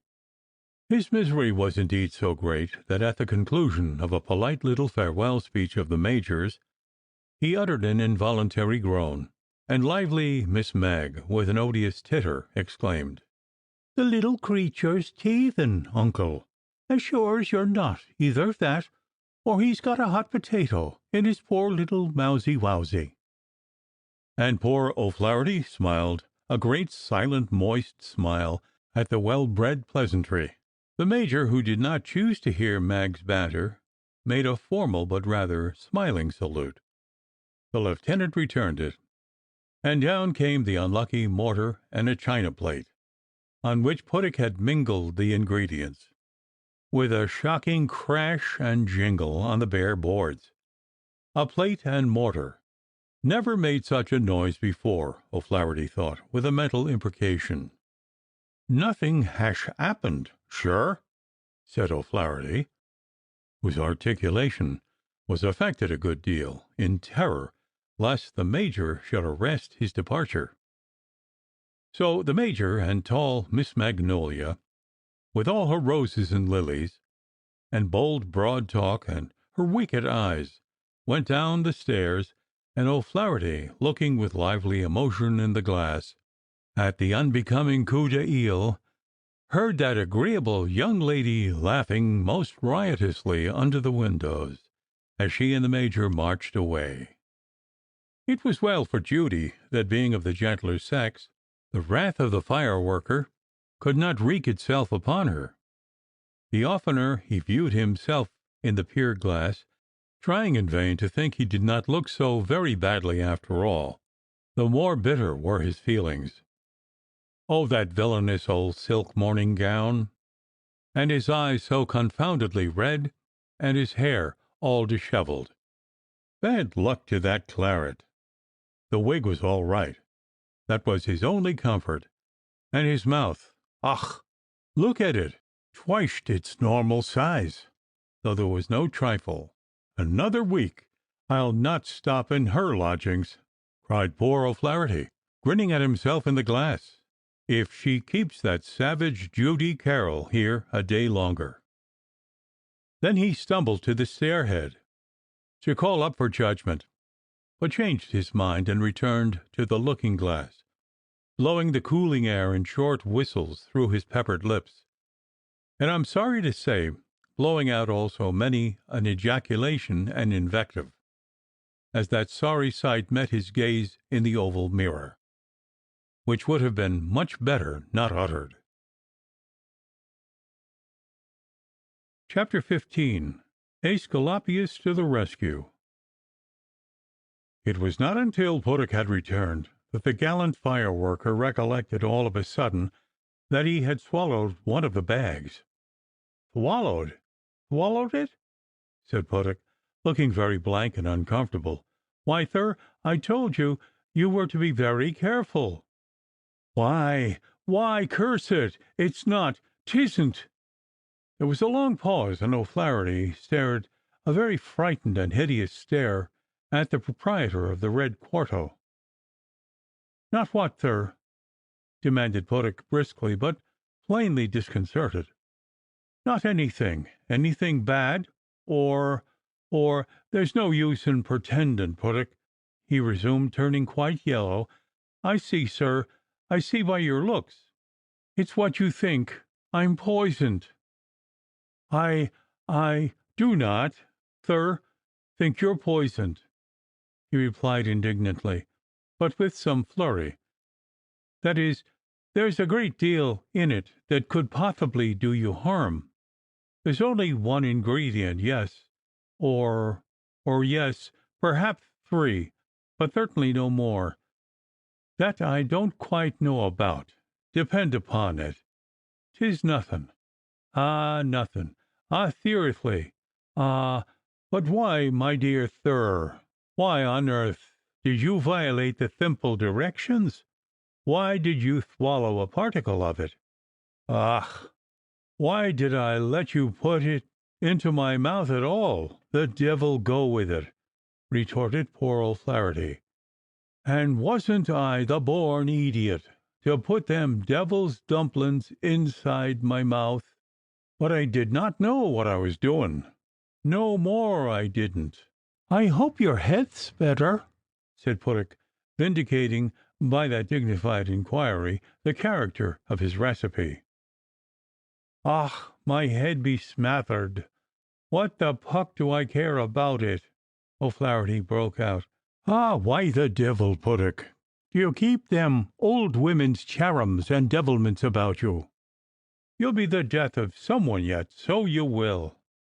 It's a recipe, sir," replied Puttock, with the same dignity from which my great uncle, General Neagle, derived frequent benefit. "And here I am," says O'Flaherty vehemently, "and you don't know whether I'm poisoned or no." At this moment he saw Dr. Stirk passing by, and drummed violently at the window. The doctor was impressed by the summons, for however queer the apparition, it was plain he was desperately in earnest. "Let's see the recipe," said Stirk dryly. "You think you're poisoned. I know you do." Poor O'Flaherty had shrunk from disclosing the extent of his apprehensions, and only beat about the bush. "And if you do, I lay you 50 I can't save you, nor all the doctors in Dublin. Show me the recipe." Puttock put it before him, and Stirk looked at the back of the volume with a leisurely disdain, but finding no title there, returned to the recipe. They both stared on his face without breathing while he conned it over. When he came about halfway he whistled, and when he arrived at the end he frowned hard, and squeezed his lips together till the red disappeared altogether. And he looked again at the back of the book, and then turned it round, once more reading the last line over with a severe expression. "And so you actually swallowed this devil's dose, sir, did you?" demanded Stirk. I believe he did some of it, but I warned him, I did, upon my honour." "Now tell him, did I not warn you, my dear lieutenant, not to thwallow?" interposed little Puttock, who began to grow confoundedly agitated. But Stirk, who rather liked shocking and frightening people, and had a knack of making bad worse, and an alacrity in waxing savage without adequate cause, silenced him with, "I pity you, sir," and pity shot like a pellet from his lips. "Why the deuce will you dabble in medicine, sir? Do you think it's a thing to be learnt in an afternoon out of the bottom of an old cookery book?" "Cookery book? Excuse me, Dr. Stirk," replied Puttock, offended. "I'm given to understand, sir, it's to be found in Culpeper." "Culpeper?" said Stirk viciously. "Cull poison! You've peppered him to a purpose, I promise you. How much of it, pray, sir," to O'Flaherty, "have you got in your stomach?" "Tell him, Puttock," said O'Flaherty helplessly. "Only a trifle, I assure you," extenuated Puttock, I need not spell his lisp. "In a little muslin bag about the size of the top joint of a lady's little finger." "Top joint o' the devil!" roared O'Flaherty, bitterly rousing himself. "I tell you, Dr. Stirk, it was as big as my thumb, and a miracle it did not choke me." "It may do that job for you yet, sir," sneered the doctor with a stern disgust. "I dare say you feel pretty hot here," jerking his finger into his stomach. And what is it? Do you think it's anything? Anyways, dangerous?" faltered poor O'Flaherty. "Dangerous?" responded Stirk with an angry chuckle. Indeed, he was specially vindictive against lay intruders upon the mystery of his craft. "Why, yes. Ha, ha! Just maybe a little. It's only poison, sir, deadly barefaced poison." He began sardonically with a grin, and ended with a black glare and a knock on the table like an auctioneer's. "Gone? There are no less than 2, 3, 5 mortal poisons in it," said the doctor with emphatic acerbity. "You and Mr. Puttock will allow that's rather strong." O'Flaherty sat down and looked at Stirk, and wiping his damp face and forehead, he got up without appearing to know where he was going. Puttock stood with his hands in his breeches pockets, staring with his little round eyes on the doctor, I must confess with a very foolish and rather guilty vacuity all over his plump face, rigid and speechless. for 3 or 4 seconds. Then he put his hand, which did actually tremble, upon the doctor's arm, and he said very thickly, "I feel, sir, you're right. It is my fault. Sir, I've poisoned him. Merciful goodness, I Puddock's address acted for a moment on O'Flaherty. He came up to him pale and queer, like a somnambulist, and shook his fingers very cordially with a very cold grasp. If it was the last word I ever spoke, Puddock, you're good-natured. He's a gentleman, sir, and it was all my own fault. He warned me, he did, agin swallyin' a drop of it. Remember what I'm saying, doctor. 'Twas I that done it. I was always a botch, Puddock, and a fool, and gentlemen, good-bye." And the flowered dressing gown and ungartered stockings disappeared through the door into the bedroom, from whence they heard a great souse on the bed, and the bedstead gave a dismal groan. Is there nothing, doctor, for mercy's sake? Think, doctor, do, I conjure you. Pray think. There must be something, urged Puddock imploringly. Aye, that's the way, sir. Fellows quacking themselves and one another, when they get frightened, and with good reason, come to us and expect miracles. But as in this case the quantity was not very much, 'tis not, you see, overpowering, and he may do if he takes what I'll send him. Puddock was already at his bedside, shaking his hand hysterically, and tumbling his words out one over the other. "You're thafe, my dear thir. Thiro.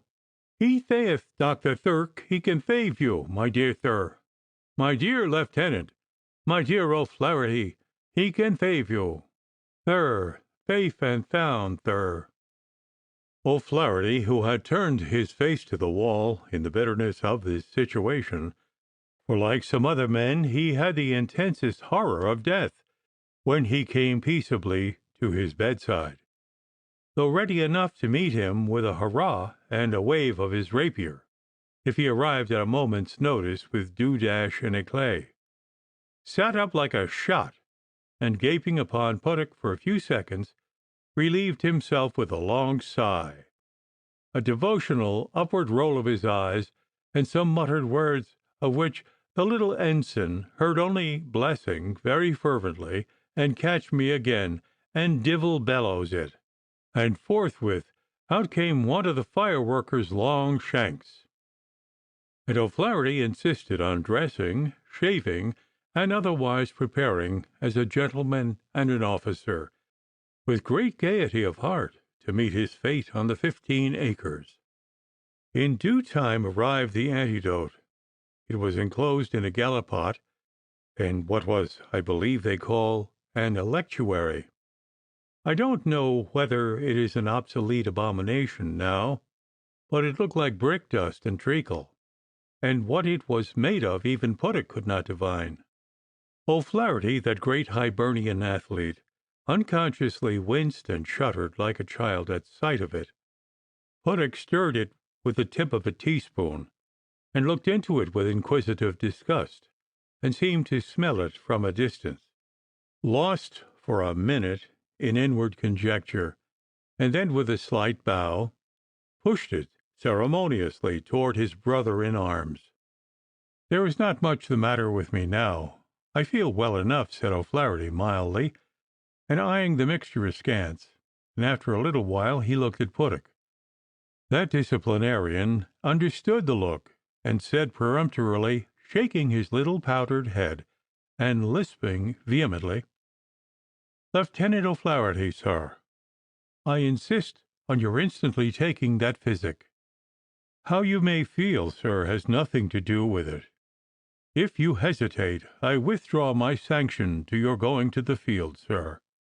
There can be no earthly excuse but a miserable objection to swallowing a recipe, sir, that is, maybe, not intended to please the palate, but to save your life, sir. Remember, sir, you've swallowed, you require, sir. You don't think I fear to say it, sir. You have swallowed that you ought not to have swallowed. And don't, sir, don't. For both our sakes, for heaven's sake, I implore and insist. Don't trifle, sir. O'Flaherty felt himself passing under the chill and dismal shadow of death once more. Such was the eloquence of Puttock, and so irrepressible his own nature, as he followed the appeal of his second. Life is sweet, and though the compound was nauseous, and a necessity upon him of swallowing it in horrid instalments, spoonful after spoonful, yet though not without many interruptions, and many a shocking apostrophe, and even some sudden paroxysms of horror, which alarmed Puttock, he did contrive to get through it pretty well, except a little residuum in the bottom, which Puttock wisely connived at. The clink of a horseshoe drew Puttock to the window. Stirk, riding into town, reined in his generous beast, and called up to the little lieutenant. "Well, he's taken it, eh?" Puttock smiled a pleasant smile, and nodded. "Walk him about, then, for an hour or so, and he'll do." "Thank you, sir," said little Puttock, gaily. "Don't thank me, sir, either of you, but remember the lesson you've got," said the doctor tartly, and away he plunged into a sharp trot, with a cling-clang and a cloud of dust. And Puttock followed that ungracious leech with a stare of gratitude and admiration, almost with a benediction, and his anxiety relieved, he and his principal prepared forthwith to provide real work for the surgeons.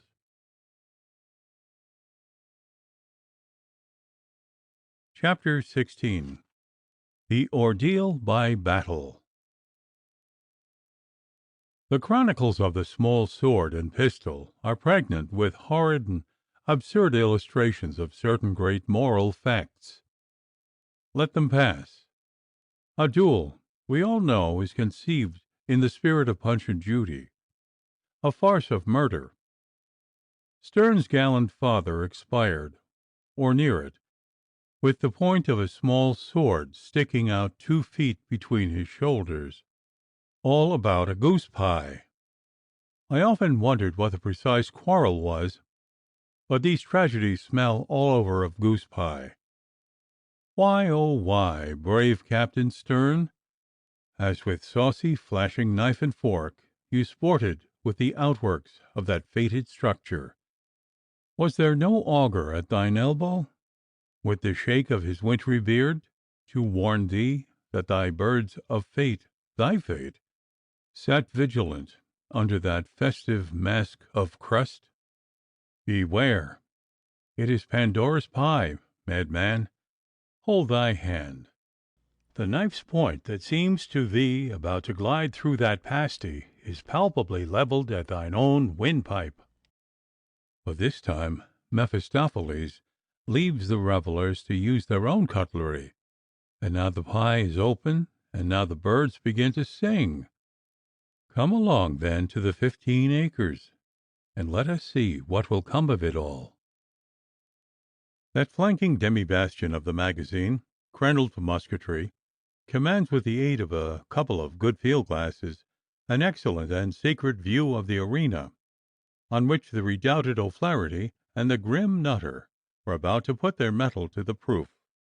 General Chatsworth, who happened to have an appointment, as he told his sister at breakfast, in town about that hour, forgot it just as he reached the magazine, gave his bridle to the groom, and stumped into the fortress, where he had a biscuit and a glass of sherry in the commandant's little parlor, and forth the 2 cronies sallied mysteriously side by side, the commandant, Colonel Bligh, being remarkably tall, slim, and straight, with an austere mulberry-coloured face; the general stout and stumpy, and smiling plentifully, short of breath, and double-chinned.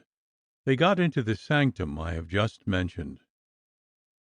I don't apologize to my readers, English born and bred, for assuming them to be acquainted with the chief features of the Phoenix Park near Dublin. Irish scenery is now as accessible as Welsh. Let them study the old problem, not in blue books, but in the green and brown ones of our fields and heaths and mountains.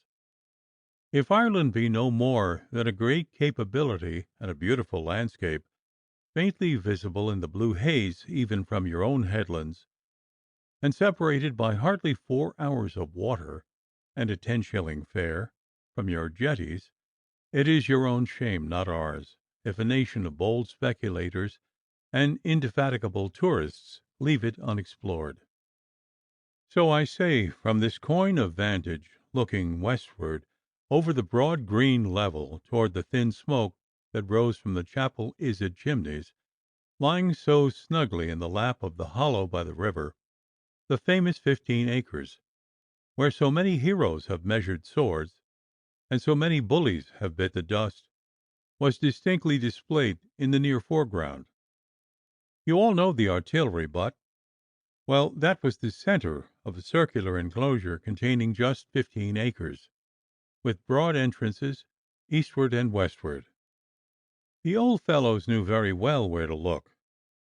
Father Roche was quite accidentally there, reading his breviary, when the hostile parties came upon the ground. For except when an accident of this sort occurred, or the troops were being drilled, it was a sequestered spot enough, and he forthwith joined them, as usual, to reconcile the dread debate. Somehow I think his arguments were not altogether judicious. I don't ask particulars, my dear. I abominate all that concerns a quarrel.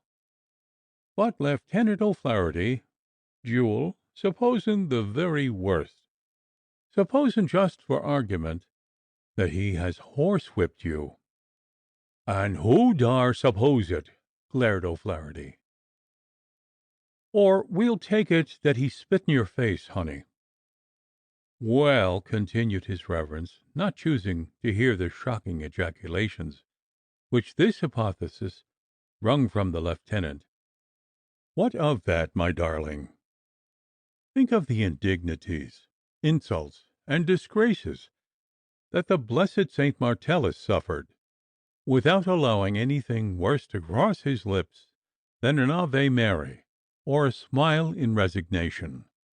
"Order the priest off the ground, sir," said O'Flaherty, lividly, to little Puttock, who was too busy with Mr. Manny to hear him, and Roche had already transferred his pious offices to Nutter, who speedily flushed up, and became to all appearances, in his own way, just as angry as O'Flaherty.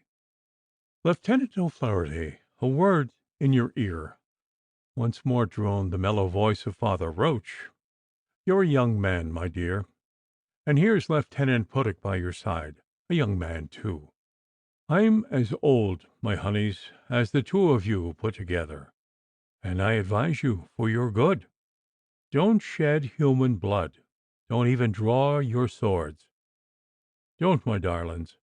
Don't be led or said by them army gentlemen that's always standing up for fightin' because the leadies admire fightin' men. They'll call you cowards, polthroons, curs, sneaks, turn-tails. Let them. There's no standing this any longer, Puttock," said O'Flaherty, incensed indescribably by the odious names which his reverence was hypothetically accumulating. "If you want to see the fightin', Father Roche." "Agape! Sathanas!" murmured his reverence, pettishly raising his plump blue chin and dropping his eyelids with a shake of the head, and waving the back of his fat red hand gently towards the speaker. "In that case, stay here and look your full, and welcome. Only don't make a noise, behave like a Christian, and hold your tongue. But if you really hate fightin', as you say—" Having reached this point in his address, but intending a good deal more, O'Flaherty suddenly stopped short, drew himself into a stooping posture, with a flush and a strange distortion, and his eyes fastened upon Father Roche with an unearthly glare for nearly 2 minutes, and seized Puttock upon the upper part of his arm with so awful a grip in his great bony hand that the gallant little gentleman piped out in a flurry of anguish, "Oh, oh, oh, O'Flaherty, thir! Let go my arm, thir!" O'Flaherty drew a deep breath, uttered a short, deep groan, and wiping the moisture from his red forehead, and resuming a perpendicular position, was evidently trying to recover the lost thread of his discourse. "There'th decidedly thomething the matter with you, thir," said Puttock, anxiously sotto voce, while he worked his injured arms a little at the shoulder. "You may say that," said O'Flaherty, very dismally, and perhaps a little bitterly. "And you don't mean to thay why, eh?" asked Puttock uneasily. "I tell you what, Puttock, there's no use in pretendin' the poison's workin'. That's what's the matter," returned poor O'Flaherty, in what romance writers call a hissing whisper. "Good merciful gracious, thir!"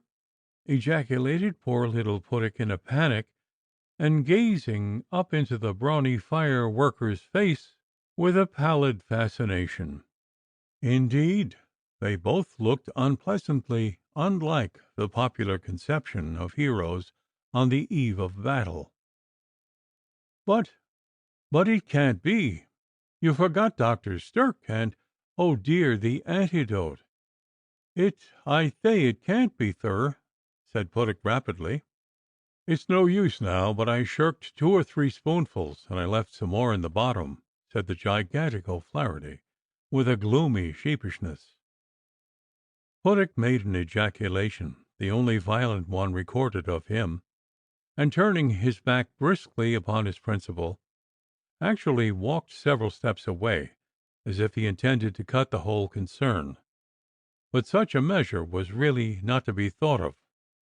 "O'Flaherty, Lieutenant, I won't reproach you," began Puttock.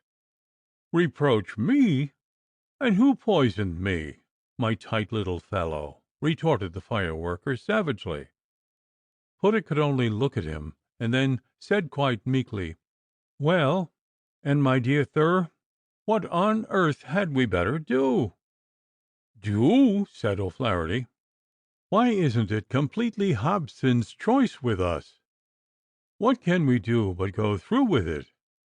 The fact is, I may as well mention, lest the sensitive reader should be concerned for the gallant O'Flaherty, that the poison had very little to do with it, and the antidote a great deal. In fact, it was a reckless compound, conceived in a cynical and angry spirit by Stirk, and as the fire worker afterwards declared, while expressing in excited language his wonder how Puttock, for he never suspected Stirk's elixir, had contrived to compound such a poison. The torture was such, my dear madam, as fairly translated me into the purlieus of the other world."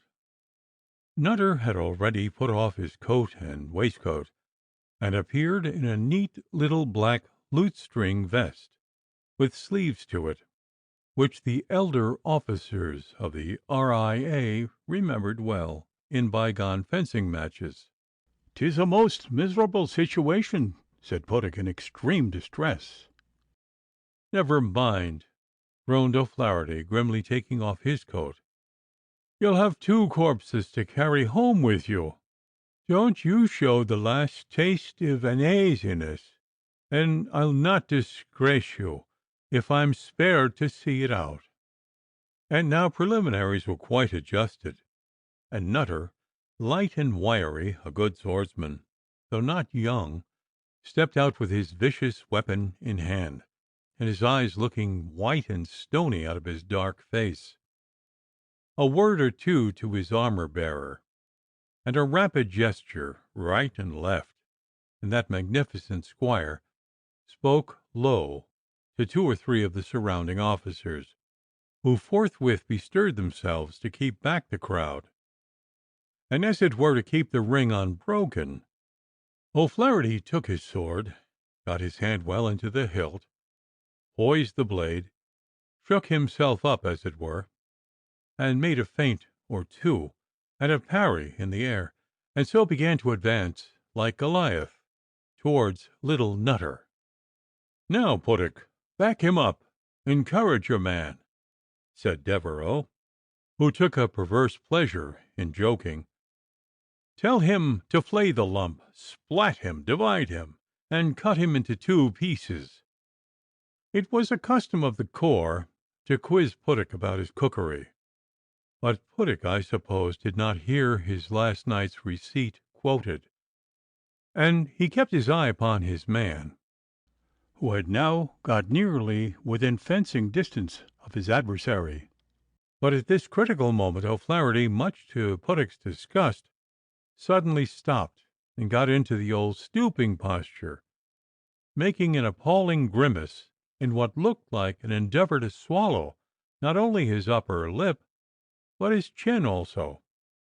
Uttering a quivering groan, he continued to stoop nearer to the earth, on which he finally actually sat down, and hugged his knees close to his chest, holding his breath all the time, till he was perfectly purple, and rocking himself this way and that. The whole procedure was a mystery to everybody except the guilty Puttock, who changed colour, and in manifest perturbation skipped to his side. Bleth me, my dear O'Flaherty, he'th very ill. Where ith the pain?" "Is it farced pain, Puttock, or gammon pain?" asked Devereux with much concern. Puttock's plump, panic-stricken little face and staring eyeballs were approached close to the writhing features of his redoubted principal, as I think I have seen honest Sancho Panza's, in one of Tony Johannet's sketches, to that of the prostrate knight of the rueful countenance. "I wish to heaven I'd thwallowed it myself. It's dreadful. What ith to be?" "Are you ethier? I think you're ethier." I don't think O'Flaherty heard him. He only hugged his knees tighter, and slowly turned up his face, wrung into 10,000 horrid puckers to the sky, till his chin stood as high as his forehead, with his teeth and eyes shut, and he uttered a sound like a half-stifled screech, and indeed looked very black and horrible. Some of the spectators, rear-rank men, having but an imperfect view of the transaction, thought that O'Flaherty had been hideously run through the body by his solemn opponent, and swelled the general chorus of counsel and ejaculation by altogether advising cobwebs, brown paper plugs, clergymen, brandy, and the like. But as none of these comforts were at hand and nobody stirred, O'Flaherty was left to the resources of nature. Puttock threw his cocked hat upon the ground, and stamped in a momentary frenzy. "He'th dying! Devereux, Clough! I tell you, he'th dying!" And he was on the point of declaring himself O'Flaherty's murderer, and surrendering himself as such into the hands of anybody who would accept the custody of his person, when the recollection of his official position as poor O'Flaherty's second flashed upon him, and collecting with a grand effort his wits and his graces, "Ith totally impossible, gentlemen," he said, with his most ceremonious bow, "considering the awful condition of my principal, I have reason to fear, in fact, I know, Dr. Turk hath seen him, that he'th under the action of poison, and ith quite impracticable, gentlemen, that this affair of honour can proceed at present." And Puttock drew himself up peremptorily, and replaced his hat, which somebody had slipped into his hand, upon his round powdered head. Mr. Mahony, though a magnificent gentleman, was perhaps a little stupid, and he mistook Puttock's agitation, and thought he was in a passion, and disposed to be offensive. He therefore, with a marked and stern sort of elegance, replied, Pison, sir, is a remarkable strong alphabet. It's language, sir, which if a gentleman uses at all, he's bound in justice, in chivalry, and in decency to a generous adversary, to define with precision. Mr. Nutter is too well known to the best of society, moving in a circle as he does, to require the panegyric of humble me. They drank together last night. They differed in opinion, that's true, but 14 clear hours has expired, and poison being mentioned, why, body o' me, sir, lisped Puttock, in fierce horror, can you imagine for one moment, sir, that I or any man living could suppose for an instant that my respected friend Mr. Nutter, to whom a low bow to Nutter returned by that gentleman, I have now the misfortune to be opposed, is capable, sir, of poisoning any living being, man, woman, or child, and to put an end, sir, at once, to all misapprehension upon this point, it was I, sir, myself, who poisoned him, altogether accidentally, of course, by a valuable but mismanaged receipt, this morning, sir. You see, Mr. Nutter." Nutter balked of this gentlemanlike satisfaction, stared with a horrified but somewhat foolish countenance from Puttock to O'Flaherty. "And now, sir," pursued Puttock, addressing himself to Mr. Manny, "if Mr. Nutter desires to postpone the combat, I consent. If not, I offer myself to maintain it instead of my principal." And he made another low bow, and stood bareheaded, hat in hand, with his right hand on his sword hilt. "Upon my honour, Captain Puttock, it's precisely what I was going to propose myself, sir," said Manny, with great alacrity, "as the only way left of getting honourably out of the great embarrassment in which we are placed by the premature death struggles of your friend. For nothing, Mr. Puttock, but being bona fide in articulo mortis can palliate his conduct." "My dear Puttock," whispered Devereux in his ear, "surely you would not kill Nutter to oblige two such brutes as these?" indicating by a glance Nutter's splendid second, and the magnanimous O'Flaherty, who was still sitting speechless upon the ground. "Captain Puttock," pursued the mirror of courtesy, Mr. Patrick Manny, of Muckafuddle, who, by the way, persisted in giving him his captaincy, "may I inquire who's your friend upon this unexpected turn of affairs?" "There's no need, sir," said Nutter dryly and stoutly.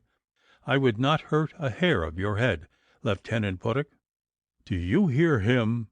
panted O'Flaherty, for the first time articulate, and stung by the unfortunate phrase. It seemed fated that Nutter should not open his lips without making some allusion to human hair. "Do you hear him, Puttock? Mr. Nutter," he spoke with great difficulty and in jerks. "Sir, Mr. Nutter, you shall render a strict The sound was smothered under his compressed lips. His face wrung itself again crimson with a hideous squeeze, and Puttock thought the moment of his dissolution was come, and almost wished it over. "Don't try to speak, pray, sir, don't. There now," urged Puttock distractedly, but the injunction was unnecessary. "Mr. Nutter," said his second sulkily, "I don't see anything to satisfy your outraged honour in the curious spectacle of that gentleman sitting on the ground making faces. We came here not to trifle, but, as I conceive, to dispatch business, sir." "To dispatch that unfortunate gentleman, you mean, and that seems pretty well done to your hand," said little Dr. Toole, bustling up from the coach where his instruments, lint, and plasters were deposited. "What's it all, eh? Oh, Dr. Stirk's been with him, eh? Oh, ho, ho, ho!" and he laughed sarcastically in an undertone, and shrugged as He stooped down and took O'Flaherty's pulse in his fingers and thumb. "I tell you what, sir," said Nutter, with a very dangerous look. "I have had the honour of knowing Lieutenant Puttock since August, 1756. I won't hurt him, for I like and respect him. But if fight I must, I'll fight you, sir." "Since August, 1756?" repeated Mr. Manny, with prompt surprise. "Who? Why didn't you mention that before? Why, sir, he's an old friend, and you could not pleasantly ask him to volunteer to bear his weapon against the bosom of his friend. No, sir, chivalry is the handmaid of Christian charity, and honour walks hand in hand with the human heart." With this noble sentiment he bowed and shook Nutter's cold hard hand, and then Puttock's plump little white paw. You are not to suppose that Pat Mahony of Muckafuddle was a poltroon. On the contrary, he had fought several shocking duels, and displayed a remarkable amount of savagery and coolness. But having made a character, he was satisfied therewith. They may talk of fighting for the fun of it, liking it, delighting in it. Don't believe a word of it. We all hate it, and the hero is only he who hates it least. "Oh, I can't take it any longer. Take me out of this, some of you," said O'Flaherty, wiping the damp from his red face. "I don't think there's 10 minutes' life in me." "De profundis conclamavi," murmured fat Father Roach. "Lean on me, sir." "And me," said little Toole. "For the benefit of your poor soul, my honey, just say you forgive Mr. Nutter before you leave the field," said the priest quite sincerely. "Anything at all, Father Roach," replied the sufferer, "only don't bother me." "You forgive him then, Aroon?" said the priest. "Och, bother, forgive him! To be sure I do. That's supposin', mind, I don't recover, but if I do—" "Och, paceable, paceable, my son," said Father Roach, patting his arm, and soothing him with his voice. It was the phrase he used to address to his nag, Brian O'Lynn, when Brian had too much oats, and was disagreeably playful. "Nonsense now. Can't you be paceable, paceable, my son? There now, paceable, paceable." Upon his two supporters, and followed by his little second, this towering sufferer was helped and tumbled into the coach, into which Puttock, Toole, and the priest, who was curious to see O'Flaherty's last moments, all followed, and they drove at a wild canter, for the coachman was hearty, over the green grass and toward Chapel Isett, though Toole broke the check string without producing any effect, down the hill quite frightfully, and were all within an ace of being capsized. But ultimately they reached, in various states of mind, but safely enough, O'Flaherty's lodgings.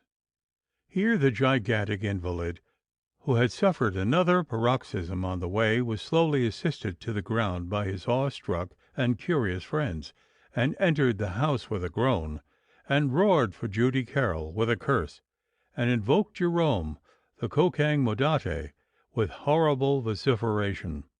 And as among the hushed exhortations of the good priest, Toole and Puttock, he mounted the stairs, he took occasion over the banister in stentorian tones to proclaim to the household his own awful situation, and the imminent approach of the moment of his dissolution. Chapter 17. Lieutenant Puttock receives an invitation and a rap over the knuckles. The old gentlemen, from their peepholes in the magazine, watched the progress of this remarkable affair of honour as well as they could, with the aid of their field glasses, and through an interposing crowd. "By Jupiter, sir, he's through him," said Colonel Bligh when he saw O'Flaherty go down. "So he is, by George," replied General Chatsworth. "But, which is he?" "The long fellow," said Bligh. "O'Flaherty? No, by George, though so it is.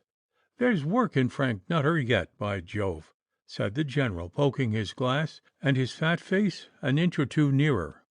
"Quick work, General," said Bligh. "Devilish," replied the General.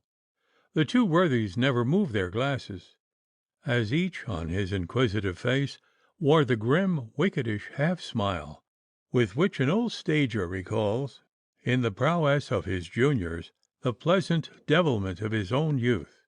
"The cool old hand, sir. Too much for your new fire-worker," remarked Bligh cynically. "Tut, sir, this O'Flaherty has not been 3 weeks among us," sputtered out the General, who was woundedly jealous of the honour of his corps. "There are lads among our fire-workers who would whip Nutter through the liver while you'd count 10. They're removing the—" A long pause. "The body, eh?" said Bligh. "Hey, no, see, by George, he's walking, but he's hurt." "I'm mighty well pleased it's no worse, sir," said the General, honestly glad. "They're helping him into the coach. Long legs the fellow's got," remarked Bligh. "These things, sir, are very unpleasant," said the General, adjusting the focus of the glass, and speaking slowly, though no Spanish dandy ever relished a bullfight more than he an affair of the kind. He and old Bligh had witnessed no less than 5, not counting this, in which officers of the R.I.A. were principal performers, from the same sung post of observation. The General, indeed, was conventionally supposed to know nothing of them, and to reprobate the practice itself with his whole soul. But somehow, when an affair of the sort came off on the 15 acres, he always happened to drop in at the proper moment upon his old crony, the Colonel, and they sauntered into the demi-bastion together, and quietly saw what was to be seen. It was Miss Becky Chatsworth who involved the poor General in this hypocrisy. It was not exactly her money. It was her force of will and unflinching audacity that established her control over an easy, harmless, plastic old gentleman. They are unpleasant, devilish unpleasant, somewhere in the body, I think, eh? They're stooping again, eh? Plaguey unpleasant, sir." The General was thinking how Miss Becky's tongue would wag, and what she might not even do if O'Flaherty died. "Ha! On they go again. And Puttock getting in. And that's Toole. He's not so much hurt, eh? He helped himself a good deal, you saw. But taking heart of grace, when a quarrel does occur, sir, I believe after all 'tis better off the stomach at once. A few passes, you know, or the crack of a pistol. Who's that got in? The priest? Hey? Why, George, awkward if he dies a papist," said cynical old Bligh. "The R.I.A. were Protestant by constitution." "That never happens in our corps, sir," said the General haughtily. "But, as I say, when a quarrel does occur, sir, they're off at last. When it does occur, I say, heyday, what a thundering pace! A gallop, by George! That don't look well." A pause. And about what you were saying, you know he couldn't die a papist in our corps. No one does. No one ever did. It would be, you know, it would be a trick, sir. And O'Flaherty's a gentleman. It could not be." He was thinking of Miss Becky again. She was so fierce on the gunpowder plot, the rising of 1642, and Jesuits in general, and he went on a little flustered. "But then, sir, as I was saying, though the thing has its uses—" "I'd like to know where society'd be without it," interposed Bligh with a sneer. "Though it may have its uses, sir, it's not a thing one can sit down and say is right. We can't." "I've heard your sister, Miss Becky, speak strongly on that point, too," said Bligh. "Ah, I dare say," said the General, quite innocently, and coughing a little. This was a sore point with the hen-pecked warrior, and the grim scarecrow by his side knew it, and grinned through his telescope. "And you see, I say, eh? I think they're breaking up. Uh, and I say, I, it seems all over, eh? And so, dear Colonel, I must take my leave, and after a lingering look, he shut up his glass, and walking thoughtfully back with his friend, said suddenly, "And now I think of it, it could not be that. Puttock, you know, would not suffer the priest to sit in the same coach with such a design. Puttock's a good officer, eh, and knows his duty." A few hours afterwards, General Chatsworth, having just dismounted outside the artillery barracks, to his surprise met Puttock and O'Flaherty walking leisurely in the street of Chapel Izard. O'Flaherty looked pale and shaky and rather wild, and the general returned his salute, looking deuced hard at him, and wondering all the time in what part of his body, in his phrase, he had got it, and how the plague the doctors had put him so soon on his legs again. "Ha, Lieutenant Puttock," with a smile, which Puttock thought significant. "Give you good evening, sir. Dr. Toole anywhere about, or have you seen Stirk?" No, he had not. The general wanted to hear by accident or in confidence all about it, and having engaged Puttock in talk, that officer followed by his side. "I should be glad of the honor of your company, Lieutenant Puttock, to dinner this evening. Stirk comes, and Captain Clough, and this wonderful Mr. Dangerfield, too, of whom we all heard so much at mess. At 5 o'clock, if the invitation's not too late." The lieutenant acknowledged and accepted with a blush and a very low bow his commanding officer's hospitality.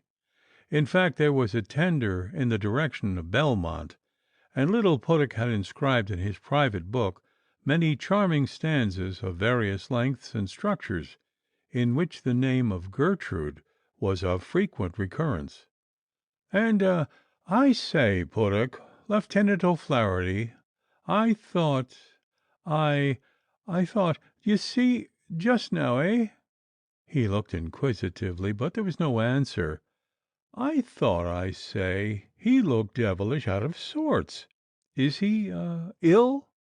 "He was very ill, indeed, this afternoon, General. A sudden attack." The general looked quickly at Puttock's plump, consequential face, but there was no further light in it. "He was hurt, then? I knew it," he thought. "Who's attending him, and why is he out? And was it a flesh wound, or where was it?"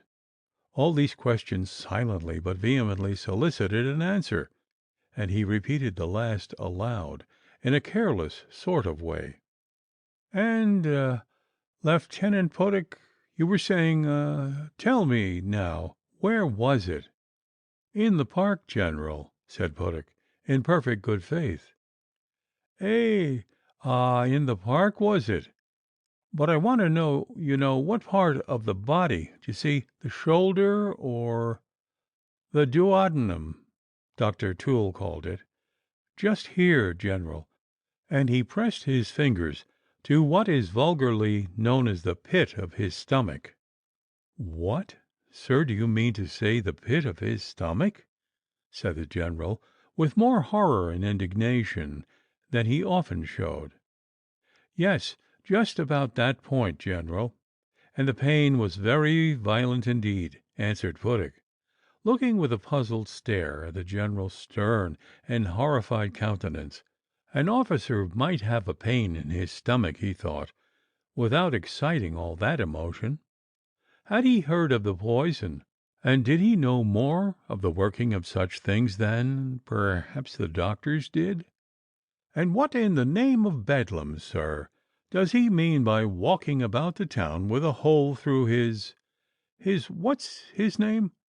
I'm hanged, but I'll place him under arrest this moment," the general thundered, and his little eyes swept the perspective this way and that, as if they would leap from their sockets in search of the reckless O'Flaherty. "Where's the adjutant, sir?" he bellowed, with a crimson scowl and a stomp, to the unoffending sentry.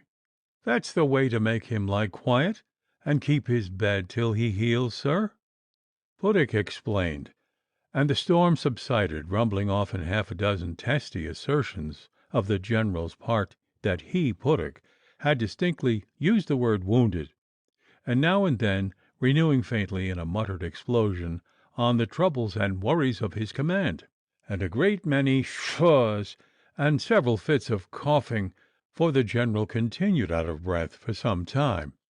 He had showed his cards, however, and so in a dignified, disconcerted sort of way he told Puttick that he had heard something about O'Flaherty's having got most improperly into a foolish quarrel, and having met Nutter that afternoon, and for a moment feared he might have been hurt, and then came inquiries about Nutter, and there appeared to have been no one hurt, and yet the parties on the ground, and no fighting, and yet no reconciliation, and in fact the general was so puzzled with this conundrum, and so curious, that he was very near calling after Puttick when they parted at the bridge, and making him entertain him, at some cost of consistency, with the whole story. So Puttick, his head full of delicious visions, marched homeward, to powder and perfume, and otherwise equipped for that banquet of the gods, of which he was to partake at 5 o'clock. And just as he turned the corner at the Phoenix, who should he behold sailing down the Dublin road from the King's house, with a grand powdered footman bearing his cane of office, and a great banquet behind her, and Gertrude Chatsworth by her side, but the splendid and formidable Aunt Becky, who had just been paying her compliments to old Mrs. Colonel Stafford, from whom she had heard all about the duel.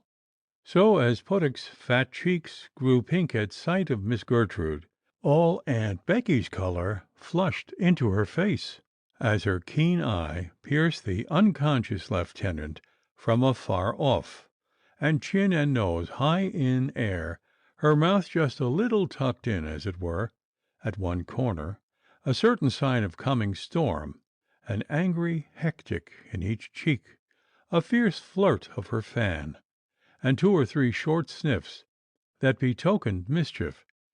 She quickened her pace, leaving her niece a good way in the rear in her haste to engage the enemy. Before she came up, she commenced the action at a long range, and very abruptly, for an effective rhetorician of Aunt Becky's sort jumps at once, like a good epic poet, in medias res, and as Nutter, who, like all her friends in turn, experienced once or twice a taste of her quality, observed to his wife, "By Jove, that woman says things for which she ought to be put in the watch-house." So now and here she maintained her reputation. "You ought to be flogged, sir. Yes," she insisted, answering Puttick's bewildered stare, "tied up to the halberts and flogged." Aunt Becky was accompanied by at least half a dozen lap dogs, and those intelligent brutes, aware of his disgrace, beset poor Puttick's legs with a furious vociferation.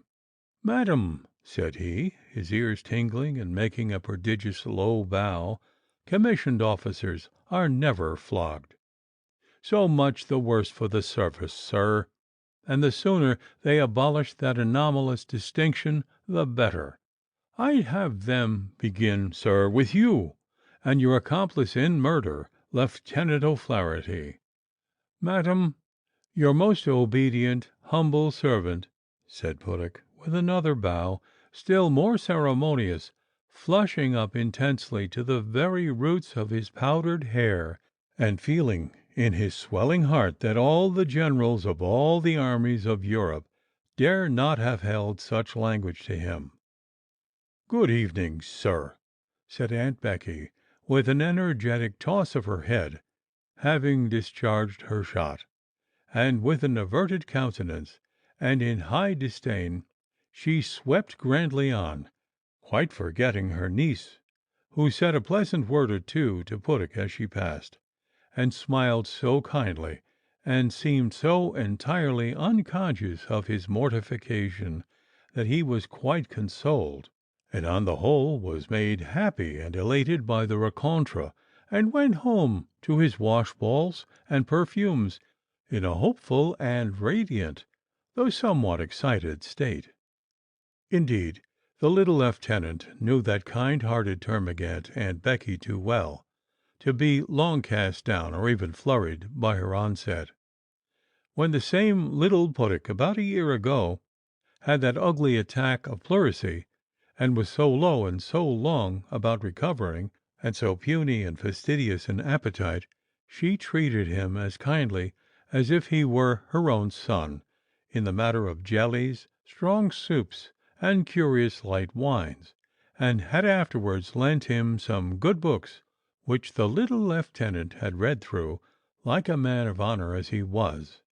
And, indeed, what specially piqued Aunt Becky's resentment just now was that, having had about that time a good deal of talk with Puttock upon the particular subject of duelling, he had, as she thought, taken very kindly to her way of thinking, and she had a dozen times in the last month cited Puttock to the general, and so his public defection was highly mortifying and intolerable. So Puttock, in a not unpleasant fuss and excitement, sat down in his dressing gown before the glass, and while Moore the barber, with tongs, powder, and pomade, repaired the dilapidations of the day, he contemplated his own plump face, not altogether unapprovingly, and thought with a charming anticipation of the adventures of the approaching evening. Chapter 18, relating how the gentlemen sat over their claret, and how Dr. Stirk saw a face. Puttock drove up the avenue of gentleman-like old poplars, and over the little bridge, and under the high-arched bowers of elms, walled up on either side with evergreens, and so into the courtyard of Belmont. 3 sides of a parallelogram, the white old house being the largest, and offices white and in keeping, but overgrown with ivy, and opening to yards of their own on the other sides, facing one another at the flanks, and in front a straight Dutch-like moat, with a stone balustrade running all along from the garden to the bridge, with great stone flower-pots set at intervals, the shrubs and flowers of which associated themselves in his thoughts with beautiful Gertrude Chatsworth, and so were wonderfully bright and fragrant. And there were 2 swans upon the water, and several peacocks marching dandily in the courtyard, and a grand old Irish dog with a great collar and a Celtic inscription dreaming on the steps in the evening sun. It was always pleasant to dine at Belmont. Old General Chatsworth was so genuinely hospitable, and so really glad to see you, and so hilarious himself, and so enjoying. A sage or a scholar, perhaps, might not have found a great deal in him. Most of his stories had been heard before. Some of them, I am led to believe, had even been printed. But they were not very long, and he had a good-natured word and a cordial smile for everybody. And he had a good cook, and explained his dishes to those beside him, and used sometimes to toddle out himself to the cellar in search of a curious bon bâche. And of nearly every bit in it he had a little anecdote or a pedigree to relate, and his laugh was frequent and hearty, and somehow the room and all in it felt the influence of his presence like the glow and cheer and crackle of a bright Christmas fire. Miss Becky Chatsworth, very stately in a fine brocade and a great deal of point lace, received Puttock very loftily, and only touched his hand with the tips of her fingers. It was plain he was not yet taken into favor. When he entered the drawing-room, that handsome stranger with the large eyes, so wonderfully elegant and easy in the puce-colored cut velvet, Mr. Mervyn, was leaning upon the high back of a chair, and talking agreeably, as it seemed, to Miss Gertrude. He had a shake of the hand and a fashionable greeting from stout, dandified Captain Clough, who was by no means so young as he would be supposed, and made up industriously, and braced what he called his waist, with great fortitude, and indeed sometimes looked half stifled, in spite of his smile and his swagger. Stirk, leaning at the window with his shoulders to the wall, beckoned Puttock gruffly, and cross-examined him in an undertone as to the issue of O'Flaherty's case. Of course he knew all about the duel, but the corps also knew that Stirk would not attend on the ground in any affair where the Royal Irish Artillery were concerned, and therefore they could bring what doctor they pleased to the field without an affront. "And see, my buck," said Stirk, winding up rather savagely with a sneer, "you've got out of that scrape, you and your patient, by a piece of good luck that's not like to happen twice over. So take my advice and cut that leaf out of your grandmother's cookery book, and light your pipe with it." This slight way of treating both his book and his ancestors nettled little Puttock, who never himself took a liberty, and expected similar treatment. But he knew Stirk, the nature of the beast, and he only bowed grandly, and went to pay his respects to cowed, kindly, querulous little Mrs. Stirk, at the other end of the room. An elderly gentleman with a rather white face, a high forehead, and grim look was chatting briskly with her, and Puttock, the moment his eye lighted on the stranger, felt that there was something remarkable about him. Taken in detail, indeed, he was insignificant.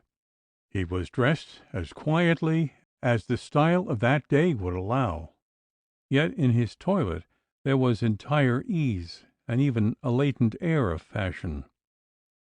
He wore his own hair, and though there was a little powder upon it and upon his coat collar, it was perfectly white, frizzed out a little at the sides, and gathered into a bag behind. The stranger rose, and bowed as Puttock approached the lady, and the lieutenant had a nearer view of his great white forehead, his only good feature, and the pair of silver spectacles that glimmered under it, and his small hooked nose and stern mouth. "'Tis a mean countenance," said the general, talking him over when the company had dispersed. "No countenance," said Miss Becky decisively, "could be mean with such a forehead. The fact is, if they had cared to analyze, the features taken separately, with that one exception, were insignificant. But the face was singular, with its strange pallor, its intellectual mastery, and sarcastic derision. The general, who had accidentally omitted the ceremony, in those days essential, now strutted up to introduce them. "Mr. Dangerfield, will you permit me to present my good friend and officer, Lieutenant Puttock. Lieutenant Puttock, Mr. Dangerfield. Mr. Dangerfield, Lieutenant Puttock." And there was a great deal of pretty bowing, and each was the other's most obedient, and declared himself honored, and the conventional parentheses ended. Things returned to their former course. Puttock only perceived that Mrs. Stirk was giving Dangerfield a rambling sort of account of the people of Chapel Izard. Dangerfield, to do him justice, listened attentively. In fact, he had led her upon that particular theme, and as easily and cleverly kept her close to the subject, for he was not a general to maneuver without knowing first how the ground lay, and had an active inquiring mind, in which he made all sorts of little notes. So Mrs. Stirk prattled on, to her own and Mr. Dangerfield's content, for she was garrulous when not under the eye of her lord, and always gentle, though given to lamentation, having commonly many small hardships to mention. So, quite without malice or retention, She poured out the gossip of the town, but not its scandal. Indeed, she was a very harmless and rather sweet, though dolorous, little body, and was very fond of children, especially her own, who would have been ruined were it not that they quailed as much as she did before Stirk, on whom she looked as by far the cleverest and most awful mortal then extant, and never doubted that the world thought so too. For the rest, she preserved her dresses, which were not amiss, for an interminable time. Her sheets were always well aired, her maids often saucy, and she often in tears. But Stirk's lace and fine linen were always forthcoming in exemplary order. She rehearsed the catechism with the children, and loved Dr. Walsingham heartily, and made more raspberry jam than any other woman of her means in Chapel Izzard, except, perhaps, Mrs. Nutter, between whom and herself there were points of resemblance, but something as nearly a feud as could subsist between their harmless natures. Each believed the other matched with a bold, bad man, who was always scheming something, they never quite understood what, against her own peerless lord, each on seeing the other, hoping that heaven would defend the right and change the hearts of her enemies, or at all events confound their politics, and each with a sort of awful second sight when they viewed one another across the street, beholding her neighbor draped in a dark film of thundercloud, and with a sheaf of pale lightning, instead of a fan, flickering in her hand. When they came down to dinner, the gallant Captain Clough contrived to seat himself beside Aunt Becky, to whom the rogue commended himself by making a corner of his chair next hers, for that odious, greedy little brute Fancy, and by 100 other adroit and amiable attentions, and having a perfect acquaintance with all her weak points. As everybody who had lived long in Chapel Izzard, he had no difficulty in finding topics to interest her, and in conversing acceptably thereupon. And indeed, whenever he was mentioned for some time after, she used to remark that Captain Clough was a very conversable and worthy young man. In truth, that dinner went swiftly and pleasantly over for many of the guests. Gertrude Chatsworth was placed between the enamoured Puttock and the large-eyed, handsome, mysterious Mervyn. Of course the hour flew with light and roseate wings for him. Little Puttock was in great force, and chatted with energy, and his theatrical lore and his oddities made him not unamusing. So she smiled on him more than usual, to make amends for the frowns of the higher powers, and he was as happy as a prince, and as proud as a peacock, and quite tipsy with his success. It is not always easy to know what young ladies like best or least, or quite what they're driving at, and Clough, from the other side of the table, thought, though Puttock was an agreeable fellow, and exerting himself uncommonly, for Clough, like other men not deep in the literae humaniores, had a sort of veneration for book learning, under which category he placed Puttock's endless odds and ends of play lore, and viewed the little lieutenant himself accordingly with some awe, as a man of parts and a scholar, and prodigiously admired his verses, which he only half understood. He fancied, I say, although Puttock was unusually entertaining, that Miss Gertrude would have been well content to exchange him for the wooden lay figure on which she hung her draperies when she sketched, which might have worn his uniform and filled his chair, and spared her his agreeable conversation, which had eyes and saw not, and ears and heard not. In short, the cunning fellow fancied he saw, by many small signs, a very decided preference on her part for the handsome and melancholy, but evidently eloquent stranger. Like other cunning fellows, however, Clough was not always right, and right or wrong in his own illusions, if such they were, little Puddock was, for the time, substantially blessed. The plump and happy lieutenant, when the ladies had flown away to the drawing-room and their small teacups, waxed silent and sentimental, but being a generous rival, and feeling that he could afford it, made a little effort and engaged Mervyn in talk, and found him pleasantly versed in many things of which he knew little, and especially in the continental stage and drama, upon which Puddock heard him greedily, and the general's bustling talk helped to keep the company merry, and he treated them to a bottle of the identical sack of which his own father's wedding posset had been compounded.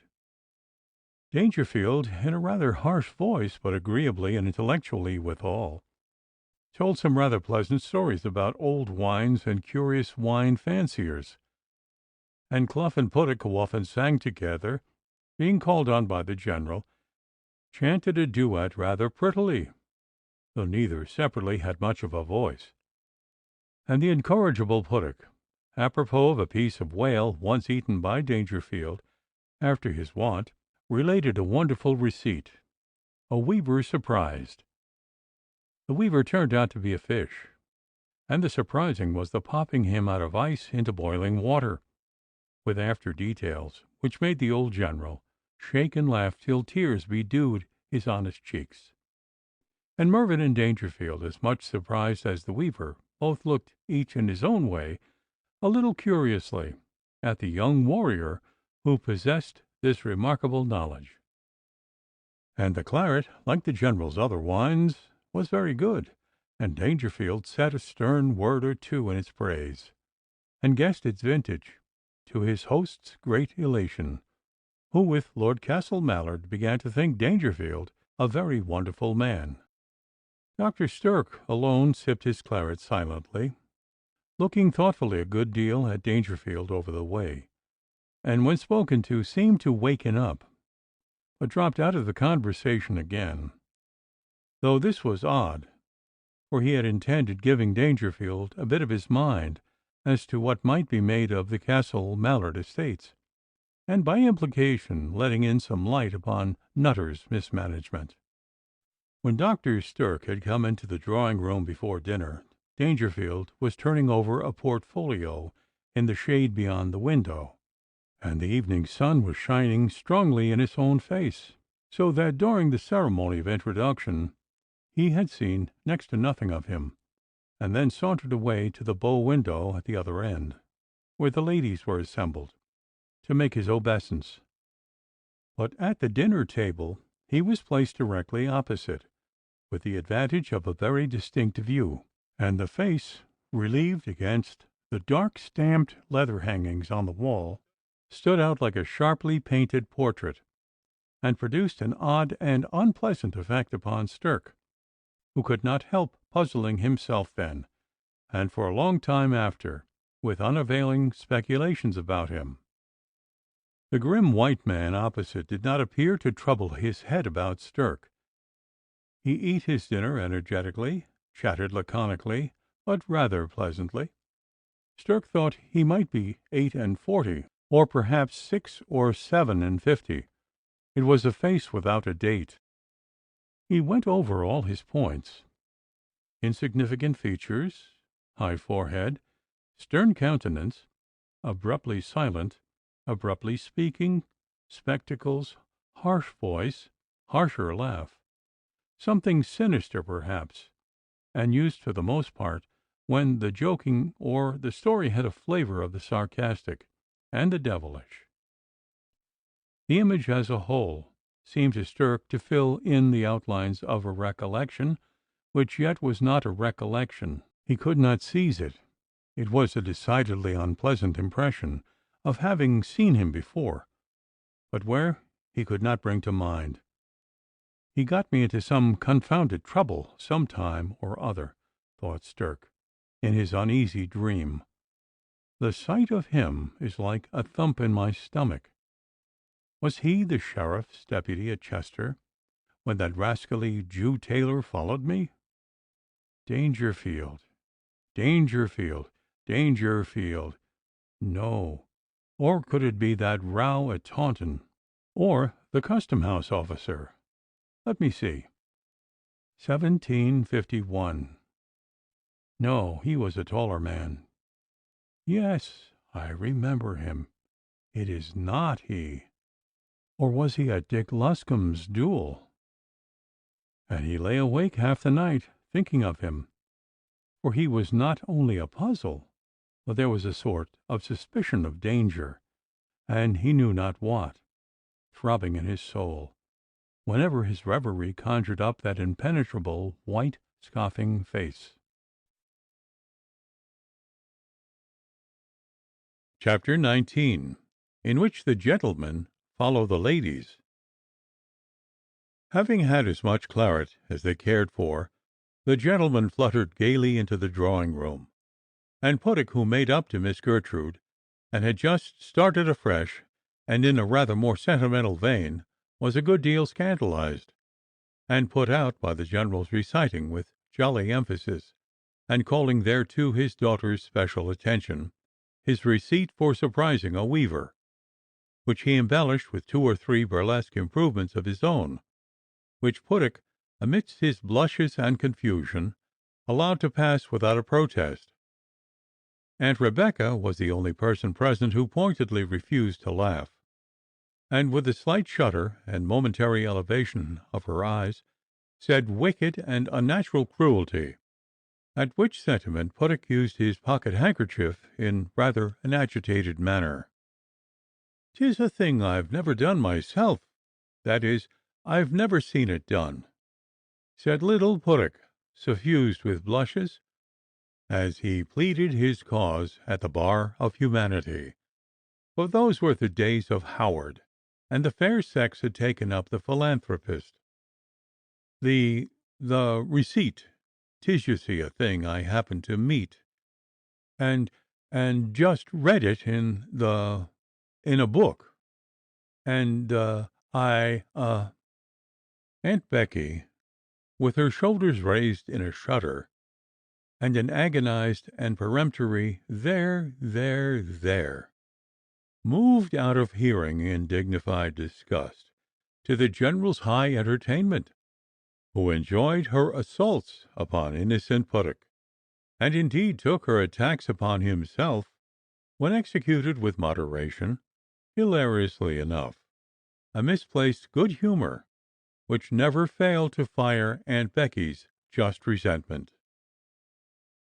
Indeed, the General was so tickled with this joke that he kept it going for the rest of the evening, by sly allusions and mischievous puns, as, for instance, at supper, when Aunt Rebecca was deploring the miserable depression of the silk manufacture, and the distress of the poor Protestant artisans of the Liberty, the General, with a solemn wink at Puttock, and to that officer's terror, came out with, "Yet who knows, Lieutenant Puttock, but the weavers, poor fellows, may be surprised, you know, by a sudden order from the court, as happened last year." But Aunt Rebecca only raised her eyebrows, and with a slight toss of her head, looked sternly at a cold fowl on the other side. But for some cause or other, perhaps it was Miss Gertrude's rebellion in treating the outlawed Puttock with special civility that evening, Miss Becky's asperity seemed to acquire edge and venom as time proceeded. But Puttock rallied quickly. He was on the whole very happy, and did not grudge Mervyn his share of the talk, though he heard him ask leave to send Miss Gertrude Chatsworth a portfolio of his drawings made in Venice to look over, which he with a smile accepted, and at supper Puttock, at the General's instigation, gave them a solo, which went off pretty well, and, as they stood about the fire after it, on a similar pressure, an imitation of Barry in Othello. And upon this, Miss Becky, who was a furious partisan of Smock Alley Theatre and Mossop against Barry, Woodward, and the Crow Street Playhouse, went off again.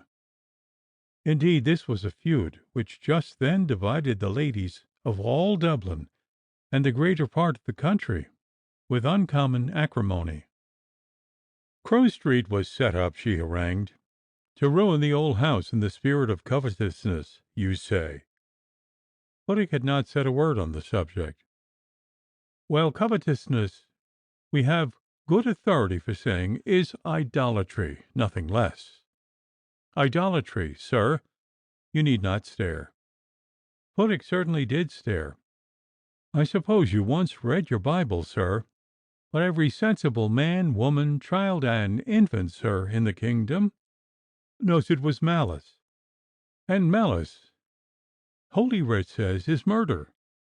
But I forgot. That's perhaps no very great objection with Lieutenant Puttick. And little Puttick flushed up, and his round eyes grew rounder and rounder as she proceeded every moment, and he did not know what to say. For it had not struck him before that Messrs. Barry's and Woodward's theatrical venture might be viewed in the light of idolatry or murder. So, dumbfounded as he was, he took half of Lord Chesterfield's advice in such cases. That is, he forgot the smile, but he made a very low bow, and with this submission the combat, si rixa est, subsided. Dangerfield had gone away some time. So had Mervyn. Stirk and his wife went next, and Clough and Puttick, who lingered as long as was decent, at last took leave.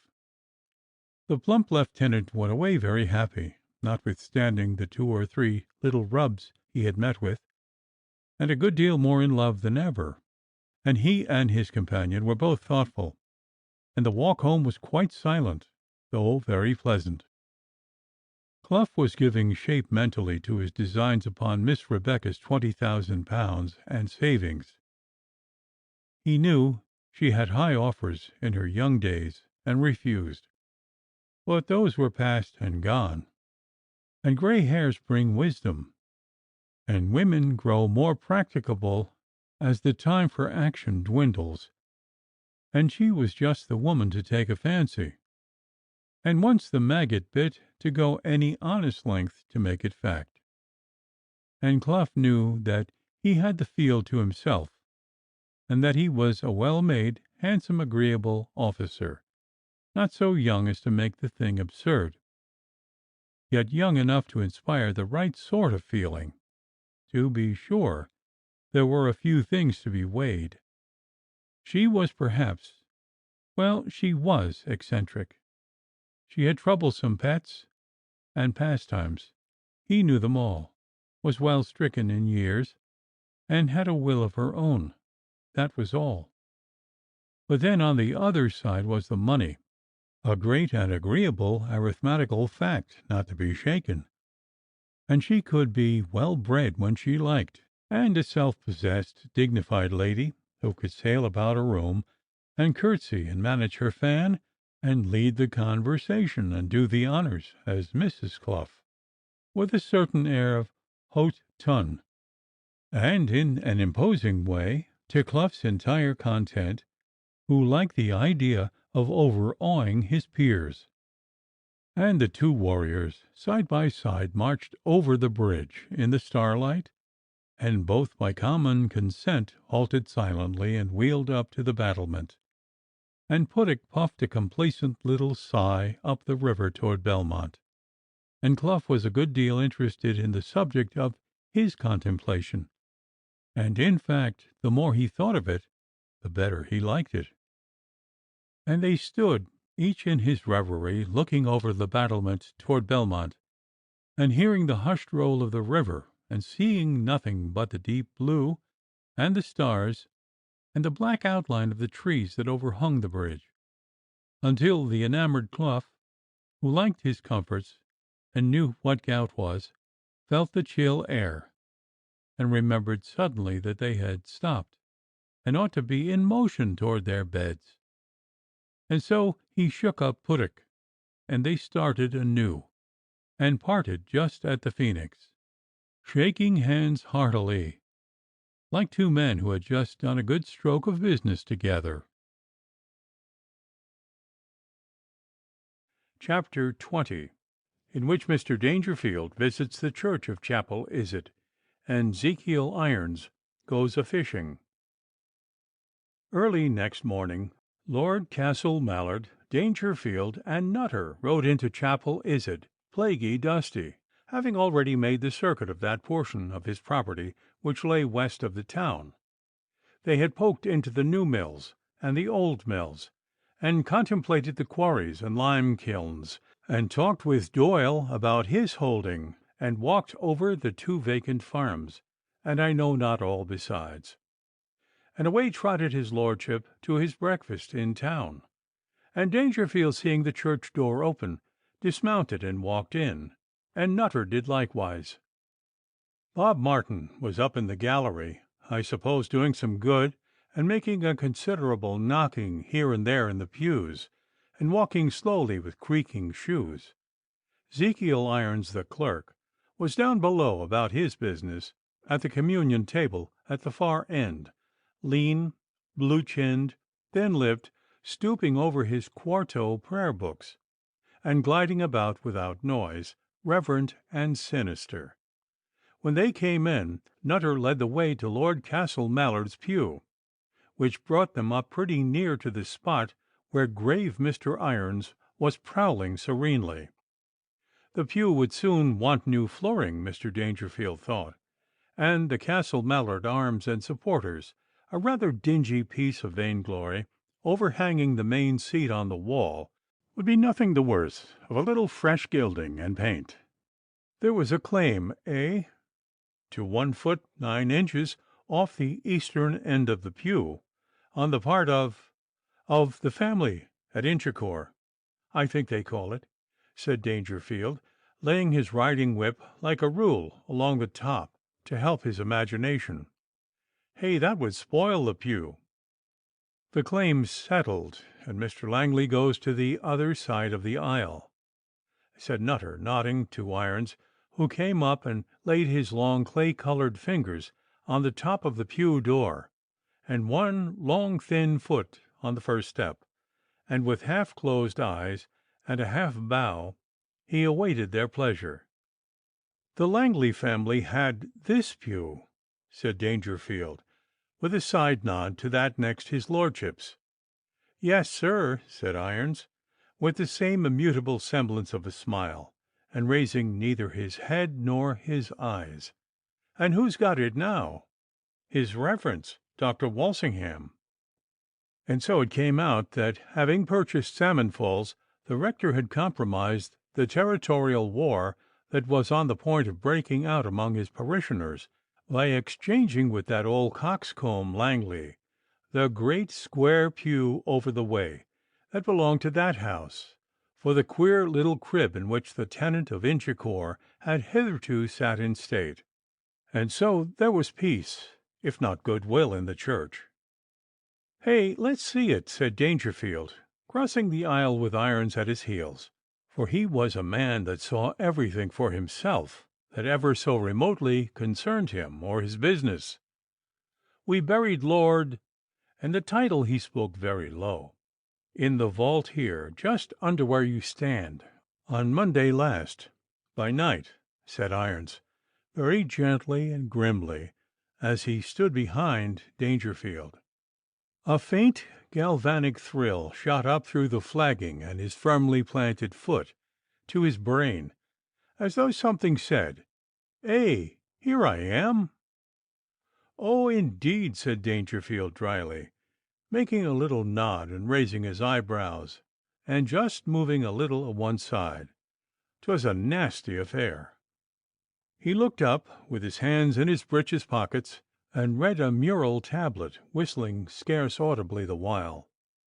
It was not reverent, but he was a gentleman, and the clerk standing behind him retained his quiet posture, and that smile that yet was not a smile, but a sort of reflected light.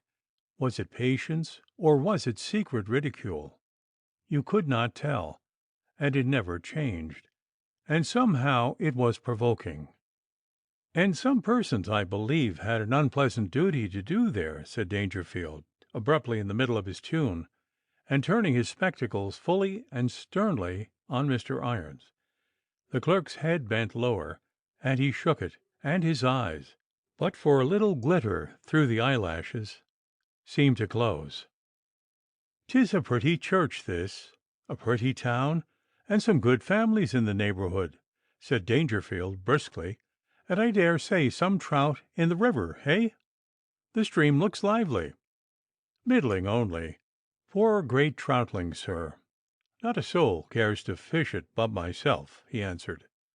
"You're the clerk, eh?" "At your service, sir." "Dublin man?" "Or—" "Born and bred in Dublin, your honour." "Eh, well. Irons, you've heard of Mr. Dangerfield, Lord Castle Mallard's agent. I am he." "Good morning, Irons," and he gave him half a crown, and he took another look round, and then he and Nutter went out of the church and took a hasty leave of one another, and away went Nutter on his nag to the mills, and Dangerfield, just before mounting, popped into Cleary's shop, and in his grim laconic way asked the proprietor, among his meal bags and bacon, about 50 questions in less than 5 minutes. "That was one of Lord Castle Mallard's houses, eh? With the bad roof and manure heap round the corner? And where's the pot house they call the Salmon House? Doing a good business, eh? And at last, I'm told there's some trout in the stream. If there's anyone in the town who knows the river and could show me the fishing—" "Oh, the clerk. And what sort of fish is he, eh? Oh, an honest, worthy man, is he? Very good, sir. Then perhaps, perhaps, sir, you'll do me the favour to let one of your people run down to his house and say Mr. Dangerfield, Lord Castle Mallard's agent, who is staying, you know, at the Brass Castle, would be much obliged if he would bring his rod and tackle and take a walk with him up the river for a little angling at 10 o'clock." Jolly Phil Cleary was deferential and almost nervous in his presence. The silver-haired, grim man, with his mysterious reputation for money, and that short, decisive way of his, and sudden cynical chuckle, inspired a sort of awe which made his wishes, where expressed with that intent, very generally obeyed. And sure enough, Irons appeared with his rod at the appointed hour, and the interesting anglers, Piscator and his honest scholar, as Isaac Walton hath it, set out side by side on their ramble in the true fraternity of the gentle craft. The clerk had, I'm afraid, a shrew of a wife, shrill, vehement, and fluent. Rogue, old miser, old sneak, and a great many worse names she called him. Good Mr. Irons was old, fat, and ugly, and she knew it, and that knowledge made her natural jealousy the fiercer. He had learned by long experience the best tactic under fire. He became actually taciturn, or if he spoke, his speech was laconic and enigmatical, sometimes throwing out a proverb, and sometimes a text, and sometimes, when provoked past endurance, spouting mildly a little bit of meek and venomous irony. He loved his trout rod and the devious banks of the Liffey, where, saturnine and alone, he filled his basket. It was his helpmate's rule, whenever she did not know to a certainty precisely what Irons was doing, to take it for granted that he was about some mischief. Her lodger, Captain Devereux, was her great resource on these occasions, and few things pleased him better than a stormy visit from his hostess in this temper. The young scapegrace would close his novel and set down his glass of sherry and water. It sometimes smelt very like brandy, I'm afraid, to hear her rant. One would have supposed, who had not seen him, that her lank-haired, grimly partner was the prettiest youth in the county of Dublin, and that all the comely lasses in Chapel Izard and county round were sighing and setting caps at him. And Devereux, who had a vein of satire and loved even farce, enjoyed the heroics of the fat old slut. "Oh, what am I to do, Captain Jewel?" She bounced into the room with flaming face and eyes swelled, and the end of her apron, with which she had been swabbing them, in her hand, while she gesticulated with her right. "There, he's off again to Island Bridge, the audacious sneak! It's all that dirty huzzy's doing. I'm not such a fool, but I know how to put this and that together, though he thinks I don't know of his doings. But I'll be even with you, Meg Bartlett, yet, you trollop." And all this was delivered in renewed floods of tears and stentorian hysterics, while she shook her fat red fist in the air at the presumed level of Meg's beautiful features. "Nay, madam," said the gay captain, "I prithee weep not.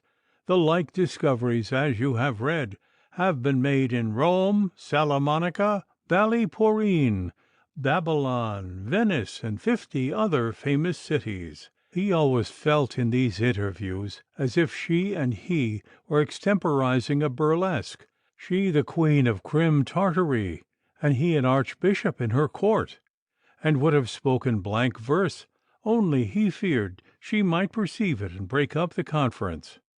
"And what's that to the purpose? Don't I know they're the same all over the world? Nothing but brutes and barbarians. But suppose, madam, he has only gone up the river and just taken his rod." "Oh, rod indeed! I know where he wants a rod, the rascal." "I tell you, madam," urged the chaplain, "you're quite in the wrong. You've discovered, after 20 years' wedlock, that your husband's a man, and you're vexed. Would you have him anything else? You're all in a story." She blubbered maniacally. "There's no justice, nor feeling, nor succour for a poor abused woman. But I'll do it. I will. I'll go to his reverence. Don't try to persuade me. The Reverend Hugh Walsingham, Doctor of Divinity and Rector of Chapel Iset."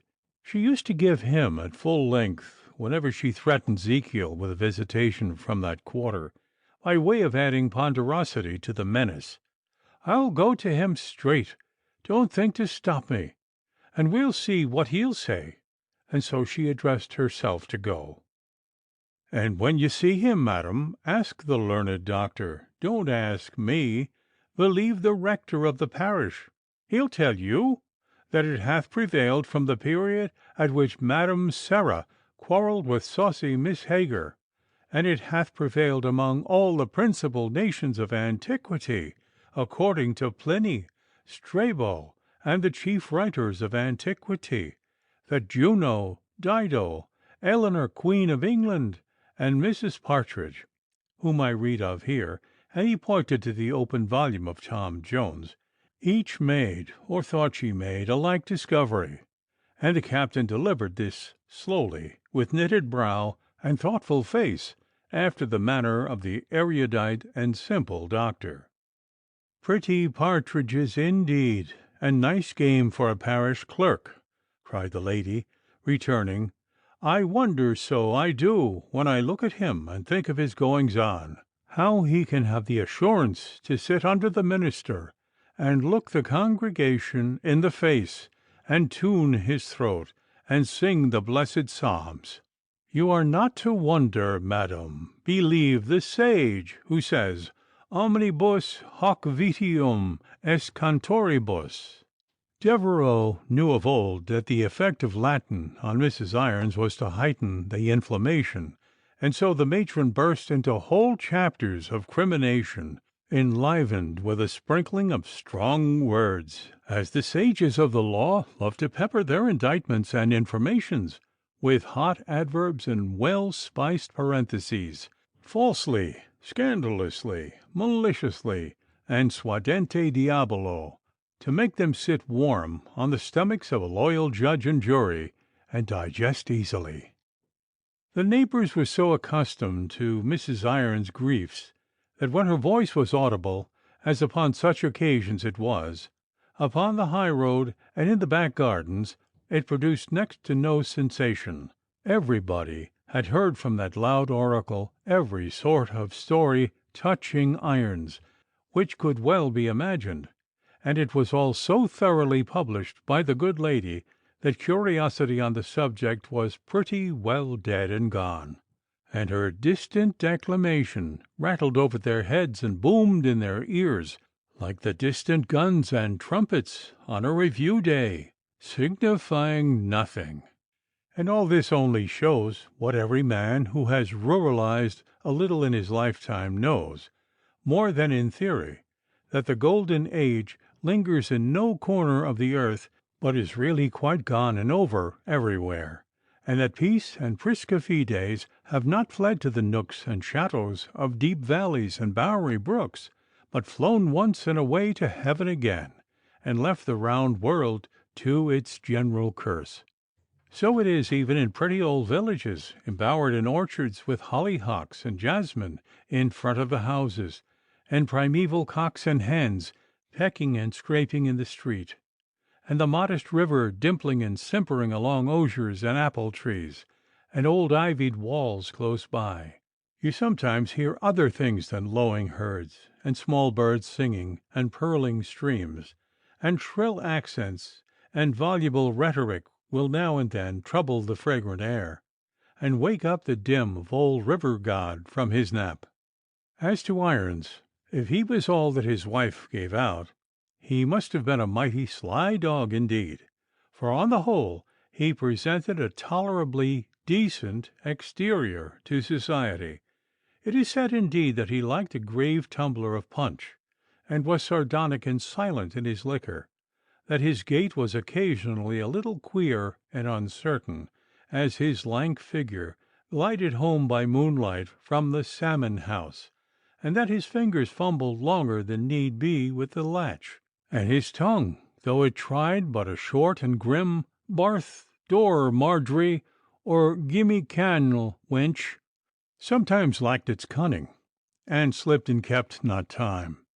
There were, too, other scandals, such as the prying and profane love to shoot privily at church celebrities. Perhaps it was his reserve and sanctity that provoked them. Perhaps he was, in truth, though cautious, sometimes indiscreet. Perhaps it was fanciful Mrs. Irons's jealous hullabaloos and hysterics that did it.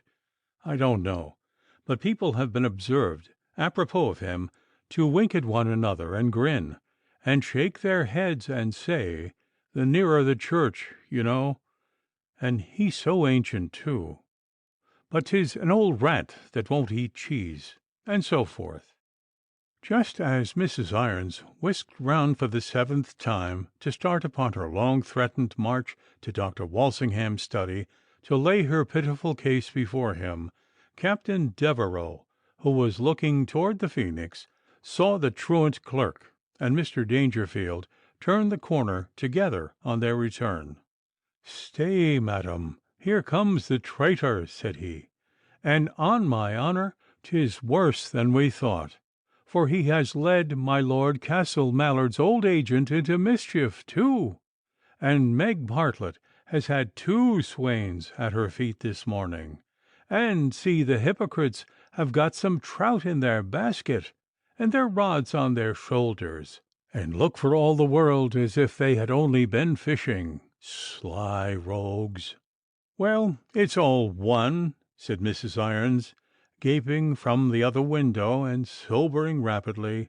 "If 'tisn't to-day, 'twill be to-morrow, I suppose, and at any rate 'tis a sin and shame to leave any poor cratur in this miserable taking, not knowing that he might be drownded, or worse. Dear knows, it would not be much trouble to tell his wife when the gentleman wanted him, and sure, for any honest matter, I'd never say against it." Her thoughts were running upon Dangerfield, and what compliment he had probably made her husband at parting, and a minute or two after this Devereux saw her, with her riding hood on, trudging up to the salmon house to make inquisition after the same. Chapter 21, relating, among other things, how Dr. Toole walked up to the tiled house, and of his pleasant discourse with Mr. Mervyn. Dr. Stirk's spirits and temper had not become more pleasant lately. In fact, he brooded more, and was more savage at home than was at all agreeable. He used to go into town oftener, and to stay there later, and his language about Toole and Nutter, when there was none but submissive little Mrs. Sturk by, was more fierce and coarse than ever. To hear him then, one would have supposed that they were actually plotting to make away with him, and that in self-defense he must smite them hip and thigh. Then, beside their moral offensiveness, they were such idiots and noodles, and botching and blundering right and left, so palpably to the danger and ruin of their employers, that no man of conscience could sit easy and see it going on. And all this simply because he had fixed his affections upon the practice of the one and the agency of the other. For Sturk had, in his own belief, a genius for business of every sort. Everybody on whom his insolent glance fell, who had any sort of business to do, did it wrong, and was a precious disciple, or a goose, or a born jackass, and excited his scoffing chuckle. And little Mrs. Sturk, frightened and admiring, used to say while he grinned and muttered and tittered into the fire, with his great shoulders buried in his balloon-backed chair, his heels over the fender, and his hands in his breeches pockets, "But, Barney, you know you're so clever. There's no one like you." And he was fond of just nibbling at speculations in a small, safe way, and used to pull out a roll of banknotes when he was lucky, and show his winnings to his wife, and chuckle and swear over them, and boast and rail, and tell her, if it was not for the cursed way his time was cut up with hospital and field days, and such trumpery regimental duties, he could make a fortune while other men were thinking of it, and he very nearly believed it. And he was doubtless clear-headed, though wrong-headed too at times, and very energetic, but his genius was for pushing men out of their places to make way for himself.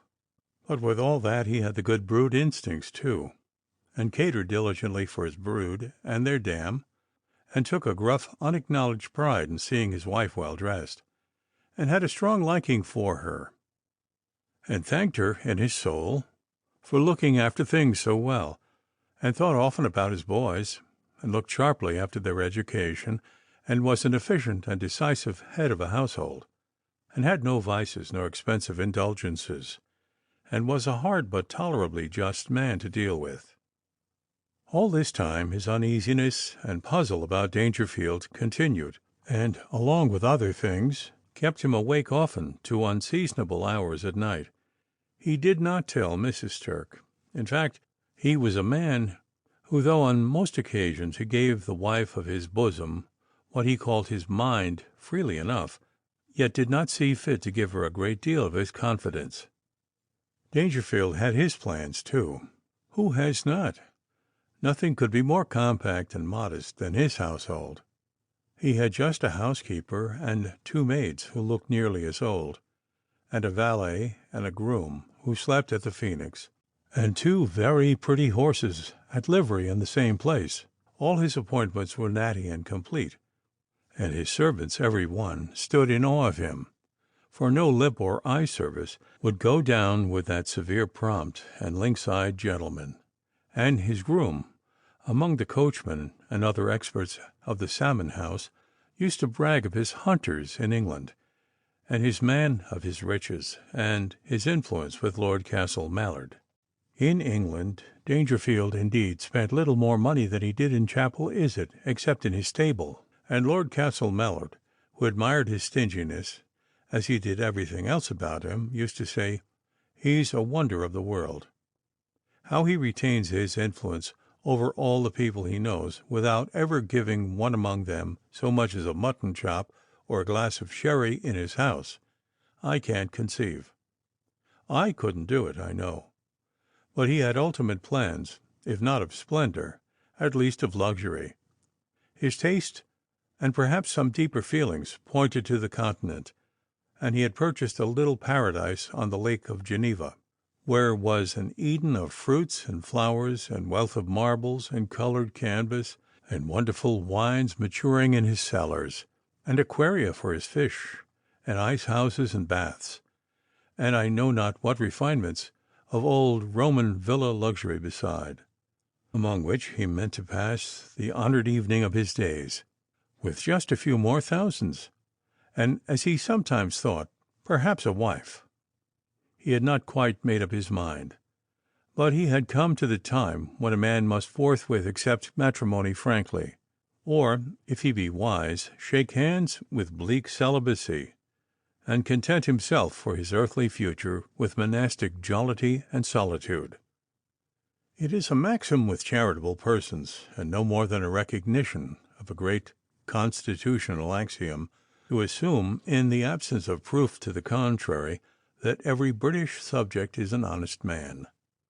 Now, if we had gone to Lord Castle-Mallard for his character, and who more competent to give him one, we know very well that we should have heard about Dangerfield. And, on the other hand, we have never found him out. Have we, kind reader?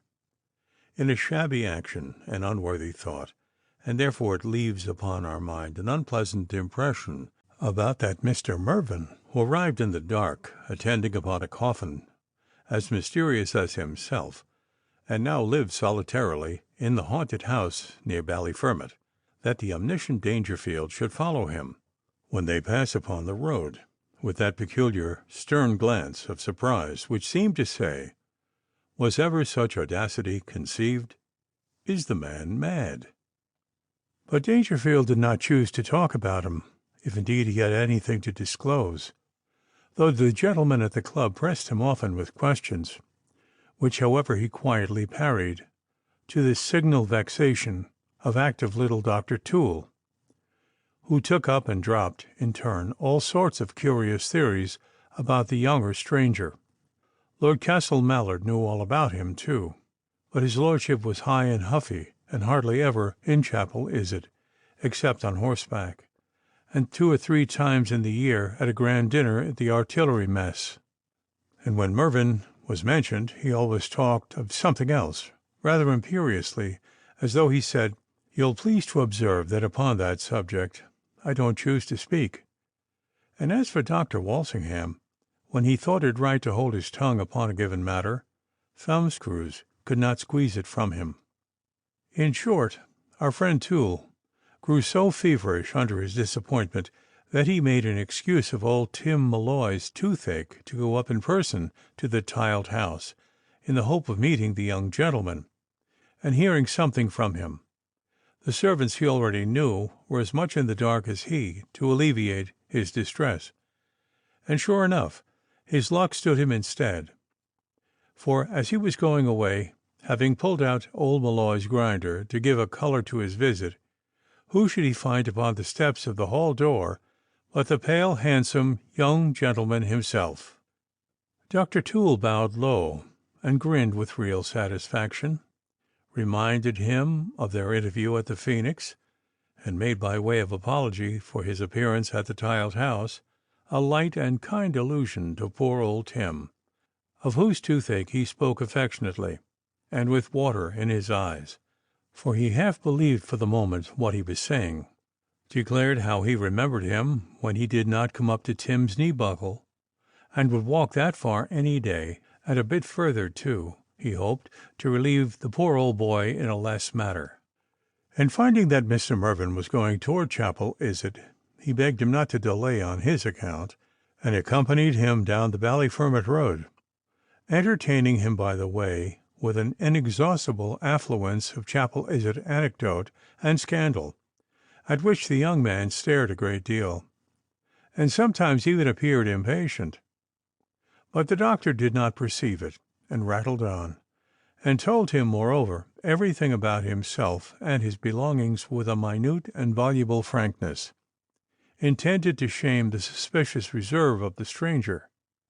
But nothing came, and being by this time grown bolder, he began a more direct assault, and told him with a proper scorn of the village curiosity all the theories which the Chapel Izzard gossips had spun about him.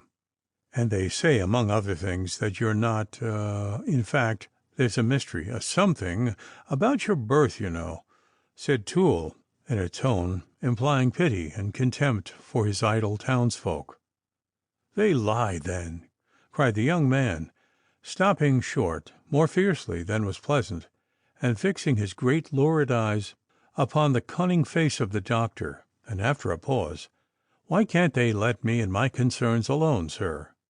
"But there's no use in saying so, I can tell you," exclaimed little Toole, recovering his feet in an instant. "Why, I suppose there isn't so tattling, prying, lying, scandalous a little colony of Christians on earth, eyes, ears, and mouths all open, sir, heads busy, tongues wagging, lots of old maids, by Jove, ladies' women, and gentlemen's gentlemen, and drawers and footmen, club talk, sir, and mess-table talk, and talk on band days, talk over cards, talk at home, sir, talk in the streets, talk, by Jupiter Tonans, 'tis enough to bother one's ears, and make a man envy Robinson Crusoe." "So I do, sir, if we were rid of this parrot," answered Mervyn, and with a dry "I wish you a good morning, doctor," Sir, turned sharply from him up the Palmerstown road. "Going to Belmont?" murmured little Toole, with his face a little redder than usual, and stopping in an undignified way for a moment at the corner to look after him. "He's close, plaguey close, and Miss Rebecca Chatsworth knows nothing about him neither. I wonder does she, though, and doesn't seem to care even. He's not there for nothing, though. Some one makes him welcome, depend on't." He winked to himself. "A plaguey high stomach, too, by Jove. I bet you 50, if he stays here 3 months, he'll be at swords or pistols with some of our hot bloods. And whatever his secret is, and I dare say 'tisn't worth knowing, the people here will ferret it out at last, I warrant you. There's small good in making all the fuss he does about it. If he knew but all, there's no such thing as a secret here. Hang the one have I know, just because there's no use in trying. The whole town knows when I've tripe for dinner, and where I have a patch or a darn. And when I got the 14 pigeons at Darky's Bridge, the birds were not 10 minutes on my kitchen table when old Widow Foot sends her maid and her compliments, as she knew my pie dish only held a dozen, to beg the 2 odd birds. Secret indeed!" And he whistled a bar or two contemptuously, which subsided into dejected silence, and he muttered, "I wish I knew it," and walked over the bridge glumly. And he roared more fiercely on smaller occasions than usual at his dogs on the way home, and they squalled oftener and louder. Now, for some reason or other, Dangerfield had watched the growing intimacy between Mervyn and Miss Gertrude Chatsworth with an evil eye.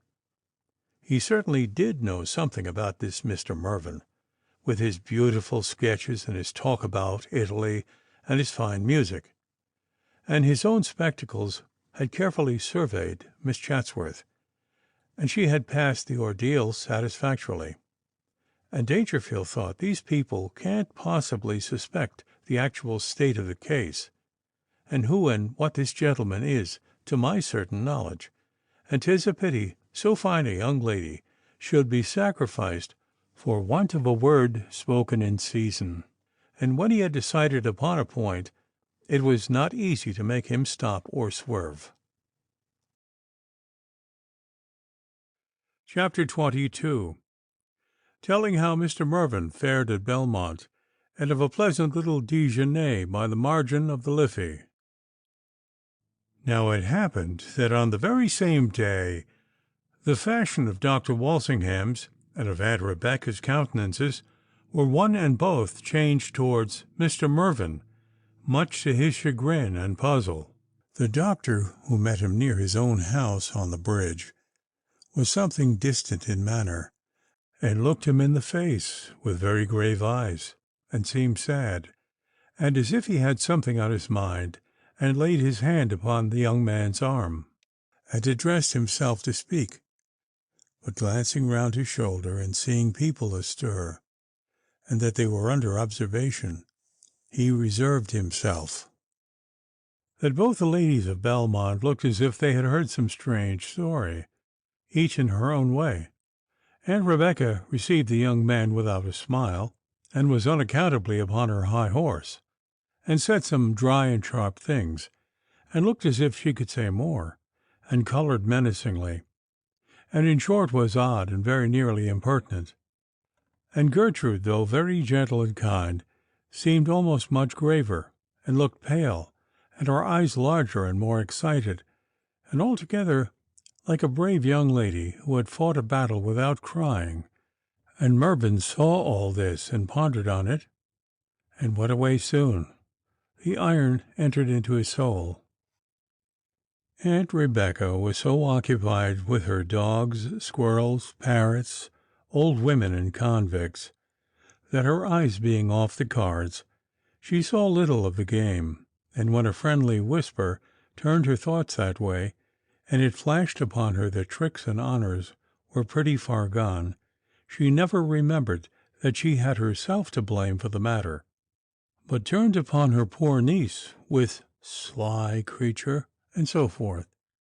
And while, owing to this inattention, Gertrude had lost the benefit of her sage Aunt Rebecca's counsels altogether, her venerable but frisky old grandmother, Madame Nature, it was to be feared, might have profited by the occasion to giggle and whistle her own advice in her ear, and been indifferently well obeyed.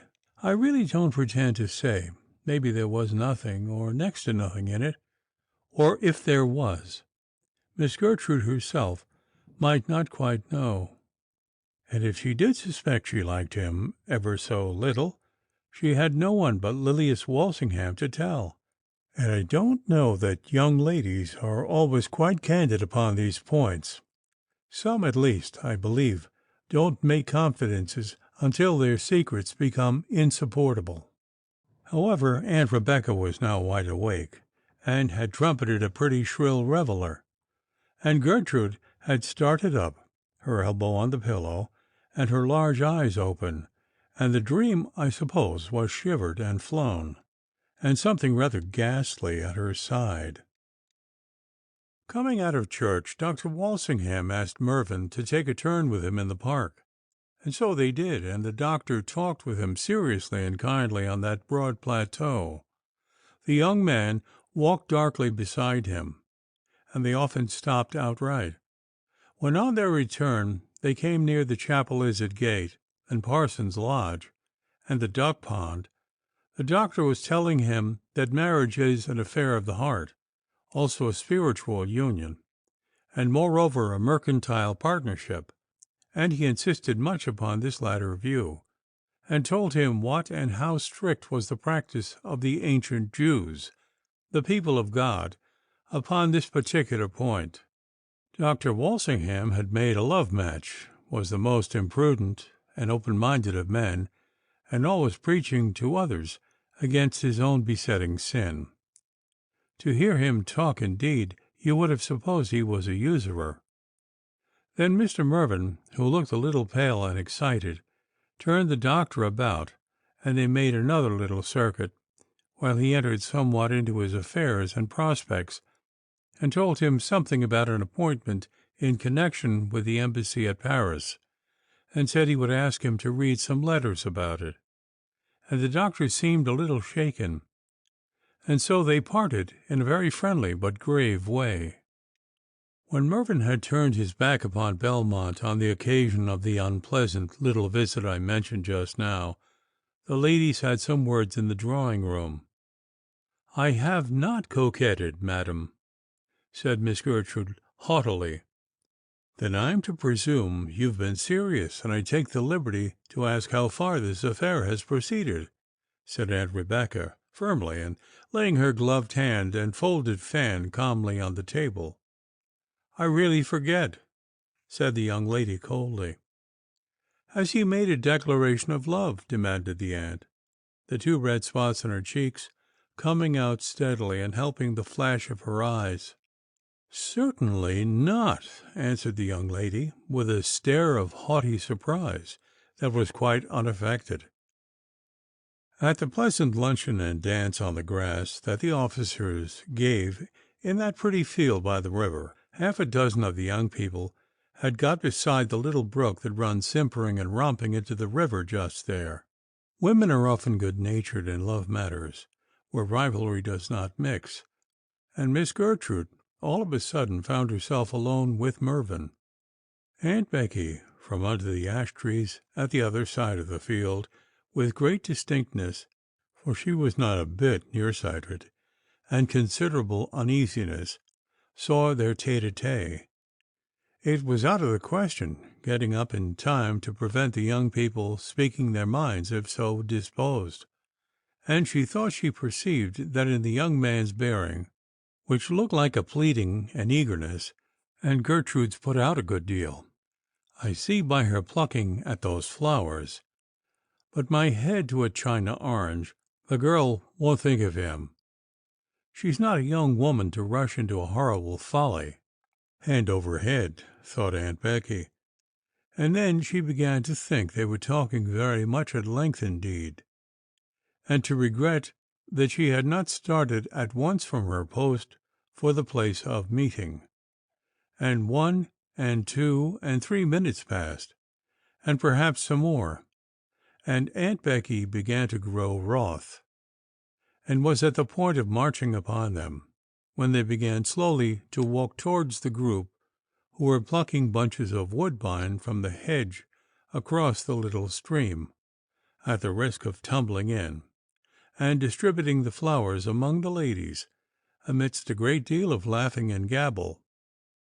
Then Miss Gertrude made Mr. Mervyn rather a haughty and slight salutation, her aunt thought, and so dismissed him.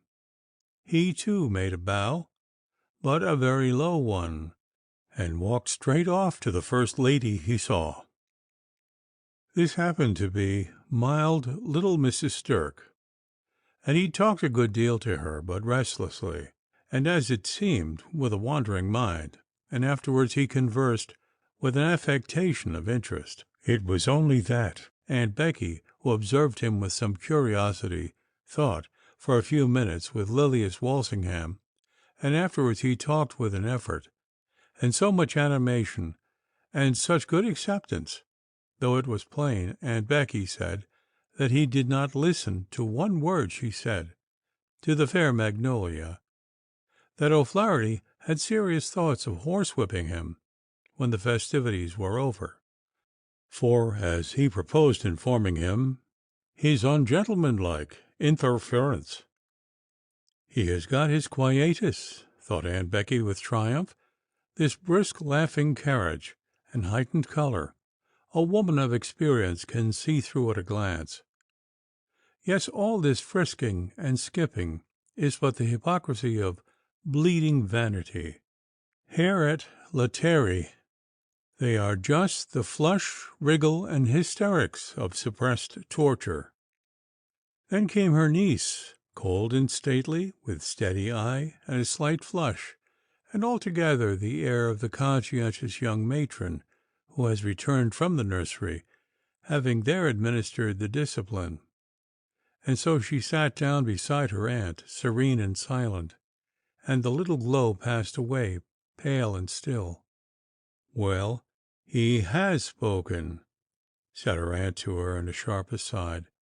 "Yes," answered the young lady icily. "And has had his answer?" "Yes." "And I beg, Aunt Rebecca, the subject may be allowed to drop."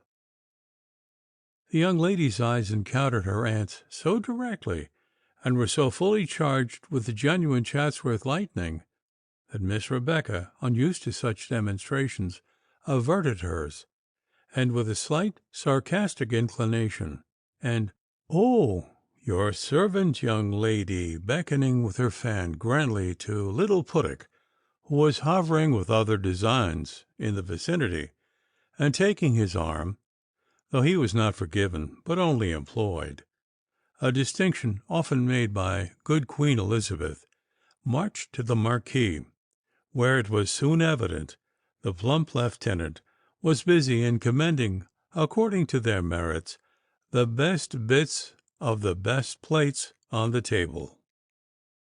"So dear Aunt Becky has forgiven Puttock," said Devereux, who was sauntering up to the tent between O'Flaherty and Clough.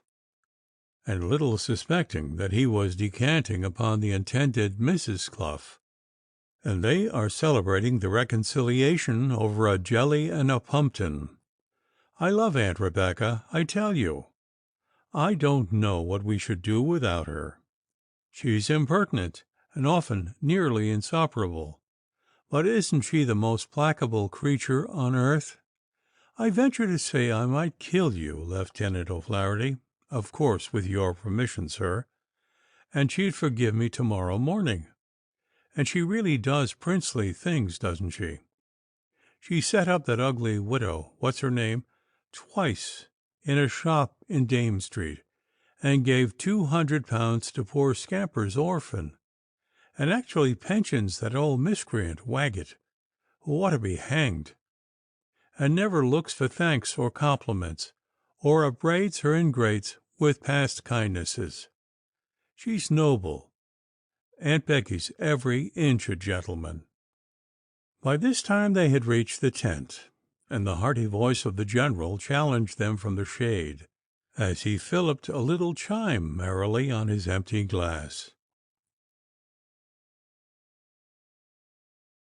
Chapter 23, which concerns the grand dinner at the king's house, and who are there, and something of their talk, reveries, disputes, and general jollity. It was about this time that the dinner party at the king's house came off. Old Colonel and Mrs. Stafford were hospitable, if not very entertaining, and liked to bring their neighbors together without ceremony round a saddle of mutton and a gooseberry pie, and other such solid comforts, and then hay for a round game. For the young people Pope Joan, or what you please, in the drawing-room, with lots of flirting and favoritism, and a jolly little supper of broiled bones and whipped cream, and toasts and sentiments, with plenty of sly allusions and honest laughter all round the table. But twice or thrice in the year the worthy couple made a more imposing gathering at the king's house, and killed the fatted calf, and made a solemn feast to the bigwigs and the notables of Chapel Izard, with just such a sprinkling of youngsters as sufficed to keep alive the young people whom they brought in their train. There was eating of venison and farced turkeys and other stately fare, and they praised the colonel's claret, and gave the servants their veils in the hall, and drove away in their carriages with flambeau and footmen, followed by the hearty good night of the host from the hall doorsteps, and amazing the quiet little town with their rattle and glare. Dinner was a 5 o'clock affair in those days, and the state parlour was well filled. There was old Bligh from the magazine, I take the guess in order of arrival, and the Chatsworths and the Walsinghams, and old Dowager Lady Glenvarlow, Colonel Stratford's cousin, who flashed out in the evening sun from Dublin in thunder and dust, and her carriage and four, bringing her mild little country niece, who watched her fat painted aunt all the time of dinner, with the corners of her frightened little eyes, across the table, and spoke sparingly and ate with diffidence. And Captain Devereux was there, and the next beau who appeared was, of all men in the world, Mr. Mervyn. And Aunt Becky watched, and saw with satisfaction that he and Gertrude met as formally and coldly as she could have desired. And then there was an elaborate macaroni, one of the Lord Lieutenant's household, Mr. Beauchamp, and last Lord Castle Mallard, who liked very well to be the chief man in the room, and dozed after dinner serenely in that consciousness, and loved to lean back upon his sofa in the drawing-room, and gaze in a dozing, smiling, Turkish reverie after Gertrude Chatsworth and pretty Lilias, whom he admired, and when either came near enough, he would take her hand and say, "Well, child, how do you do? And why don't you speak to your old friend? You charming rogue, you know I remember you no bigger than your fan. And what mischief have you been about, eh? What mischief have you been about, I say, young gentlewoman? Turning all the pretty fellows' heads, I warrant, eh? Turning their heads?" And he used to talk this sort of talk very slowly, and to hold their hands all the while, and even after this talk was exhausted, and grin sleepily, and wag his head looking with a glittering, unpleasant gaze in their faces all the time. But at present we are all at dinner, in the midst of the row which even the best bred people, assembled in sufficient numbers, will make over that meal. Devereux could not help seeing pretty Lilias over the way, who was listening to handsome Mervyn, as it seemed, with interest, and talking also her pleasant little share. He was no dunce, that Mervyn, nor much of a coxcomb, and certainly no clown, Devereux thought, but as fine a gentleman to speak honestly, and as handsome, as well dressed, and as pleasant to listen to, with that sweet low voice and piquant smile, as any. Besides, he could draw, and had many yards of French and English verses by rote. Then Aunt Becky owned a Venetian lace and satin ribbons, and was more of a scholar than he. He? He? Why, he? What the deuce had Devereux to do with it? Was he vexed? A fiddlestick. He began to flag with Miss Ward, the dowager's niece, and was glad when the refined Beauchamp, at her other side, took her up and entertained her with Lady Carrickmore's ball, and the masquerade, and the last levee, and the withdrawing room. There are said to have been persons who could attend to half a dozen different conversations going on together, and take a rational part in them all, and indulge all the time in a distinct conservative train of thought beside. I dare say Mr. Morphy, the chess player, would find no difficulty in it. But Devereux was not by any means competent to the feat, though there was one conversation, perhaps the thread of which he would gladly have caught up and disentangled. So the talk at top and bottom, and both sides of the table, with its cross readings and muddle and uproar, changed hands, and whisked and rioted like a dance of Walpurgis in his lonely brain.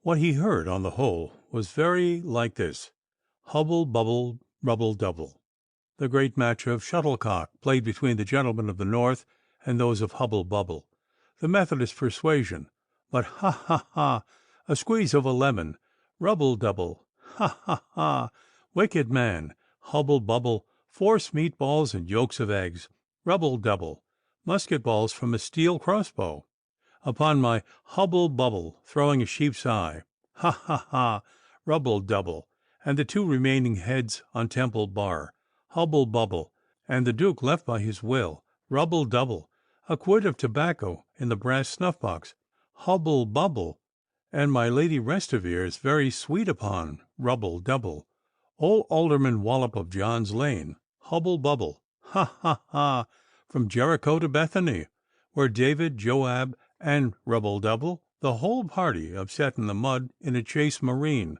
and Hubble Bubble, shake a little white pepper over them, and rubble double, his name is Solomon, Hubble Bubble, ha ha ha, the poor old thing dying of cold, and not a stitch of clothes to cover her nakedness, rubble double, play or pay, on Finchley Common, Hubble Bubble, most melancholy truly, ha ha ha, rubble double, and old Lady Ruth is ready to swear she never, Hubble Bubble, served high sheriff for the county of Down in the reign of Queen Anne, rubble double, and Dr. and Mrs. Stirk, Hubble Bubble, secretaries of state in the room of the Duke of Grafton and General Conway, rubble double, venerable prelate, ha ha ha, Hubble Bubble, filthy creature, Hubble Bubble, rubble double.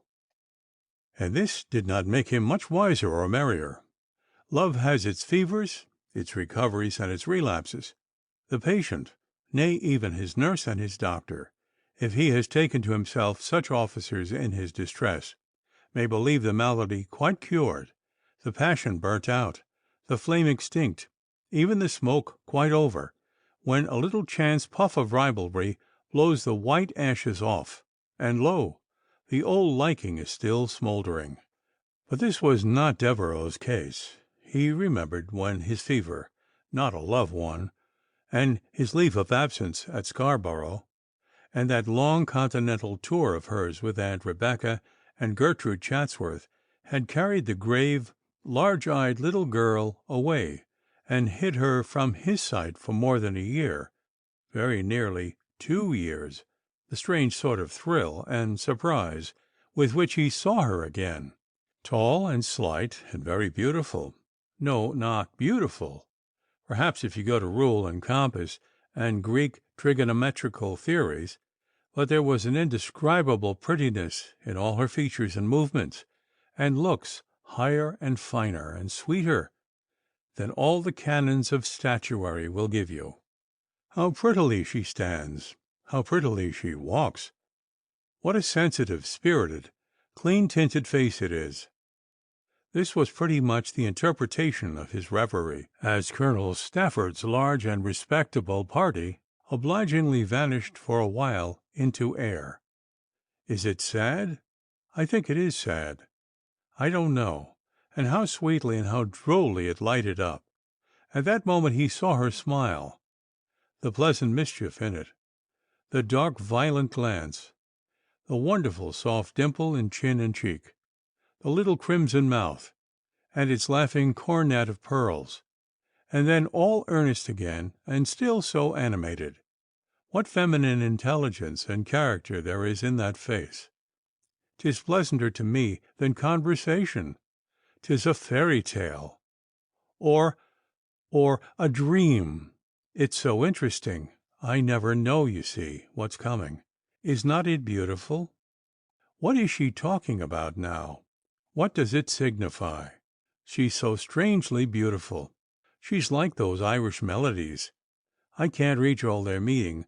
I only know their changes keep me silent, and are playing with my heartstrings. Devereux's contemplation of the animated tete-a-tete, for such, in effect, it seemed to him at the other side of the table, was, however, by no means altogether pleasurable. He began to think Mervyn conceited. There was a provoking probability of succeeding about him, and altogether something that was beginning to grow offensive and odious. She knows well enough I like her. So his liking set in confidence to his vanity, and even he hardly overheard them talk. Better a great deal than I knew it myself, till old Stratford got together this confounded stupid dinner party. He caught Miss Chatsworth glancing at him with a peculiar look of inquiry. Why the plague did he ask me here? It was Puddock's turn, and he likes venison and compotes, but 'tis like them. The women fall in love with the man who's in love with himself, like Narcissus yonder, and they can't help it, not they. And what care I? Hang it! I say, what is to me? And yet, if she were to leave it, what a queer, unmeaning place chapel is it would be. "And what do you say to that, Captain Devereux?" cried the hearty voice of old General Chatsworth, and with a little shock the captain dropped from the clouds into his chair, and a clear view of the larded fowl before him, and his own responsibilities and situation.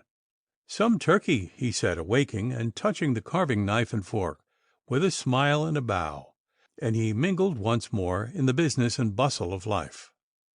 And soon there came in the general talk and business one of those sudden lulls which catch speakers unawares, and Mr. Beauchamp was found saying, "I saw her play on Thursday, and upon my honour the Bellamy is a mockery, a skeleton, and a spectacle."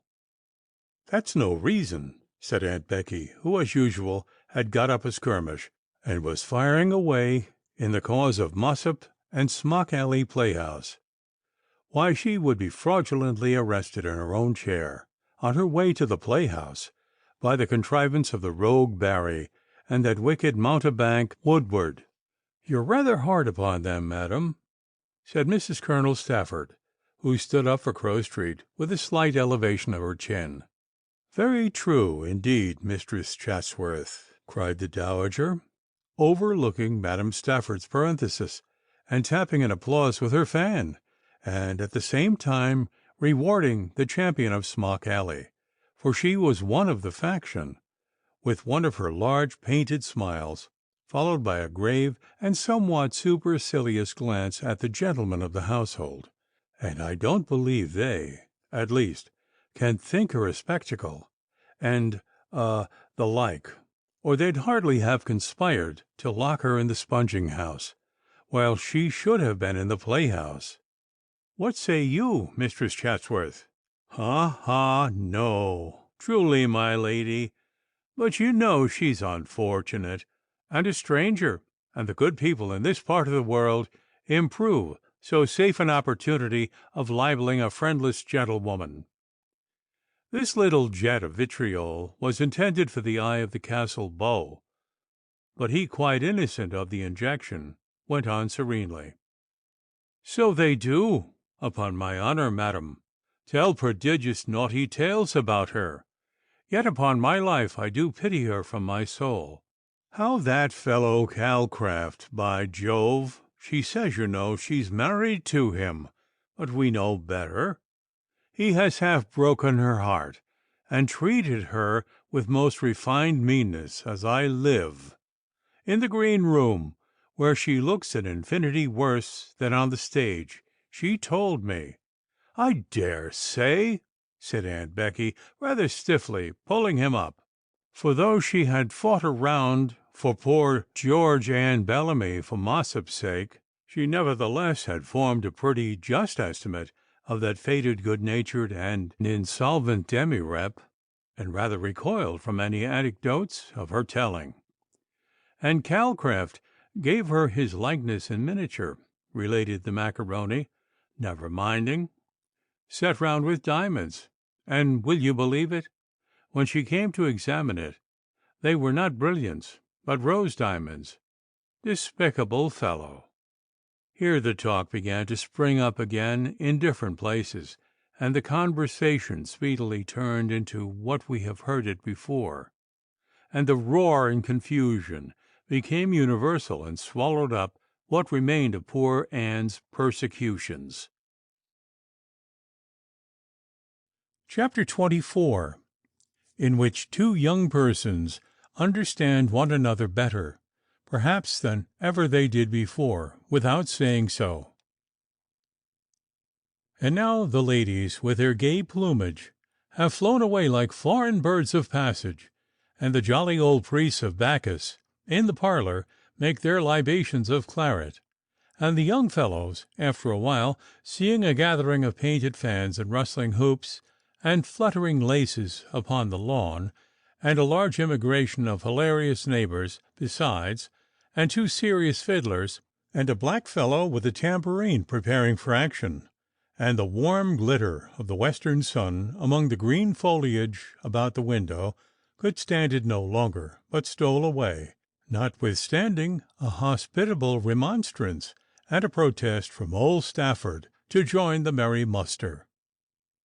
"The young bucks will leave their claret," said Lord Castle-Mallard, "and truly 'tis a rare fine wine, Colonel, a mighty choice claret, truly." And the Colonel bowed low, and smiled a rugged purple smile in spite of himself, for his claret was choice. All won't do when Venus beckons. When she beckons, ha, ha! All won't do, sir. At the first flutter of a petticoat, and the invitation of a pair of fine eyes, Colonel, by Jupiter, they're off. You can't keep 'em. I say, your wine won't keep 'em. They'll be off, sir, peeping under the hoods, the dogs will, and whispering their wicked nonsense. Dr. Walsingham, ha, ha! And your wine, I say, your claret, Colonel, won't hold 'em. 'Twas once so with us, General, ha, ha! And we must forgive them now."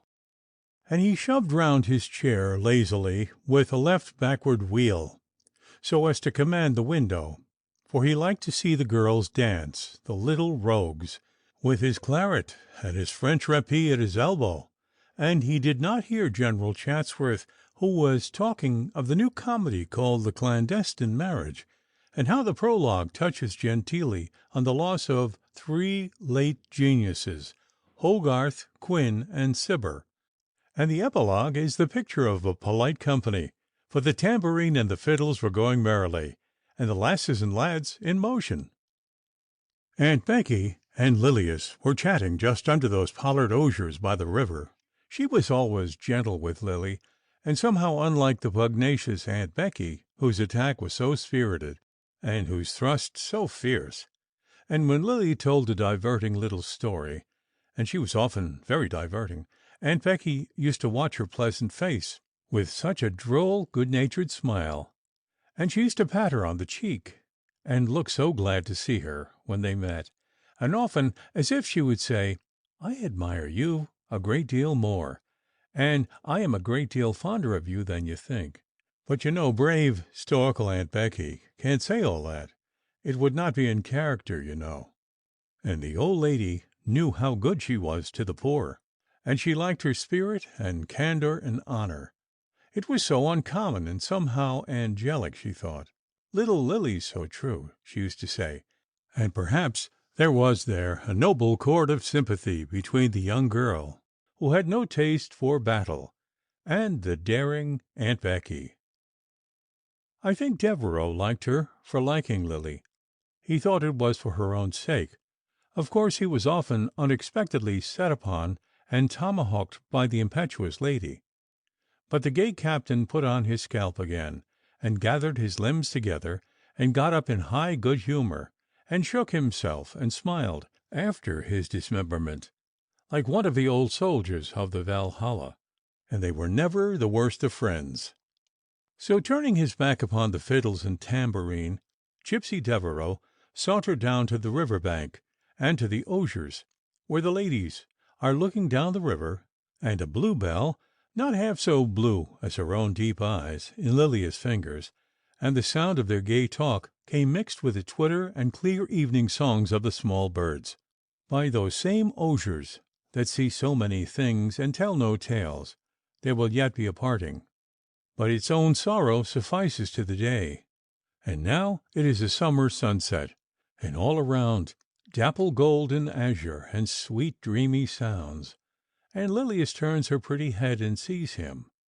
And oh, was it fancy, or did he see just a little flushing of the color on her cheek, and her lashes seemed to drop a little, and out came her frank little hand, and Devereux leaned on the paling there, and chatted his best sense and nonsense, I dare say, and they laughed and talked about all sorts of things, and he sang for them a queer little snatch of a ballad of an enamored captain, the course of whose true love ran not smooth. The river ran between them, and she looked upon the stream, and the soldier looked upon her as a dreamer on a dream. "Believe me, oh believe," he sighed, "you peerless maid, my honor is pure, and my true love sure, like the white plume in my hat and my shining blade." The river ran between them, and she smiled upon the stream, like one that smiles at folly, a dreamer on a dream.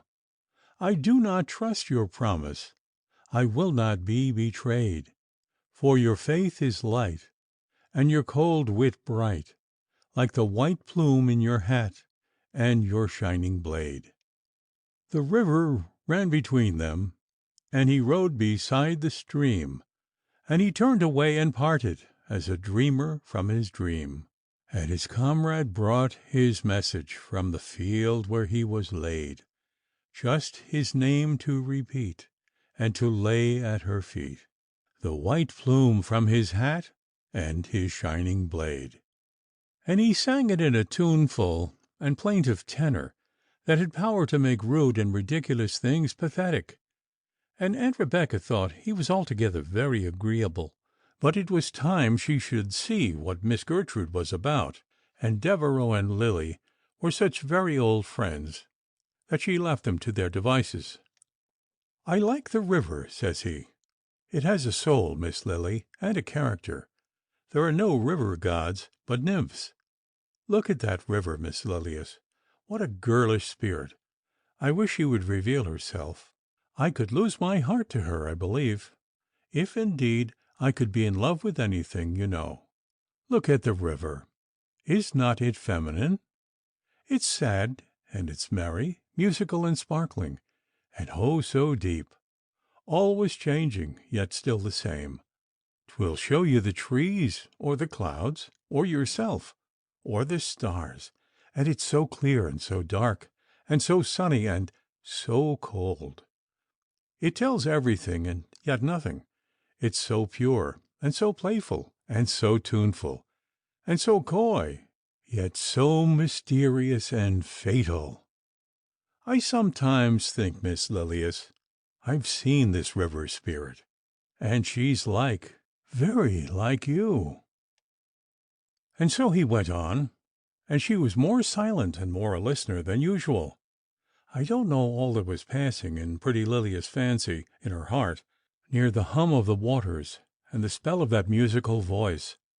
Love speaks in allegories and a language of signs. Looks and tones tell his tale most truly. So Devereux's talk held her for a while in a sort of trance, melancholy and delightful. There must be, of course, the affinity, the rapport, the what you please to call it, to begin with. It matters not how faint and slender, and then the spell steals on and grows. See how the poor little woodbine, or the jasmine, or the vine, will lean towards the rugged elm, appointed by Virgil in his epic of husbandry, I mean no pun, for their natural support. The elm, you know, it hath been said, is the gentleman of the forest. See all the little tendrils turn this way silently, and cling, and long years after, maybe, clothe the broken and blighted tree with a fragrance and beauty not its own. Those feeble feminine plants are, it sometimes seems to me, the strength and perfection of creation, strength perfected in weakness. The ivy, green among the snows of winter, and clasping together in its true embrace the loveless ruin, and the vine that maketh glad the heart of man amidst the miseries of life. I must not be mistaken, though, for Devereux's talk was only a tender sort of trifling, and Lilias had said nothing to encourage him to risk more. But she now felt sure that Devereux liked her. That indeed.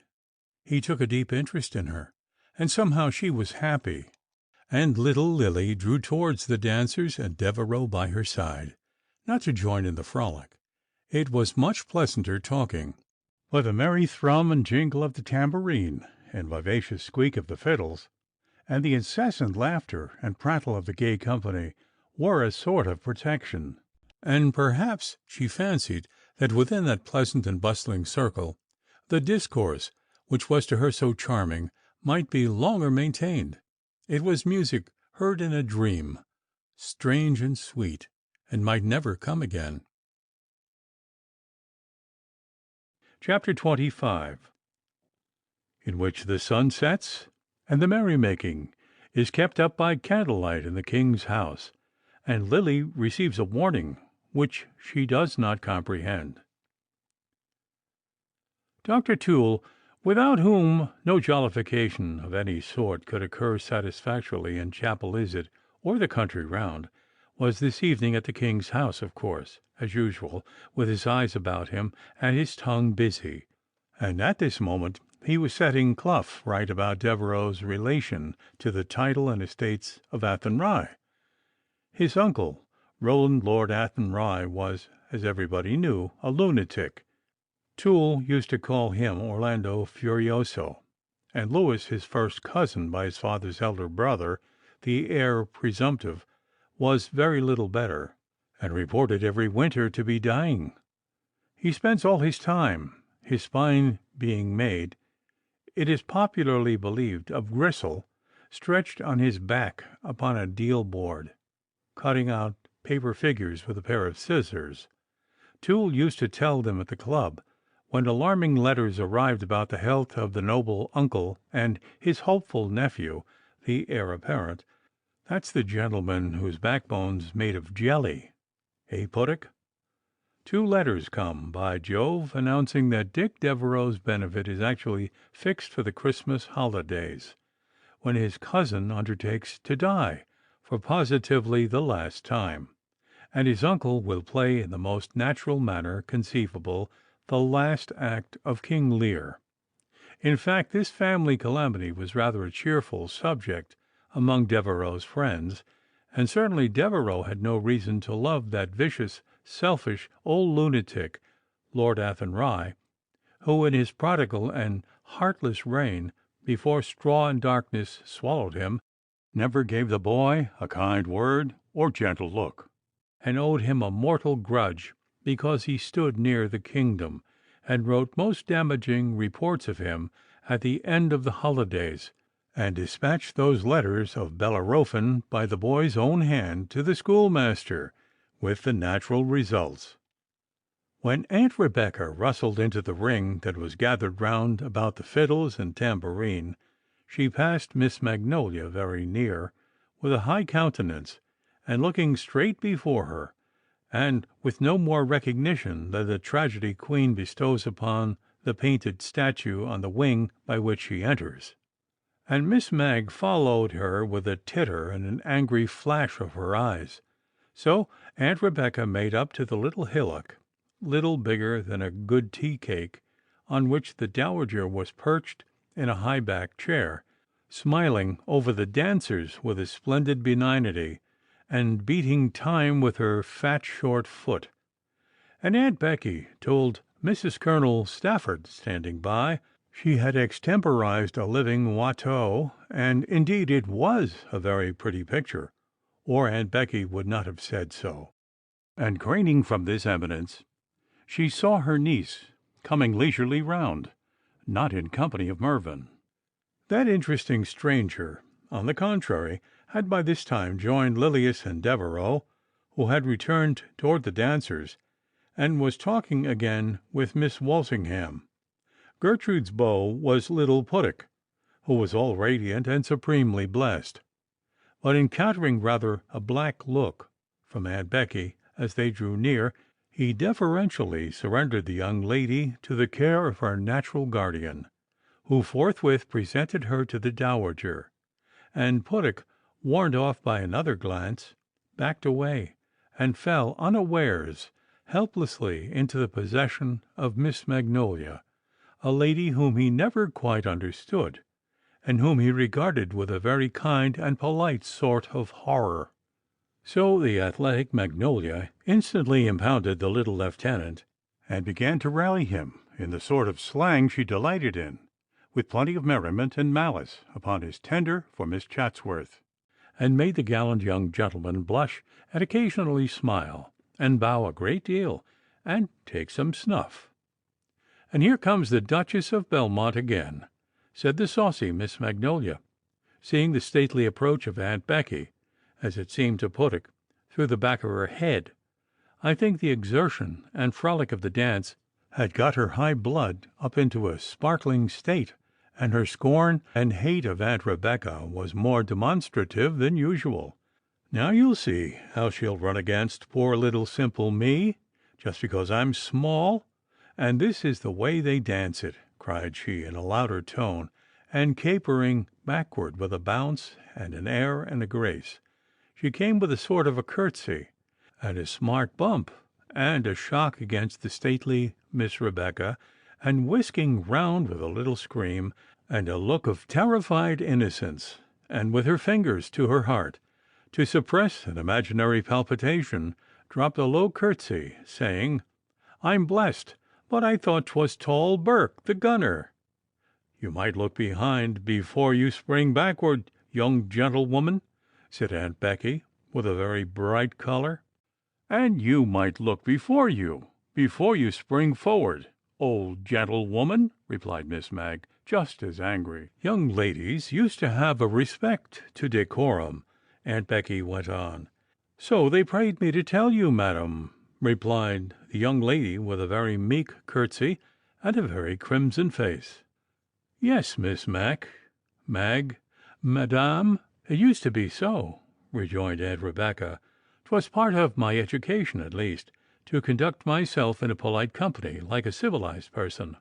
"I wish I could see it," says blind Hugh, Magnolia retorted. "But 'twas a good while ago, madame, and you've had time to forget. I shall acquaint your mother, Mrs. McNamara, with your pretty behavior to-morrow," said Miss Rebecca. "To-morrow's a new day, and mother may be well enough then to hear your genteel lamentation. But I suppose you mean tomorrow come never, answered Magnolia, with another of her provoking meek courtesies. Oh, this is Lieutenant Puttock, said Aunt Becky, drawing off in high disdain, the bully of the town. Your present company, sir, will find very pretty work, I warrant, for your sword and pistols. Sir Launcelot and his bell. Do you like a bell or a beldam best, Sir Launcelot? Inquired Miss Mag with a mild little duck to Puttock. You'll have your hands pretty full, sir. Ha, ha, ha! And with scarlet cheeks and a choking laugh, away sailed Aunt Rebecca. Choke, chicken, there's more a hatchin', said Miss Mag in a sort of aside, and cutting a flick-flack with a merry devilish laugh, and a wink to Puttock. That officer, being a gentleman, was a good deal disconcerted and scandalized, too literal to see, and too honest to enjoy, the absurd side of the combat. 'Twas an affair of a few seconds, like two frigates crossing in a gale, with only opportunity for a broadside or two, and when the Rebecca Chatsworth sheered off, it can't be denied, her tackling was a good deal more cut up, and her hull considerably more pierced than those of the saucy Magnolia, who sent that whistling shot and provoking cheer in her majestic wake. I see you want to go, Lieutenant Puttock. Lieutenant O'Flaherty, I promised to dance this country dance with you. Don't let me keep you, Ensign Puttock, said Miss Mag in a huff, observing little Puttock's wandering eye and thoughts. You see, Miss McNamara, truly you were so hard upon poor Miss Rebecca Chatsworth that I fear I shall get into trouble unless I go and make my peace with her, lisped the little lieutenant, speaking the truth, as was his wont, with a bow and a polite smile and a gentle indication of beginning to move away. Oh, is that all? I was afraid you were sick of the mullygrubs with eating chopped hay. You had better go back to her at once if she wants you, for if you don't with a good grace, she'll very likely come and take you back by the collar. And Miss Mag and O'Flaherty joined in a derisive hee-haw, to Puttock's considerable confusion, who bowed and smiled again, and tried to laugh till the charming couple relieved him by taking their places in the dance. When I read this speech about the mullygrubs in the old yellow letter, which contains a lively account of the skirmish, my breath was fairly taken away, and I could see nothing else for more than a minute, and so soon as I was quite myself again, I struck my revising pen across the monstrous sentence, with uncompromising decision, referring it to a clerical blunder, or some unlucky transposition, and I wondered how any polite person could have made so gross a slip. But see how authentication waits upon truth. 3 years afterwards, I picked up in the parlour of the Cat and Fiddle, on the Macclesfield Road in Derbyshire, a scrubby old duodecimo, which turned out to be an old volume of Dean Swift's works. Well, I opened in the middle of polite conversation, and there, upon my honour, the second sentence I read was, Lady Smart. Mark that, lady. What, you are sick of the mullygrubs with eating chopped hay? So my good old yellow letter writer, I. or T. Tresham, can't decide what he signs himself. You were, no doubt, exact here, as in all other matters, and I was determining the probable and the impossible unphilosophically by the rule of my own time. And my poor Magnolia, though you spoke some years, 30 or so, later than my Lady Smart, a countess for aught I know, you are not so much to blame. 30 years. What of that? Don't we, to this hour, more especially in rural districts, encounter among the old folk, every now and then, one of honest Simon Wagstaff's pleasantries, which had served many ladies and gentlemen so long before that charming compiler, with his large table book, took the matter in hands. And I feel, I confess, a queer sort of a thrill, not at all contemptuous, neither altogether sad, nor altogether joyous, but something pleasantly regretful, whenever one of those quaint and faded old servants of the mirth of so many dead and buried generations turns up in my company. And now the sun went down behind the tufted trees, and the blue shades of evening began to deepen, and the merry company flocked into the king's house to dance again and drink tea, and make more love, and play round games, and joke, and sing songs, and eat supper under old Colonel Stafford's snug and kindly roof-tree. Dangerfield, who arrived rather late, was now in high chat with Aunt Becky. She rather liked him, and had very graciously accepted a grey parrot and a monkey which he had deferentially presented, a step which called forth, to General Chatsworth's consternation, a cockatoo from Clough, who felt the necessity of maintaining his ground against the stranger, and rode off by the next packet to London in a confounded passion, for he hated wasting money, about a pelican he had got wind of. Dangerfield also entered with much apparent interest into a favourite scheme of Aunt Becky's for establishing between Chapel Iset and Knockmaroon a sort of retreat for discharged jailbirds of her selection, a colony, happily for the character and the silver spoons of the neighbourhood, never eventually established. It was plain he was playing the frank good fellow, and aiming at popularity. He had become one of the club. He played at whist, and only smiled after his sort, when his partner revoked. And he lost like a gentleman. His talk was brisk and hard and caustic, that of a Philistine who had seen the world and knew it. He had the peerage by rote, and knew something out of the way, amusing, or damnable about every person of note you could name. And his shrewd gossip had a bouquet its own, and a fine cynical flavour which secretly awed and delighted the young fellows. He smiled a good deal. He was not aware that a smile did not quite become him. The fact is, he had lost a good many side teeth, and it was a hollow and sinister disclosure. He would laugh, too, occasionally, but his laugh was not rich and joyous, like General Chatsworth's, or even Tom Toole's cosy chuckle, or old Dr. Walsingham's hilarious ha-ha-ha. He did not know it, but there was a cold, hard ring in it, like the crash and jingle of broken glass. Then his spectacles, shining like ice in the light, never removed for a moment, never even pushed up to his forehead. He eat in them, drank in them, fished in them, joked in them. He prayed in them, and no doubt slept in them, and would, it was believed, be buried in them. Heightened that sense of mystery and mask which seemed to challenge curiosity and defy scrutiny with a scornful chuckle. In the meantime, the mirth and frolic and flirtation were drawing to a close.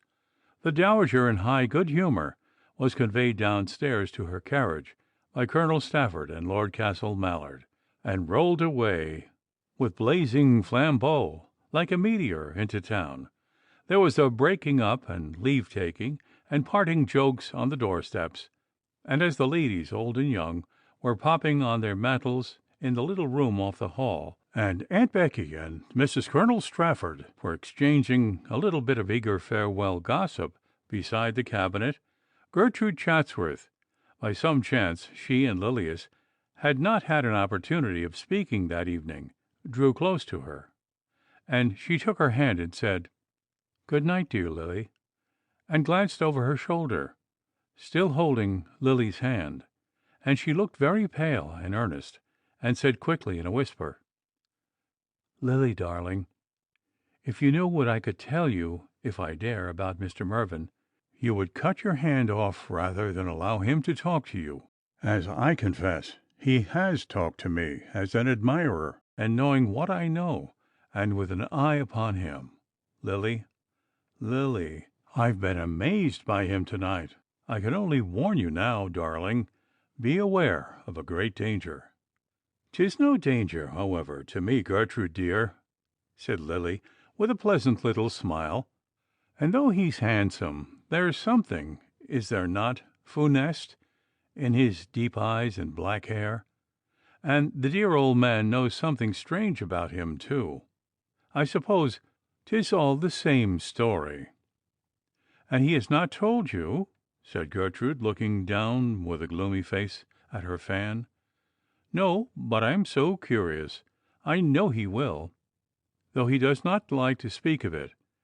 But you know, Gertie, I love a horror, and I know the story is fearful, and I feel uncertain whether he's a man or a ghost. But see, Aunt Rebecca and Mistress Strafford are kissing.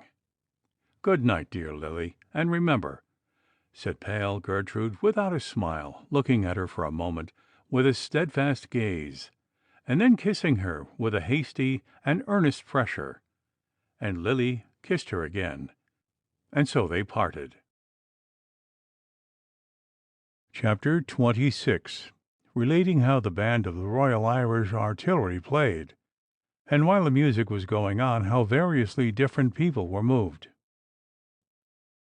Twice a week the band of the Royal Irish Artillery regaled all comers with their music on the parade ground by the river, and as it was reputed the best in Ireland, and Chapel Izard was a fashionable resort and a very pretty village, embowered in orchards, people liked to drive out of town on a fine autumn day like this, by way of listening, and all the neighbors showed there, and there was quite a little fair for an hour or two. Mervyn, among the rest, was there, but for scarce 10 minutes, and as usual received little more than a distant salutation, coldly and gravely returned, from Gertrude Chatsworth, to whom Mr. Beauchamp, whom she remembered at the Staffords' dinner, addicted himself a good deal. That demigod appeared in a white surtout with a crimson cape, a French waistcoat, his hair en papillote, a feather in his hat, a couteau de chaise by his side, with a small cane hanging to his button, and a pair of Italian greyhounds at his heels. And he must have impressed Tresham prodigiously, for I observed no other instance in which he has noted down costume so carefully. Little Puddock, too, was hovering near, and his wooing made uncomfortable by Aunt Becky's renewed severity, as well as by the splendour of Mr. Redheels, who was expending his small talk and florets upon Gertrude.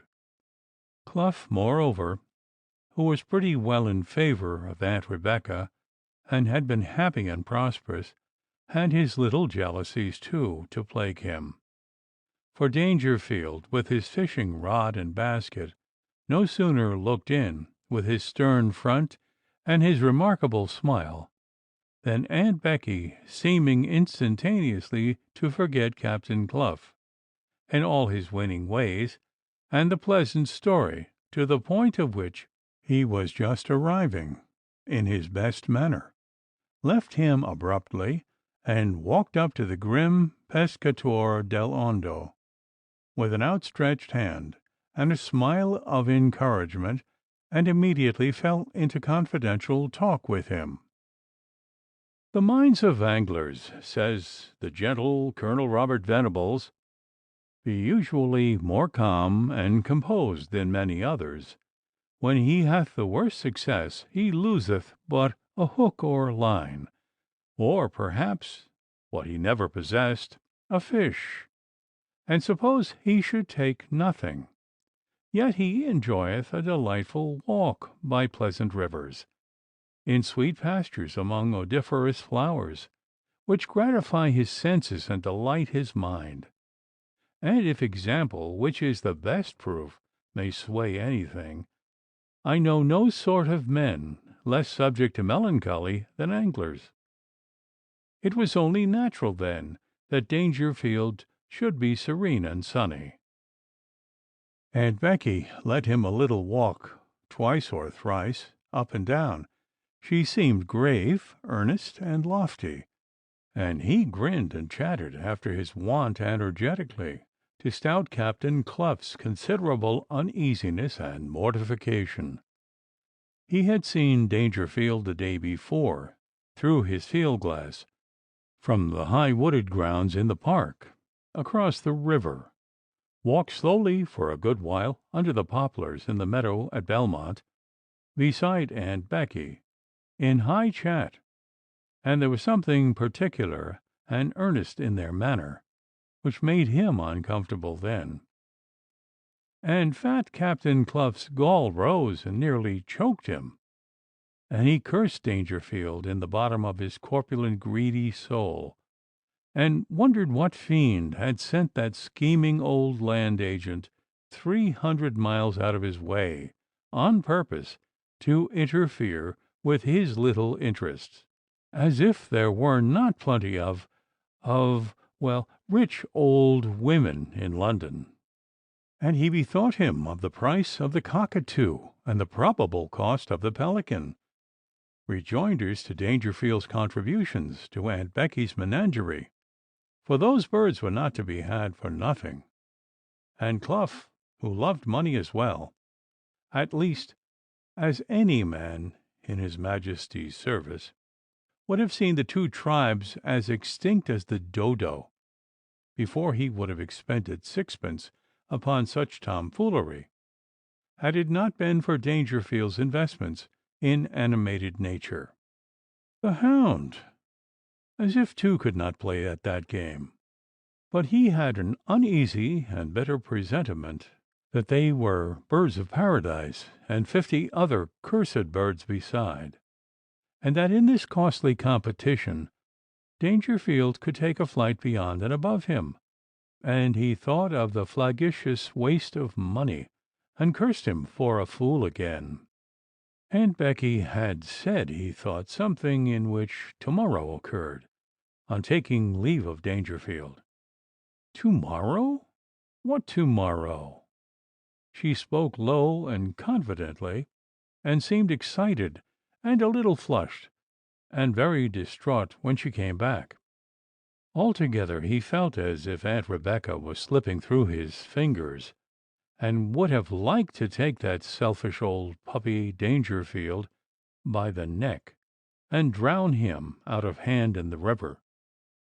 But notwithstanding the state of his temper, he knew it might be his only chance to shine preeminently at that moment in amiability, wit, grace, and gallantry, and though it was uphill work, he did labor uncommonly.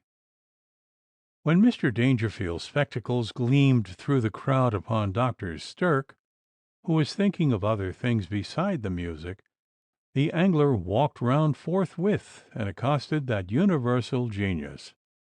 Mrs. Stirk felt the doctor's arm on which he leaned vibrate for a second with a slight thrill, an evidence in that hard fibrous limb of what she used to call a start, and she heard Dangerfield's voice over his shoulder, and the surgeon and the grand vizier were soon deep in talk, and Stirk brightened up and looked eager and sagacious and important, and became more voluble and impressive, and leaving his lady to her own devices, with her maid and children, he got to the other side of the street, where Nutter, with taciturn and black observation, saw them busy pointing with cane and finger, and talking briskly as they surveyed together Dick Fisher's and Tom Tresham's tenements, and the Salmon House, and then beheld them ascend the steps of Tresham's door, and overlook the wall on the other side toward the river, and point this way and that along the near bank, as it seemed to Nutter, discussing detailed schemes of alteration and improvement. Stirk actually pulled out his pocketbook and pencil, and then Dangerfield took the pencil and made notes of what he read to him on the back of a letter, and Stirk looked eager and elated, and Dangerfield frowned and looked impressed, and nodded again and again.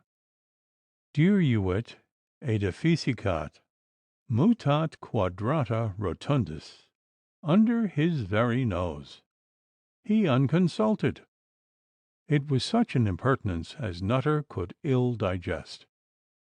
It was a studied slight, something like a public deposition, and Nutter's jealous soul seethed secretly in a hell-broth of rage and suspicion.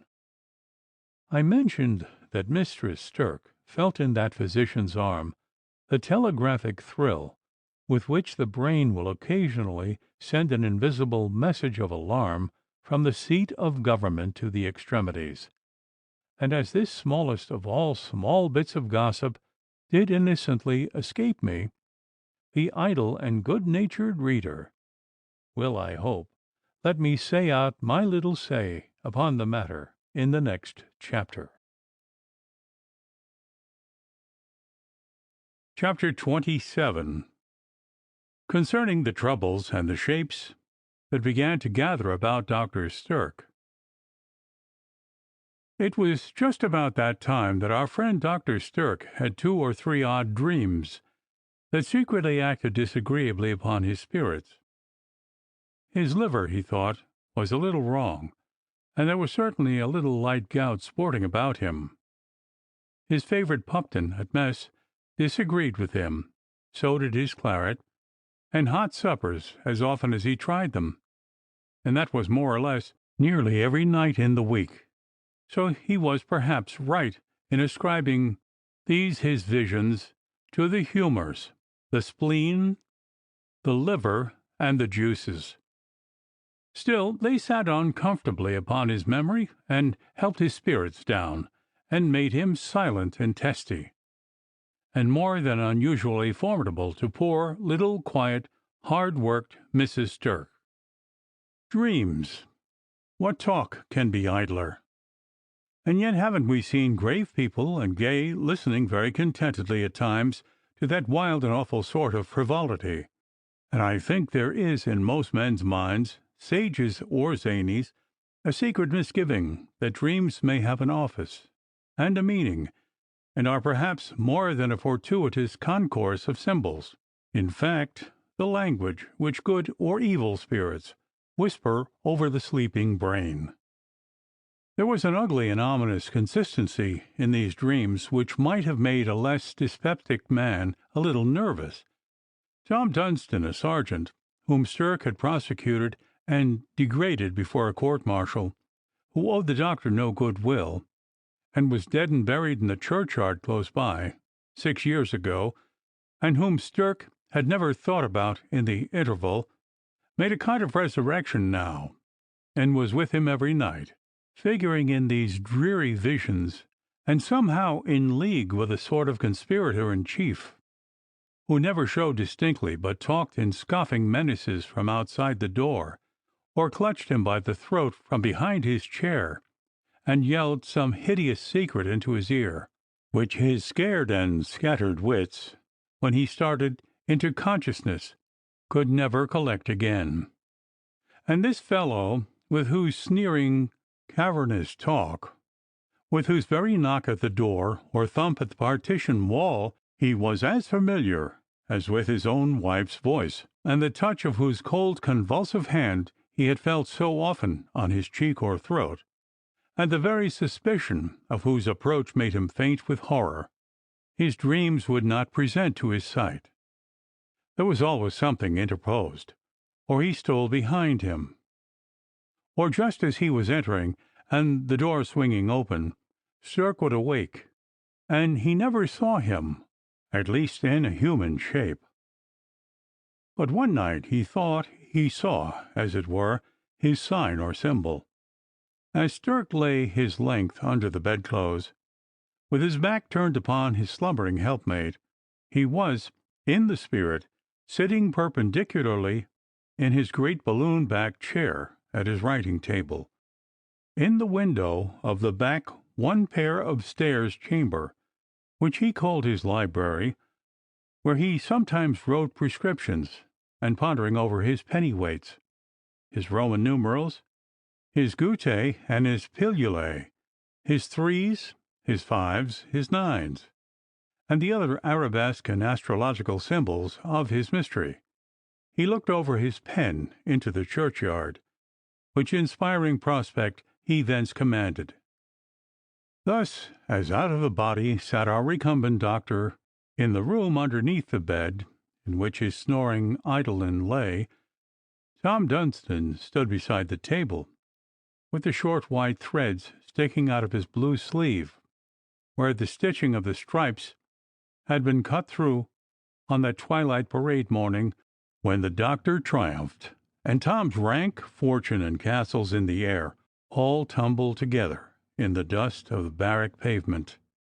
And so, with his thin features and evil eye turned sideways to Stirk, says he with a stiff salute, "A gentleman, sir. That means to dine with you."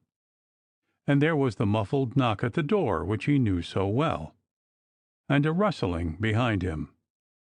So the doctor turned him about quickly with a sort of chill between his shoulders, and perched on the back of his chair sat a portentous old quizzical carrion crow, the antediluvian progenitor of the whole race of carrion crows, monstrous, with great shining eyes, and head white as snow, and a queer human look, and the crooked beak of an owl, that opened with a loud grating caw close in his ears, and with a boo-o-o and a bounce that shook the bed, and made poor Mrs. Stirk jump out of it, and spin round in the curtain.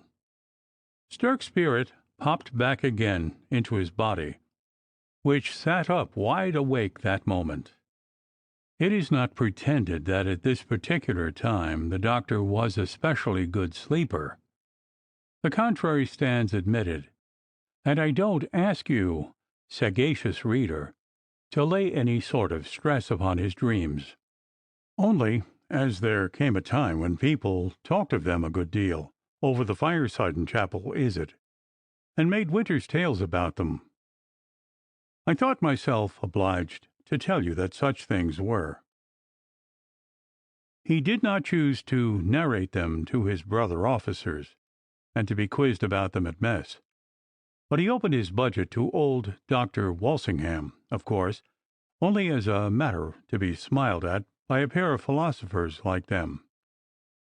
But Dr. Walsingham, who was an absent man, and floated upon the ocean of his learning serenely and lazily, drawn finely and whimsically now hither, now thither, by the finest hair of association, glided complacently off into the dim region of visionary prognostics and warnings, and reminded him how Joseph dreamed, and Pharaoh, and Benvenuto, Cellini's father, and St. Dominic's mother, and Edward II of England, and dodged back and forward among patriarchs and pagans and modern Christians, men and women, not at all suspecting that he was making poor Stirk, who had looked for a cheerful, skeptical sort of essay, confoundedly dismal and uncomfortable.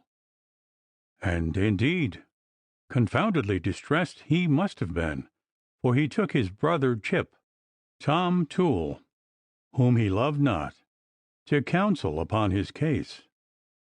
Of course, strictly as a question of dandelion or gentian or chamomile flowers, and Tom, who, as we all know, loved him reciprocally, frightened him as well as he could, offered to take charge of his case, and said, looking hard at him out of the corner of his cunning, resolute little eye, as they sauntered in the park, "But I need not tell you, my good sir, that physic is of small avail. If there is any sort of vexation, or, in short, vexation, you know, on your mind." "Ha, ha! What? Murdered my father and married my grandmother?" snarled Stirk, sneeringly, amused or affecting to be so, and striving to laugh at the daisies before his toes as he trudged along, with his hands in his breeches pockets. "I have not a secret on earth, sir. 'Tis not a button to me, sir. Who talks about me? And I don't owe a guinea, sir. That is, that I could not pay tomorrow, if I liked it. And there's nothing to trouble me. Nothing, sir, except this dirty little gouty dyspepsy, scarce worth talking about." Then came a considerable silence, and Toole's active little mind, having just made a note of this, tripped off smartly to half a dozen totally different topics, and he was mentally tippling his honest share of a dozen of claret with a pleasant little Masonic party at the Salmon Leap on Sunday next, and was just going to charm them with his best song, and a new verse of his own compounding, when Stirk, in a moment, dispersed the Masons and brought him back by the ear at a jump from the Salmon Leap, with a savage, "And I'd like to know, sir, who the deuce, or rather what the plague, we'll say, could put into your head, sir, to suppose any such matter." But this was only one of Stirk's explosions, and he and little Toole parted no better and no worse friends than usual in 10 minutes more at the latter's doorstep. So Toole said to Mrs. T that evening, "Stirk owes money. Mark my words, sweetheart. Remember I say it. He'll cool his heels in a prison, if he's no wiser than of late. Before a 12-month, since the beginning of February, he has lost. Just a minute, and let me see. That £150 by the levanting of old Tom Farthingale, and I had it today from little O'Leary, who had it from Jim Kelly, old Craddock's conducting clerk. He's bit to the tune of 300 more by the failure of Larkin, Brothers, and Houlihan. You see, a little bit of usury under the rose is all very well for a vulgar dog like Stirk, if he knows the town and how to go about it. But hang it, he knows nothing. Why, the turnpike man over the way would not have taken old Joe's Farthingale's bill for fippence. No, nor his bond neither. And he's stupid beside. But he can't help that, the hound, and he'll owe a whole year's rent only 6 weeks hence, and he has not a shilling to bless himself with. Unfortunate devil! I've no reason to like him, but truly I do pity him." Saying which, Tom Toole, with his back to the fire, and a look of concern thrown into his comic little mug, and his eyebrows raised, experienced a very pleasurable glow of commiseration. Stirk, on the contrary, was more than commonly silent and savage that evening, and sat in his drawing-room with his fist in his breeches pockets and his heels stretched out, lurid and threatening, in a gloomy and highly electric state. Mrs. S. did not venture her usual "Would my Barney like a dish of tea?" but plied her worsted and knitting needles with mild concentration, sometimes peeping under her lashes at Stirk, and sometimes telegraphing faintly to the children if they whispered too loud. All cautious pantomime, nutu signisque loquuntur. Stirk was incensed by the suspicion that Tom Toole knew something of his losses, the dirty little unscrupulous spy and tattler. He was confident, however, that he could not know their extent. It was certainly a hard thing, and enough to exasperate a better man than Stirk, that the savings of a shrewd and, in many ways, a self-denying life should have been swept away, and something along with them, by a few unlucky casts in little more than 12 months. And he such a clever dog, too. The best player, all to nothing, driven to the wall by a cursed obstinate run of infernal luck. And he used to scowl and grind his teeth and nearly break the keys and shillings in his grip in his breeches pocket, as imprecations, hot and unspoken, coursed one another through his brain. Then up he would get, and walk sulkily to the brandy flask and have a dram, and feel better, and begin to court up his chances and what he might yet save out of the fire, and resolve to press vigorously for the agency, which he thought Dangerfield, if he wanted a useful man, could not fail to give him. and he had hinted the matter to Lord Castle Mallard, who he thought understood and favoured his wishes. Yes, that agency would give him credit and opportunity, and be the foundation of his new fortunes, and the saving of him. A precious pleasant companion, you may suppose, he was to poor little Mrs. Stirk, who knew nothing of his affairs, and could not tell what to make of her Barney's eccentricities.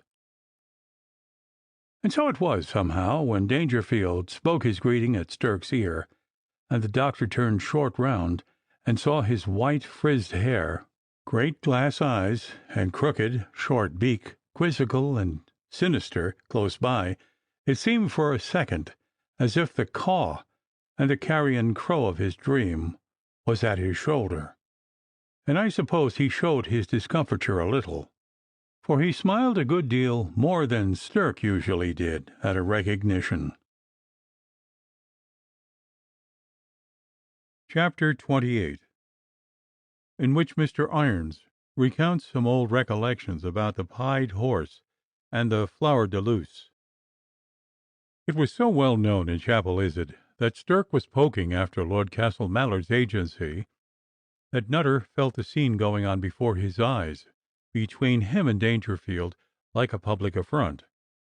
His ire was that of a phlegmatic man, dangerous when stirred, and there was no mistaking in his rigid, swarthy countenance the state of his temper. Dangerfield took an opportunity and touched Nutter on the shoulder, and told him frankly, in effect, though he wished things to go on as before, Stirk had wormed himself into a sort of confidence with Lord Castle Mallard. "Not confidence, sir. Talk, if you please," said Nutter grimly. "Well, into talk," acquiesced Dangerfield. "And, by Jove, I've had a hard card to play, you see. His lordship will have me listen to Dr. Stirk's talk, such as it is." "He has no talk in him, sir, you mayn't get from any other impudent dunderhead in the town," answered Nutter. "My dear sir, understand me. I'm your friend," and he placed his hand amicably upon Nutter's arm. "But Lord Castle Mallard has now and then a will of his own, I need not tell you, and somebody's been doing you an ill turn with his lordship, and you're a gentleman, Mr. Nutter, and I like you, and I'll be frank with you, knowing 'twill go no further. Stirk wants the agency. You have my good will. I don't see why he should take it from you. But you see his lordship takes odd likings, and he won't always listen to reason." Nutter was so shocked and exasperated that for a moment he felt stunned, and put his hand toward his head. "I think, sir," said Nutter, with a stern, deliberate oath, "I'll write to Lord Castle Mallard this evening, and throw up his agency, and challenge Stirk, and fight him in the morning." "You must not resign the agency, sir. His lordship is whimsical, but you have a friend in court. I've spoken in full confidence in your secrecy, and should any words pass between you and Dr. Stirk, you'll not mention my name. I rely, sir, on your honour, as you may on my good will." And Dangerfield shook hands with Nutter significantly, and called to Irons, who was waiting to accompany him, and the two anglers walked away together up the river. Nutter was still possessed with his furious resolution to fling down his office at Lord Castle Mallard's feet, and to call Stirk into the lists of mortal combat. One turned by himself as far as the turnpike, however, and he gave up the first, and retained only the second resolve. Half an hour more, and he had settled in his mind that there was no need to punish the meddler that way, and so he resolved to bide his time, a short one. In the meanwhile, Dangerfield had reached one of those sweet pastures by the river's bank which, as we have read, delight the simple mind of the angler, and his float was already out and bobbing up and down on the ripples of the stream, and the verdant valley in which he and his taciturn companion stood side by side resounded from time to time with Dangerfield's strange harsh laughter, the cause of which Irons did not, of course, presume to ask. There is a churchyard cough. I don't see why there may not be a churchyard laugh. In Dangerfield's, certainly there was an omen, a glee that had nothing to do with mirth, and more dismaying, perhaps, than his sternest rebuke. If a man is not a laugher by nature, he had better let it alone. The bipeds that love mousing and carrion have a chant of their own, and nobody quarrels with it. We respect an owl or a raven, though we mayn't love him, while he sticks to his croak or to hoo. 'Tisn't pleasant, but quite natural and unaffected, and we acquiesce.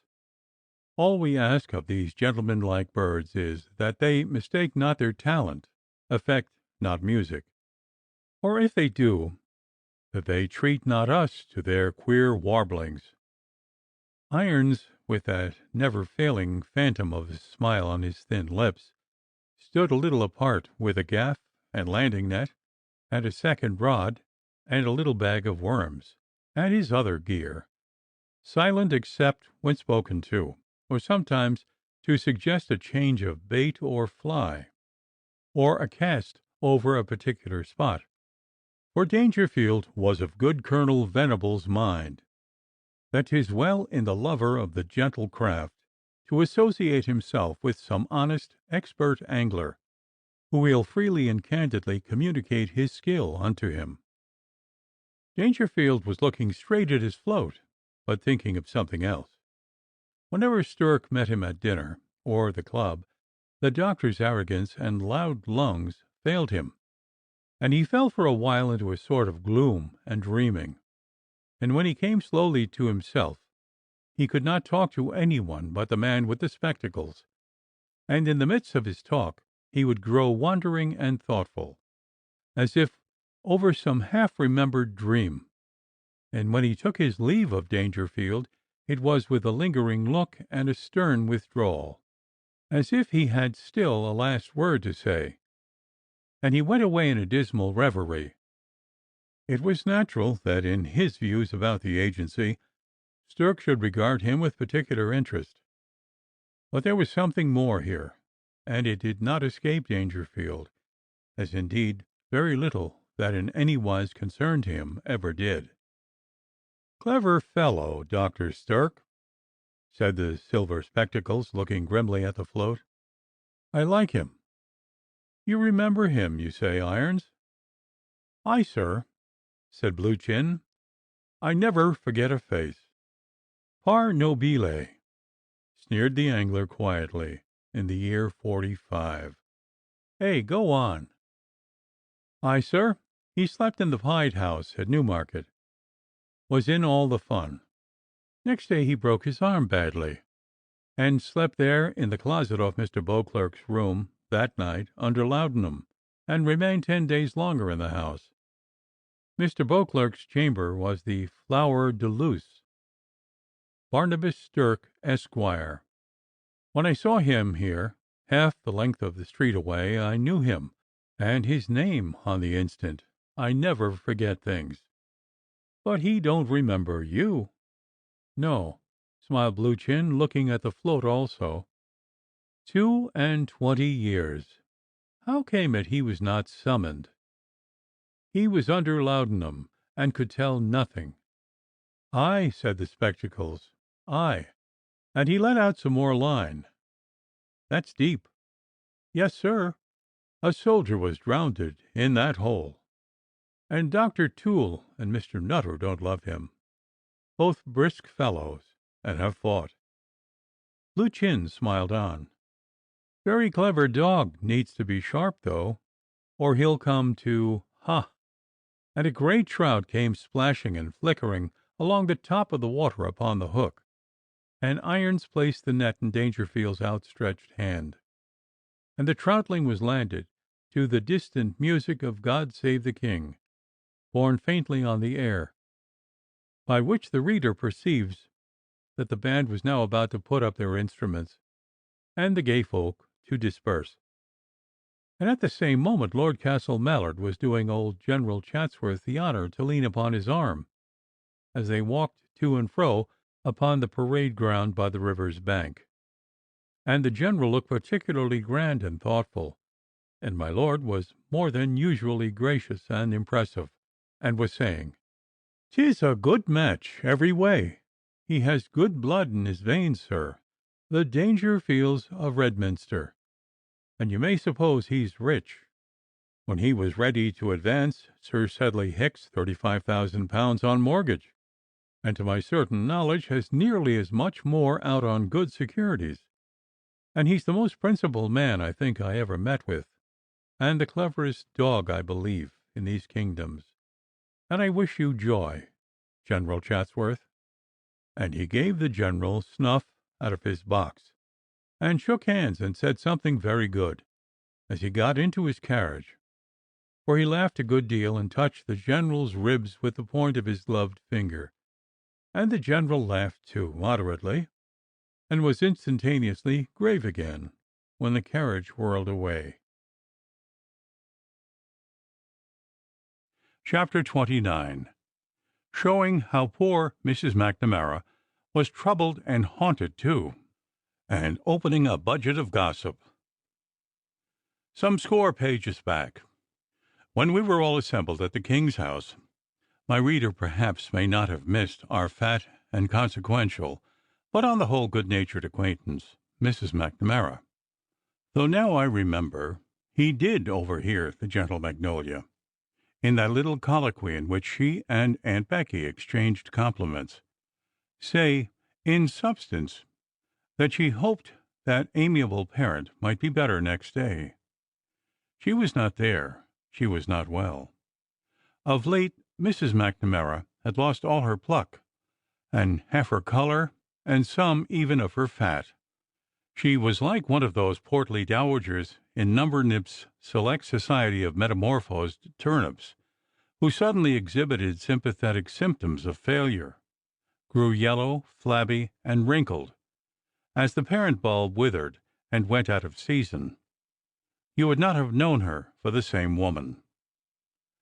A tall, pale female, dressed in black satin and a black velvet riding hood, had made her 2 visits in a hackney coach. But whether these had any connection with the melancholy change referred to, I don't at this moment say.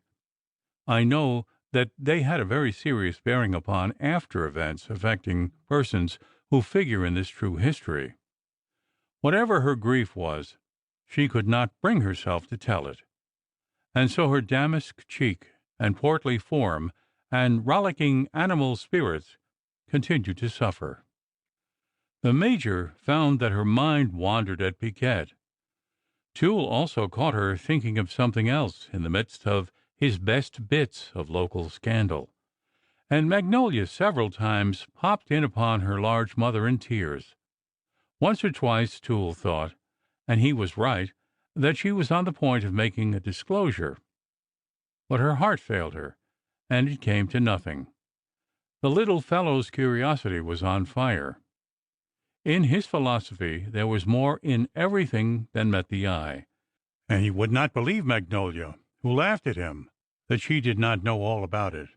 On this present morning poor Mrs. McNamara had received a note at which she grew pale as the large pat of butter before her, and she felt quite sick as she thrust the paper into her pocket and tried to smile across the breakfast table at Magnolia, who was rattling away as usual, and the old Major, who was chuckling at her impudent mischief over his buttered toast and tea. "Why, mother dear," cried Mag suddenly, "what the plague ails your pretty face? Did you ever see the like? It's for all the world like a bad batter pudding. I lay a crown now that was a bill. Was it a bill? Come now, Mullikins," a term of endearment for mother, "show us the note. It is too bad, you poor dear, old handsome bothered angel. You should be fretted and tormented out of your looks and your health by them dirty shopkeepers' bills, when a £5 note, I'm certain sure, would pay every mother's skin of them, and change to spare." And the elegant Magnolia, whose souclané and Norwich crape petticoat were unpaid for, darted a glance of reproach full upon the Major's powdered head, the top of which was cleverly presented to receive it, as he swallowed in haste his cup of tea, and rising suddenly, for his purse had lately suffered in the service of the ladies, and wanted rest. "'Tis nothing at all, but that confounded egg," he said, raising that untasted delicacy a little towards his nose. "Why the divil will you go on buying our eggs from that dirty old sinner, Paul Delaney?" And he dropped it from its cup plump into the slop basin. "Ah, then maybe it was," said poor Mrs. Mac, smiling as well as she could. "But I'm better." "No, you're not, Mullikins," interposed Magnolia impatiently. "There's Toole crossing the street. Will I call him up?" "Not for the world, Maggie darling. I'd have to pay him, and where's the money to come from?" The Major did not hear, and was coughing besides, and recollecting that he had a word for the adjutant's ear, took his sword off the peg where it hung, and his cocked hat, and vanished in a twinkling. "Pay Toole, indeed! Nonsense, mother!" And up went the window. "Good morrow to your nightcap, doctor, and the top of the morning to you, my pretty Miss Chattering Meg, up on your perch there," responded the physician. "And what in the world brings you out this way at breakfast time? And where are you going? Oh, goosey, goosey gander, where do you wander?" "Upstairs, if you let me," said Toole, with a flourish of his hand and a gallant grin, "and to my lady's chamber." "And did you hear the news?" demanded Miss Mag. The doctor glanced over his shoulder, and seeing the coast clear, he was by this time close under the little scarlet geranium pots that stood on the window sill. "Miss Chatsworth, eh?" he asked, in a sly, low tone. "Oh, bother her, no. Do you remember Miss Anne Marjorie Banks, that lodged in Doyle's house down there near the mills last summer, with her mother, the fat woman with the poodle, and the don't you know?" She wore a flowered silk tabby sack on band days," said Toole, who had an eye and a corner in his memory for female costume. "A fine showy, I remember. Well, middling, that's she." "And what of her?" asked Toole, screwing himself up as close as he could to the flower pots. "Come up and I'll tell you." And she shut down the window and beckoned him slyly, and up came Toole, all alive. Miss Magnolia told her story in her usual animated way, sometimes dropping her voice to a whisper and taking Toole by the collar, sometimes rising to a rollicking roar of laughter, while the little doctor stood by, his hands in his breeches pockets, making a pleasant jingle with his loose change there, with open mouth and staring eyes and a sort of breathless grin all over his ruddy face. Then came another story, and more chuckling. "And what about that lanky, long maypole, Gerty Chatsworth? The witch? Not that anyone cares twopence if she rode on a broom to sweep the cobwebs off the moon, only a body may as well know, you know," said Miss Mag, preparing to listen. "Well, by Jupiter, they say, but you mind, I don't know, and faith I don't believe it, but they do say she's going to be married to—" "Who do you think now?" answered Toole. "Old Colonel Bligh of the magazine, or Dr. Walsingham, maybe," cried Mag with a burst of laughter. "No young fellow would be plagued with her, I'm certain." "Well, ha, ha! You are a conjurer, Miss Mag, to be sure. He's not young, you're right there, but then he's rich. He is, by Jove. There's no end of his. Well, what do you say now to Mr. Dangerfield?" "Dangerfield? Well," after a little pause, "he's ugly enough, and old enough, too, for the matter of that. but he's as rich as a pork pie. And if he's worth half of what they say, you may take my word for it, when he goes to church it won't be to marry the steeple." And she laughed again scornfully, and added, "'Twas plain enough from the first. The whole family laid themselves out to catch the old quiz and his money. Let the Chatsworths alone for scheming, with all their grand airs. Much I mind them. Why, the old sinner was not an hour in the town when he was asked over the way to Belmont, and Miss dressed out like a puppet to simper and flatter the rich old land agent, and butter him up. My Lord Castle Mallard's bailiff, if you please. Ha, ha, ha! And the Duchess of Belmont, that ballyrags every one round her, like a tipsy old soldier, as civil as six, my dear sir, with her 'Oh, Mr. Dangerfield' this, and her 'dear Mr. Dangerfield' that, and all to marry that long, sly hussy to a creature old enough to be her grandfather, though she's no chicken neither. Faugh! Filthy!" And Miss Magnolia went through an elegant pantomime of spitting over her shoulder into the grate. Toole thought there was but one old fellow of his acquaintance who might be creditably married by a girl young enough to be his granddaughter, and that was honest Arthur Sloane, and he was going to insinuate a joke of the sort, but perceiving that his sly preparatory glance was not pleasantly responded to, and that the stalworth nymph was quite in earnest, he went off to another topic. The fact is that Toole knew something of Miss Mag's plans, as he did of most of the neighbors beside. Old Slow was, in certain preponderating respects, much to be preferred to the stalworth fireworker, Mr. Lieutenant O'Flaherty, and the two gentlemen were upon her list. Two strings to a bow is a time-honored provision. Cupid often goes so furnished. If the first snap at the critical moment, should we bowstring our precious throttles with the pieces? Far be it from us. Let us waste no time in looking foolish, but pick up the grey goose shaft that lies so innocently at our feet among the daisies, and its odds but the second plants it either clout. The lover, the hero of the piece, upon whose requited passion and splendid settlements the curtain goes down, is a role not always safely to be confided to the genius and discretion of a single performer.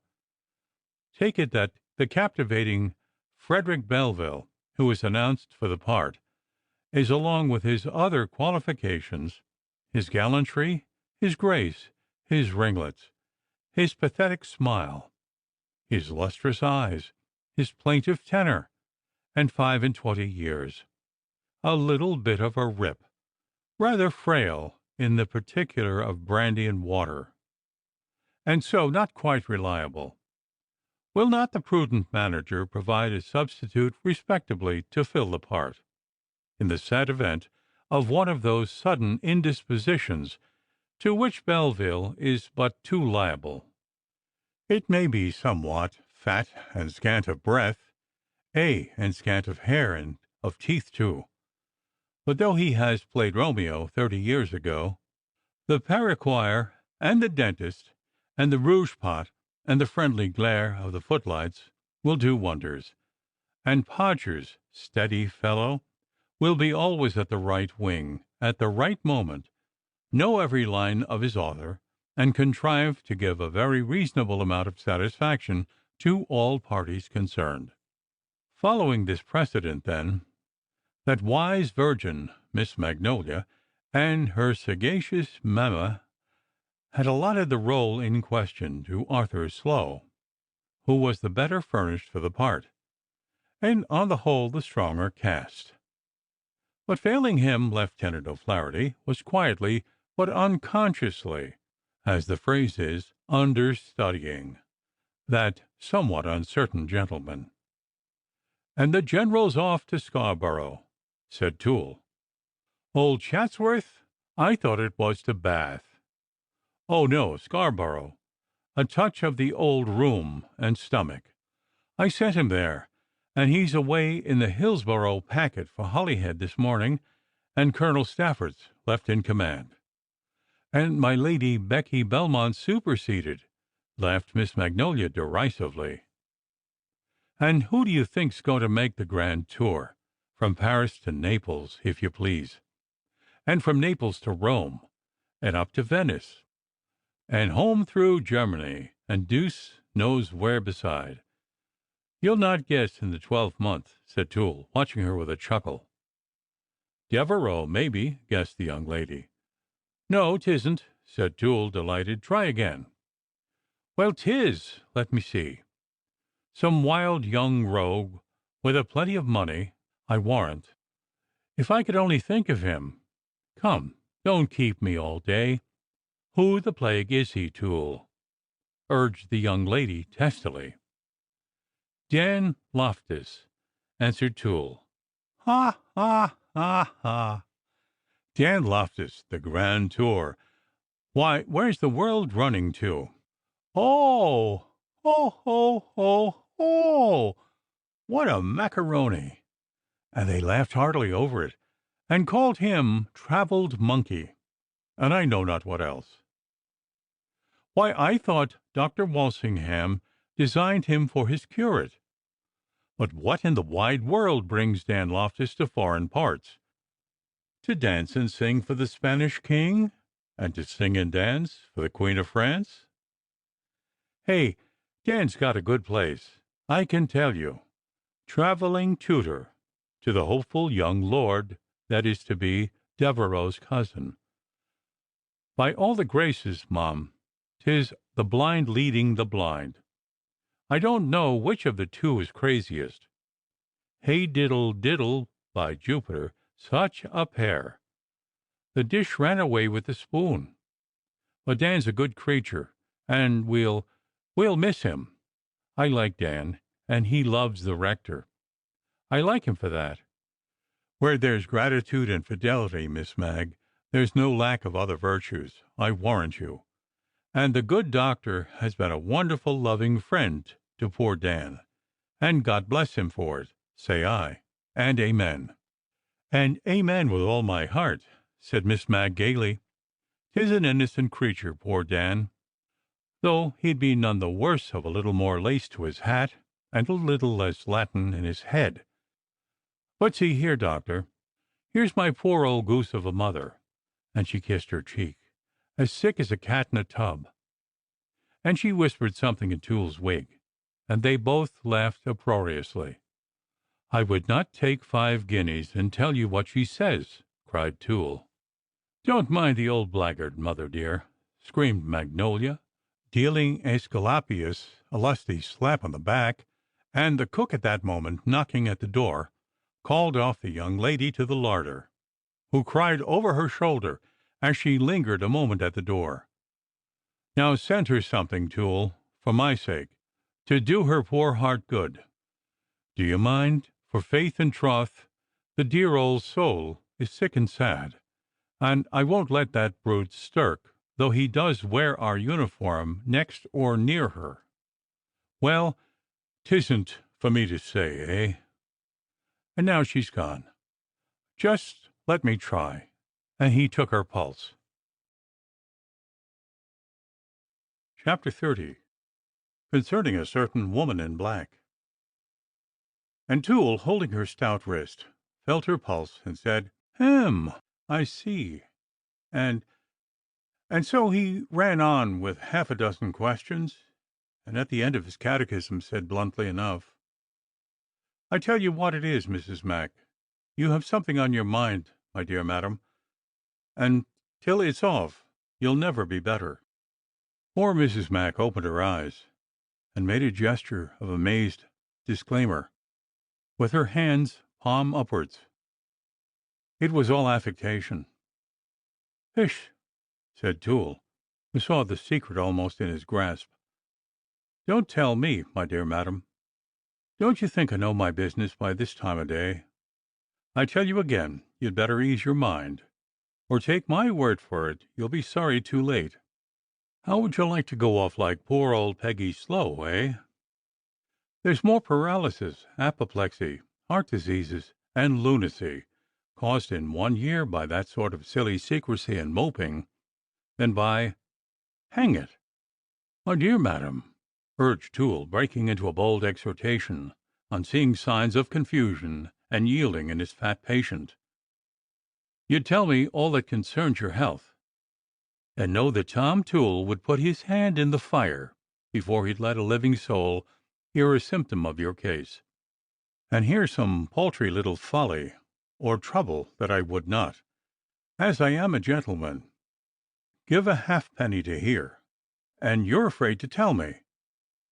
And though until you do, neither I nor all the doctors in Europe can do you a ha'porth of good." "Sure I've nothing to tell, doctor dear," whimpered poor Mrs. Mac, dissolving into her handkerchief. "Look ye, there's no use in trying to deceive a doctor that knows what he's about." Toole was by this time half mad with curiosity. "Don't tell me what's on your mind, though I'd be sorry you thought I wasn't ready and anxious to help you with my best and most secret services. But I confess, my dear Mum, I'd rather not hear. Reserve it for some friend who has your confidence. But 'tis plain from the condition you're in," and Toole closed his lips hard and nodded twice or thrice, "you have not told either the Major or your daughter, and tell it you must to some one, or take the consequences. Oh, Dr. Toole, I am in trouble, and I'd like to tell you, but won't you promise me now, on your solemn honor, if I do, you won't tell a human being?" blubbered the poor matron. "Conscience, honor, veracity, Mum. But why should I say any more? Don't you know me, my dear Mrs. Mac?" said Toole in a hot fidget, and with all the persuasion of which he was master. "Indeed I do, and I'm in great trouble, and sometimes think no one can take me out of it," pursued she. "Come, come, my dear madam, is it money?" demanded Toole. "Oh, no, tis a dreadful— that is, there is money in it. But, oh dear, Dr. Toole, there's a frightful woman, and I don't know what to do, and I sometimes thought you might be able to help me, you're so clever, and I was going to tell you, but I was ashamed. There now, it's out," and she blubbered aloud. "What's out?" said Toole, irritated. "I can't stop here all day, you know, and if you'd rather I'd go, say so." "Oh, no, but the Major nor Maggie does not know a word about it, and so for your life don't tell them, and here it is." And from her pocket she produced a number of the Freeman's Journal, 5 or 6 weeks old, and a great deal soiled. Read it, doctor dear, and you'll see." "Read all this? Thank you, Mum. I read it a month ago," said the doctor gruffly. "Oh, no, this, only there, you see, here," and she indicated a particular advertisement, which we here reprint for the reader's instruction, and thus it ran: "Mary Matchwell's most humble respects attend the nobility and gentry. She has the honor to acquaint them that she transacts all business relative to courtship and marriage with the utmost dispatch and punctuality. She has, at a considerable expense, procured a complete list of all the unmarried persons of both sexes in this kingdom, with an exact account of their characters, fortunes, ages, and persons. Any lady or gentleman, by sending a description of the husband or wife they would choose, shall be informed where such a one is to be had, and put in a method for obtaining him or her in the speediest manner, and at the smallest expense, Mrs. Matchwell's charges being always proportioned to the fortunes of the parties, and not to be paid till the marriage takes place. She hopes the honor and secrecy she will observe in her dealings will encourage an unfortunate woman who hath experienced the greatest vicissitudes of life, as will be seen in her memoirs, which are shortly to be published under the title of Fortune's Football. All letters directed to M.M. and sent post-paid to the office where this paper is published shall be answered with care. Yes, yes, I remember that. A cheating gypsy? Why, it's going on still. I saw it again yesterday, I think. A lying jade. And this is the rogue that troubles you? Said Toole, with his finger on the paragraph, as the paper lay on the table. Give it to me, doctor dear. I would not have them see it for the world. And, oh, doctor, sure you wouldn't tell. Ah, bother. Didn't I swear my soul, Mom? And do you think I'm going to commit a perjury about Mary Matchwell? Fit. Well, with much ado, and a great circumbendibus, and floods of tears, and all sorts of deprecations and confusions, out came the murder at last. Poor Mrs. Mac had a duty to perform by her daughter. Her brother was the best man in the world, but what with them shocking forfeitures in her father's time, a Jacobite grand-uncle had forfeited a couple of town lands, value £37 per annum in King William's time, and to that event, in general terms, she loved to refer the ruin of her family, and some youthful extravagances. His income, joined to hers, could not keep the dear child in that fashion and appearance her mother had enjoyed before her, and people without pedigree or solid pretension of any sort looked down upon her, just because they had money. She meant the Chatsworths, and denied her the position which was hers of right, and so, seeing no other way of doing the poor child justice, she applied to M.M. "To find a husband for Mag, eh?" said Toole. "No, no. Oh, Dr. Toole, 'twas for me," sobbed poor Mrs. Mac. Toole stared for a moment, and had to turn quickly about and admire some shell work in a glass box over the chimney-piece very closely, and I think his stout short back was shaking tremulously as he did so. And when he turned round again, though his face was extraordinarily grave, it was a good deal redder than usual. "Well, my dear madam, and where's the great harm in that, when all's done?" said Toole. "Oh, doctor, I had the unpardonable wakeness, whatever came over me, to write her 2 letters on the subject, and she'll print them and expose me, unless—" Here she rolled herself about in an agony of tears, and buried her fat face in the back of the chair. "Unless you give her money, I suppose," said Toole. "There's what inevitably comes of confidential communications with female enchanters and gypsies. And what do you propose to do?" "I don't know. What can I do? She got the £5 I borrowed from my brother, and he can't lend me more, and I can't tell him what I done with that. And she has £3 10s. I raised on my best fan, and the elegant souclanet, you know. I bought it of Knox and Atchison at the Indian Queen in Dame Street."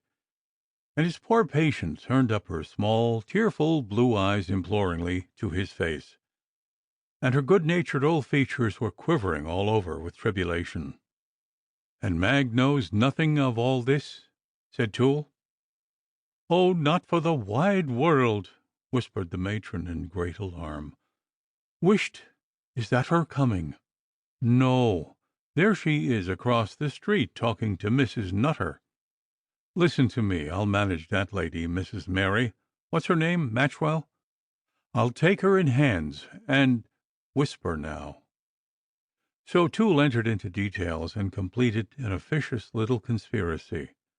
and the upshot of it was that Mrs. Mac, whenever M.M. fixed a day for her next extortionate visit, was to apprise the doctor, who was to keep in the way, and when she arrived, the good lady was just to send across to him for some peppermint drops, upon which hint Toole himself would come slyly over and place himself behind the heiress in the bedroom, whither, for greater seclusion and secrecy, she was to conduct the redoubted Mary Matchwell, who was thus to be overheard and taken by the clever doctor in the act, and then and there frightened not only into a surrender of the documents, but of the money she had already extracted, and compelled to sign such a confession of her guilt as would effectually turn the tables, and place her at the mercy of the once more happy Macnamara.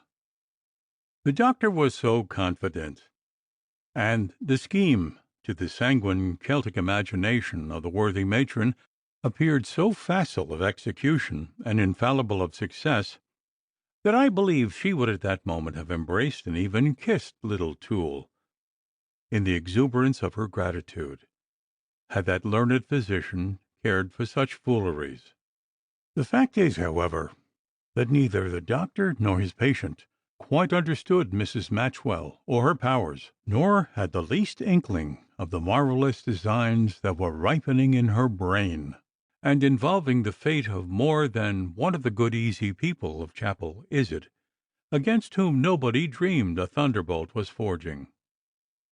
So the doctor, being a discreet man, only shook her cordially by the hand at his departure, patting her encouragingly at the same time on her fat shoulder, and with a sly grin and a wink and a wag of his head, offering to lay 50 that between them they'd be too hard for the witch.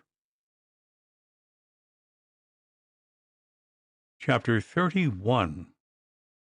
Being a short history of the Battle of Belmont, that lasted for so many days, wherein the belligerents showed so much constancy and valor, and sometimes one side and sometimes t'other was victorious. So jolly old General Chatsworth was away to Scarborough, and matters went by no means pleasantly at Belmont, for there was strife between the ladies. Dangerfield, cunning fellow, went first to Aunt Becky with his proposal, and Aunt Becky liked it, determined it should prosper, and took up and conducted the case with all her intimidating energy and ferocity. But Gertrude's character had begun to show itself of late in new and marvellous lights, and she fought her aunt with cool but invincible courage. And why should she marry? And above all, why marry that horrid, grim old gentleman, Mr. Dangerfield? No, she had money enough of her own to walk through life in maiden meditation, fancy free, without being beholden to anybody for a sixpence. Why, Aunt Rebecca herself had never married, and was she not all the happier of her freedom? Aunt Rebecca tried, before the General went away, to inflame and stir him up upon the subject, but he had no capacity for coercion. She almost regretted she had made him so docile. She would leave the matter altogether to his daughter. So Aunt Rebecca, as usual, took, as we have said, the carriage of the proceedings. Since the grand éclaircissement had taken place between Mervyn and Gertrude Chatsworth, they met with as slight and formal recognition as was possible, consistently with courtesy. Puttock had now little to trouble him upon a topic which had once cost him some uneasiness, and Mervyn acquiesced serenely in the existing state of things, and seemed disposed to be sweet upon pretty Lilias Walsingham, if that young lady had allowed it. But her father had dropped hints about his history and belongings, which surrounded him in her eyes with a sort of chill and dismal halo. There was something funeste and mysterious even in his beauty, and her spirits faltered and sank in his presence. Sometimes of the same unpleasant influence, too. Or was it fancy? She thought his approach seemed now to exercise upon Gertrude also, and that she, too, was unaccountably chilled and darkened by his handsome but ill-omened presence. Aunt Becky was not a woman to be soon tired or even daunted. The young lady's resistance put her upon her mettle, and she was all the more determined that she suspected her niece had some secret motive for rejecting a partner in some respects so desirable. Sometimes, it is true, Gertrude's resistance flagged, but this was only the temporary acquiescence of fatigue, and the battle was renewed with the old spirit on the next occasion, and was all to be fought over again. At breakfast there was generally, as I may say, an affair of piquets, and through the day a dropping fire, sometimes rising to a skirmish. But the social meal of supper was generally the period when, for the most part, these desultory hostilities blazed up into a general action. The fortune of war, as usual, shifted. Sometimes Gertrude left the parlor and effected a retreat to her bedroom. Sometimes it was Aunt Rebecca's turn to slam the door and leave the field to her adversary. Sometimes, indeed, Aunt Becky thought she had actually finished the exhausting campaign, when her artillery had flamed and thundered over the prostrate enemy for a full half-hour unanswered. But when at the close of the cannonade she marched up, with drums beating and colors flying, to occupy the position and fortify her victory, she found, much to her mortification, that the foe had only, as it were, lain down to her shrapnels and canister flyover, and the advance was arrested with the old volley and hurrah, and there they were, not an inch gained, peppering away at one another as briskly as ever, with the work to begin all over again. You think I have neither eyes nor understanding, but I can see, young lady, as well as another. Madam, I've eyes, and some experience too, and 'tis my simple duty to my brother, and to the name I bear, not to mention you, niece, to prevent, if my influence or authority can do it, the commission of a folly which, I can't but suspect, may possibly be meditated, and which even you, niece, would live very quickly to repent." Gertrude did not answer. She only looked a little doubtfully at her aunt, with a gaze of deep, uneasy inquiry. That sort of insinuation seemed to disconcert her, but she did not challenge her aunt to define her meaning, and the attack was soon renewed at another point. When Gertrude walked down to the town, to the King's house, or even to see Lily at this side of the bridge, Dominic, the footman, was ordered to trudge after her, a sort of state she had never used in her little neighborly rambles, and Gertrude knew that her aunt catechized that confidential retainer daily. Under this sort of management, the haughty girl winced and fretted, and finally sulked, grew taciturn and sarcastic, and shut herself up altogether within the precincts of Belmont. Chapter 32, narrating how Lieutenant Puttock and Captain Devereux brewed a bowl of punch, and how they sang and discoursed together. If people would only be content with that which is, let well alone, and allow today to resemble yesterday, and tomorrow today, the human race would be much fatter at no greater cost, and sleep remarkably well. But so it is that the soul of man can no more rest here than the sea or the wind. We are always plotting against our own repose, and as no man can stir in a crowd without disturbing others, it happens that even the quietest fellows are forced to fight for their status quo, and sometimes, though they would not move a finger or sacrifice a button for the chance of getting on, are sulkily compelled to cut capers like the rest. Nature will have it so, and has no end of resources, and will not suffer even the sluggish to sit still, but if nothing else will do, pins a cracker to their skirts, in the shape of a tender passion or some other whim, and so sets them bouncing in their own obese and clumsy way, to the trouble of others as well as their own discomfort. It is a hard thing, but so it is.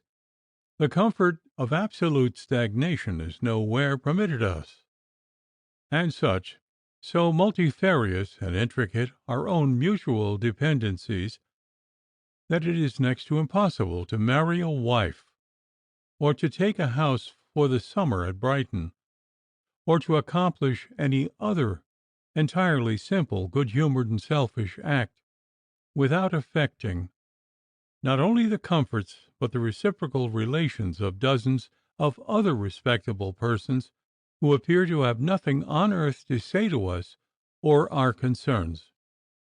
In this respect, indeed, society resembles a pyramid of potatoes, in which you cannot stir one without setting others, in unexpected places, also in motion. Thus it was. Upon very slight motives, the relations of people in the little world of Chapel Izard began to shift and change considerably, and very few persons made a decided move of any sort without affecting or upsetting one or more of his neighbors. Among other persons unexpectedly disturbed just now was our friend Captain Devereux. The letter reached him at night.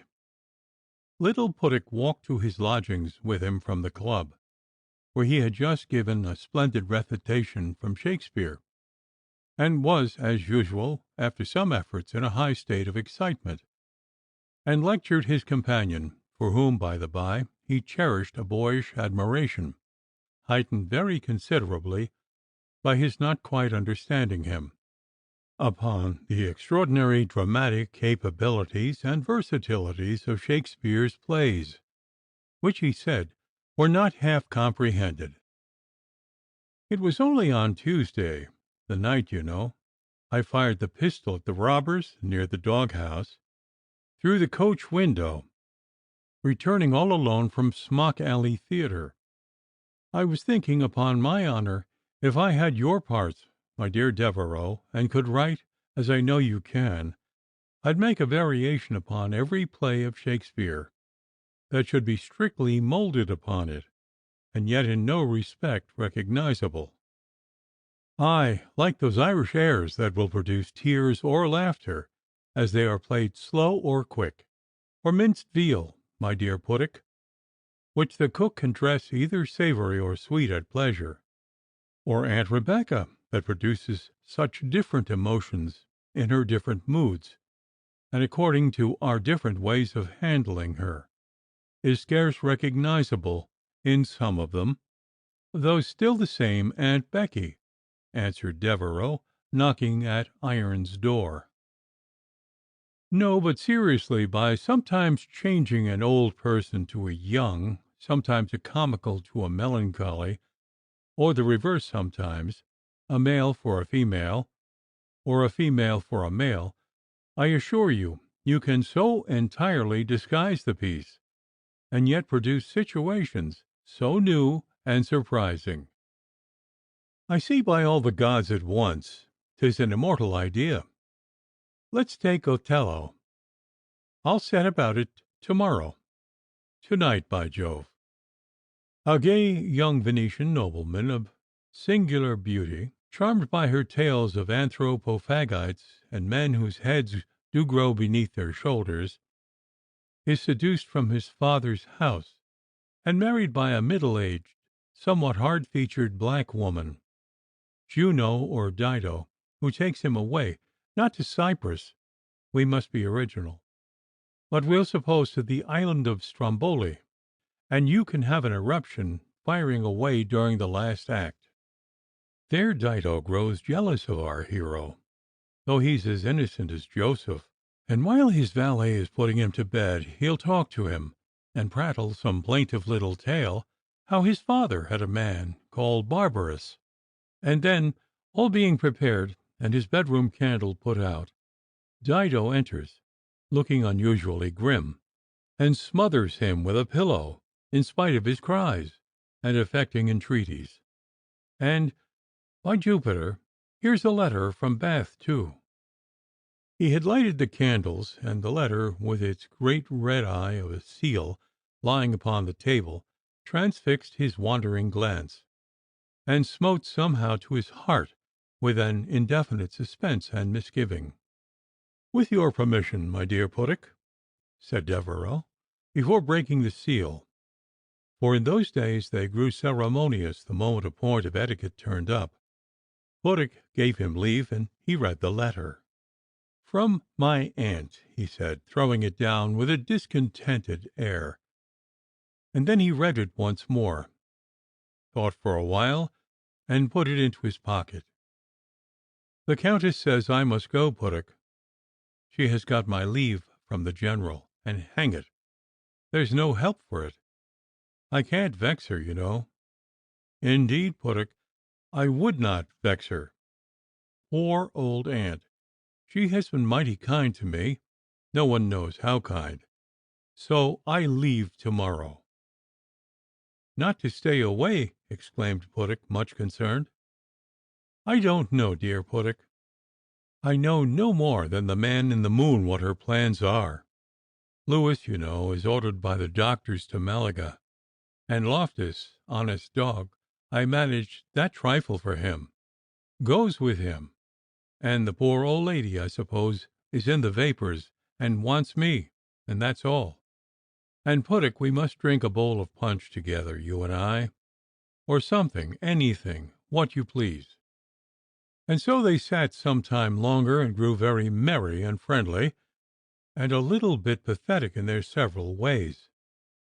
And Puttock divulged his secret but noble flame for Gertrude Chatsworth, and Devereux sang a song or two, defying fortune, in his sweet sad tenor, and the nymph who skipped up and down stairs with the kettle grew sleepy at last, and Mrs. Irons rebelled in her bed, and refused peremptorily to get up again to furnish the musical toppers with rum and lemons, and Puttock, having studied his watch, I'm bound to say, with a slight hiccup and supernatural solemnity, for about 5 minutes, satisfied himself it was nearly 1 o'clock, and took an affecting, though soldier-like, leave of his comrade, who, however, lent him his arm down the stairs, which were rather steep, and having with difficulty dissuaded him from walking into the clock, the door of which was ajar, thought it his duty to see the gallant little lieutenant home to his lodgings. And so in the morning good little Puttock's head ached. He had gone to bed with his waistcoat and leggings on, and his watch was missing and despaired of, till discovered, together with a lemon, in the pocket of his surtout, hanging against the wall, and a variety of other strange arrangements came to light, with not one of which could Puttock connect himself. Indeed, he was disgusted at his condition, and if upon the occasion just described he had allowed himself to be somewhat intoxicated with liquor, I must aver that I do not recollect another instance in which this worthy little gentleman suffered himself to be similarly overtaken. Now and then a little flashy he might be, but nothing more serious, and rely upon it, this was no common virtue in those days. Chapter 33, in which Captain Devereux's fiddle plays a prelude to Over the Hills and Far Away. There was some little undefinable coolness between old General Chatsworth and Devereux. He admired the young fellow, and he lacked good blood in his corps, but somehow he was glad when he thought he was likely to go. When old Bligh of the magazine commended the handsome young dog's good looks, the general would grow grave all at once, and sniff once or twice, and say, yes, a good-looking fellow certainly, and might make a good officer, a mighty good officer, but he's wild, a troublesome dog. And lowering his voice, I tell you what, Colonel, as long as a young buck sticks to his claret, it's all fair. But hang it, you see, I'm afraid he likes other things, and he won't wait till after dinner. This between ourselves, you know. 'Tis not a button to me, by Jupiter, what he does or drinks off duty. But hang it, I'm afraid some day he'll break out, and once or twice in a friendly way, you know. I've had to speak with him, and to say truth, I'd rather he served under any one else. He's a fine fellow. 'Tis a pity there should be anything wrong, and it would half break my heart to have to take a public course with him. Not, you know, that it has ever come to anything like that, but I've heard things, and he must pull up, or he'll not do for the service. So though the thing did not amount to a scandal, there was a formality between Devereux and his commanding officer, who thought he saw bad habits growing apace, and apprehended that ere long disagreeable relations might arise between them.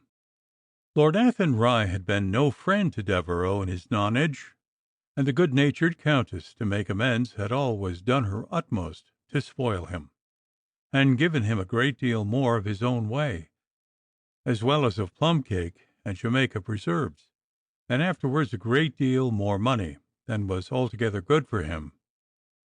Like many a worse person, she was a little bit capricious, and a good deal selfish. But the young fellow was handsome. She was proud of his singularly good looks, and his wickedness interested her, and she gave him more money than to all the best public charities to which he contributed put together. Devereux, indeed, being a fast man, with such acres as he inherited, which certainly did not reach 1,000, mortgaged pretty smartly, and with as much personal debt beside, of the fashionable and refined sort, as became a young buck of bright though doubtful expectations, and, if the truth must be owned, sometimes pretty nearly pushed into a corner, was beholden not only for his fun, but occasionally for his daily bread, and even his liberty, to those benevolent doles. He did not like her peremptory summons, but he could not afford to quarrel with his bread and butter, nor to kill by undutiful behavior the fair plump bird, whose golden eggs were so very convenient. I don't know whether there may have been some slight sign in the handwriting, in a phrase perhaps, or in the structure of the composition, which a clever analysis might have detected, and which only reached him vaguely, with a foreboding that he was not to see Chapel Iset again so soon as usual when this trip was made. And in truth his aunt had plans. She designed his retirement from the Royal Irish Artillery, and had negotiated an immediate berth for him on the staff of the commander of the forces, and a prospective one in the household of Lord Townsend. She had another arrangement on the anvil for a seat in Parliament, which he would accomplish, if that were possible, and finally a wife. In fact, her ladyship had encountered old General Chatsworth at Scarborough only the autumn before, and they had had in that gay resort a good deal of serious talk, though serious talk with the good countess never lasted very long. Between their cards and other recreations, the result of which was that she began to think, with the good general, that Devereux would be better where one unlucky misadventure would not sully his reputation for life. Besides, She thought Chapel Izard was not safe ground for a young fellow so eccentric, perverse, and impetuous, where pretty faces were plentier than good fortunes, and at every tinkling harpsichord there smiled a possible mesalliance. In the town of Chapel Izard itself, indeed, the young gentleman did not stand quite so high in estimation as with his aunt, who thought nothing was good or high enough for her handsome nephew, with his good blood and his fine possibilities.